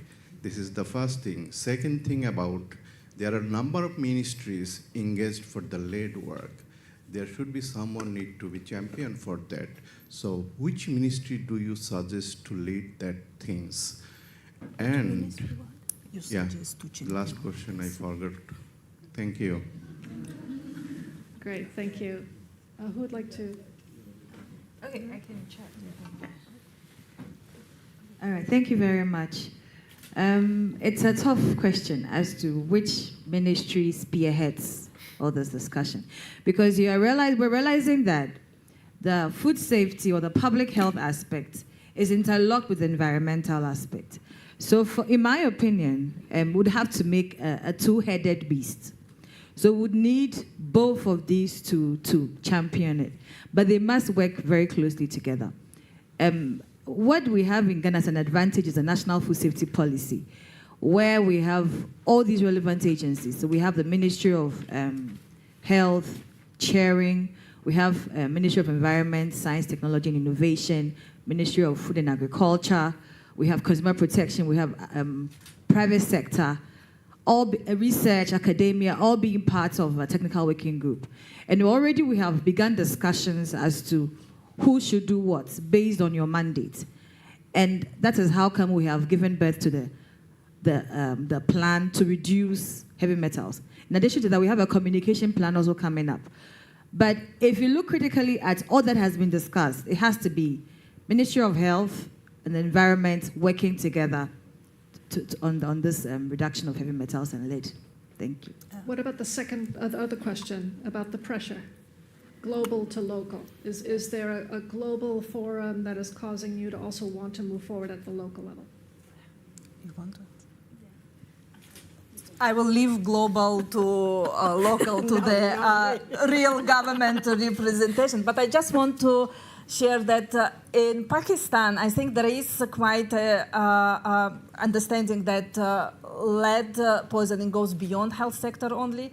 It is multi-sectoral, and it goes beyond government as well, because private sector is also involved, informal, non-informal. But we are now working to get First Lady as a championing this issue, so which we believe will help to bring those actors together more effectively.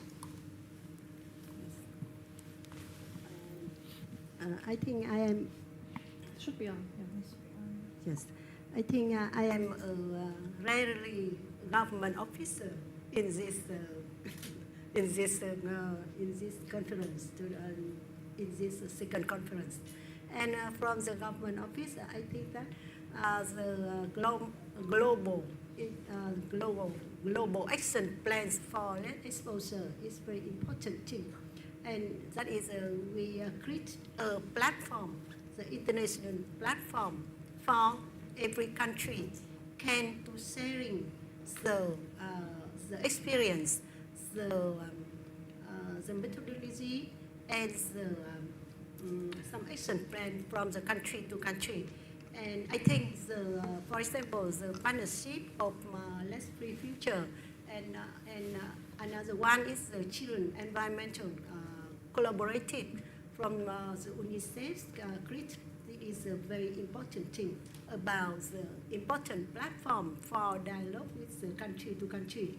And we can learn each other and to implement to the country.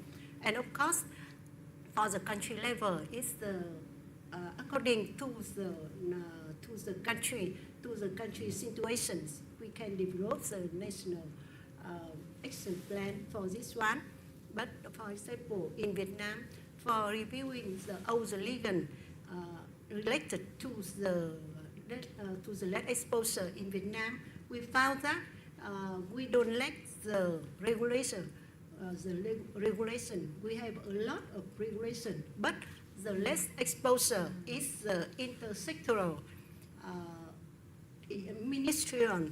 For example, it includes the Ministry of Environmental, Ministry of Justice, Ministry of Commerce, and Ministry of Health, of course, this one. But many ministries is responsible for the lead exposure, but no one is the leading agency for responsible for this one. It means that the regulation is we still have a regulator, but it is a fragmentation about this one. So that is some we can find the country can find some lack of information or some lack of policy, and we can fill the gap this one. And so we need the information and the experience from country for country from the platform like Let's Free Future and the conference like today. Great, thank you. I think we have time. Yeah. I can remember now the question because it is important. The last one was. We have a little bit of time. Lee is going to kick us out very soon. Go ahead. Do you prefer to have always to take action that published article or even unpublished data you also consider to take action? I didn't understand. I think the question was to take action on the science and the research being produced. Is it better for it to be a peer-reviewed published article, or is it okay if it's maybe not necessarily public yet, but it could feed into your decision making? Do you have a preference?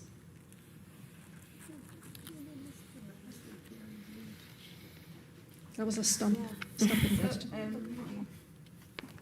Okay, so for our situation, as an authority, we can sue and be sued. And so having that at the back of your mind, you need to know that the information that you are going to use, that's going to be the backbone of your intervention, should be solid and preferably peer-reviewed. In that case, it's easier to lie heavily on that research work than to take an unpeer-reviewed or unpublished document. So in that aspect, would rather prefer a peer-reviewed publication. Do we have time for one more? We have time for one more. Yes, please. Lex, I had promised you the floor, so go ahead. Thank you. These discussions of the nationally representative surveys are incredibly important, but they are a first step, right? They're irrelevant for 99.9% of the households. And so my question for you is, do you see a prospect for blanket testing, not only for lead in blood, but environmental testing? Just to give you an example of the size of the challenge, New York City, requires 2 testings before a child reaches year 2. And yet there's no soil lead testing in New York City backyards, even though the average we know is 1,000 ppm. So it's a tough challenge. So my question for you is, given the cost-benefit calculations that Lee Crawford has championed and others, how close are you to convincing your colleagues in government to conduct blanket testing, and not only for blood lead, but some key features of the environment? Very good question. Who would like to take that? I think maybe we talk a little bit about the blood lead tests because we are from health sectors, but in Brazil, in our national plan, we are planning these environmental samples also, but it's responsibility of the Ministry of Environment. So we are discussing, it's important to link this information also to understand the sources. So in Brazil, the drinking water is responsible for, Ministry of Health is responsible, but the others, environmental samples, soil, rivers, and then also air is Ministry of Environment. But yeah, we are discussing this together, not only the blood lead tests. And also in this biomonitoring program is not only for lead, we will test mercury, PFAS, and pesticides also. So. Okay, do we have time for one more question? One more? We have time for one more question. Just end, unless someone would like to still. We have time for one more to end the whole thing.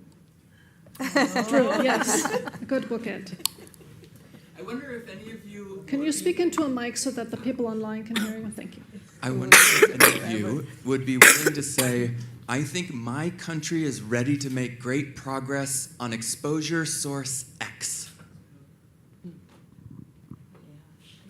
Can you say you're ready to address a particular source, a specific source, make progress on that source? In Pakistan, they already working on turmeric and paint.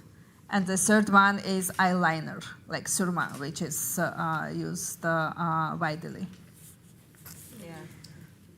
In Brazil, we have good examples about the logistic reverse recycling of batteries. It reached almost 99% of the recycling. Of course, we have problems with the informal sector.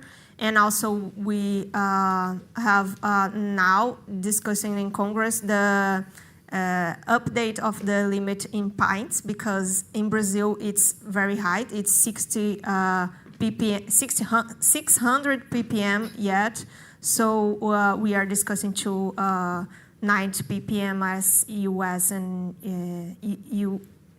And also we are discussing consumer products and others source.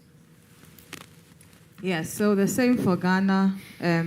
Hitherto, we didn't have a standard for cookware, but work has been done. We have a standard now. We've also requested for a standard for food contact surfaces, which could be a source of lead. So yeah, we're making gradual strides. In Vietnam, we have, in the past, we have researched about the recycling, the battery recycling village in Vietnam.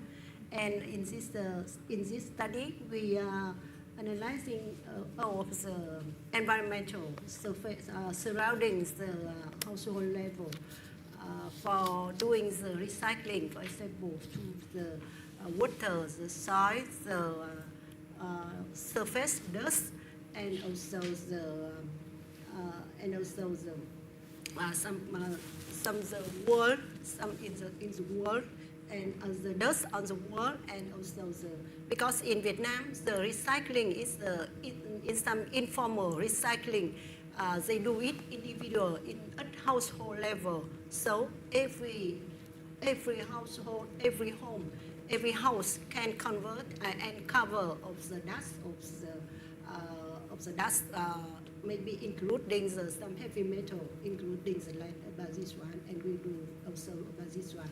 And also we can we also to consider about the lead can contaminate to the water and to the soil, and after that the soil can be growth by some plant, some the tree, and also come to the people in the food chains.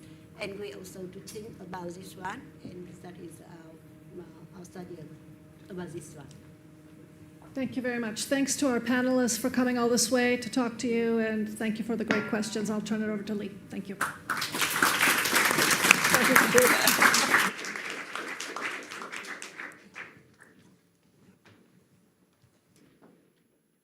Thank you so much. I'm going to be very brief. You've all heard plenty from me, but just to say thank you all for coming. I'm not going to try and summarize the week. My head's spinning with all the amazing talks and all the amazing conversations I've had with you in the audience as well. I hope you've all got as much out of it as we have. Just want to say briefly thank you to the Partnership for a Lead-Free Future for co-sponsoring this conference with us, to our funders, Coefficient Giving, and Founders Pledge, who helped finance it, to the huge and amazing team at CGD who really put in so much hard work to make all this happen, to Caroline Mallory, Theo Mitchell, Maria Taliero, Rachel Bonifield, Nicole Pagan, Nidhi Rao, Mahima Gunaputi, Christelle Saintis-Miller, Ening Wong, Sarah Viglione, and David Evans. Thank you so much. Just, amazing work from all of you. Please do stay in touch. Sign up for our newsletter if you haven't already, and come and join our regular online meetings. And I hope to see you at the next edition of this conference. I've had one offer to host the conference in India already, so if there's any other offers out there, then come and speak to us. I think we haven't yet decided exactly where we're going to be next year, but hope to see you all again, and thank you very much.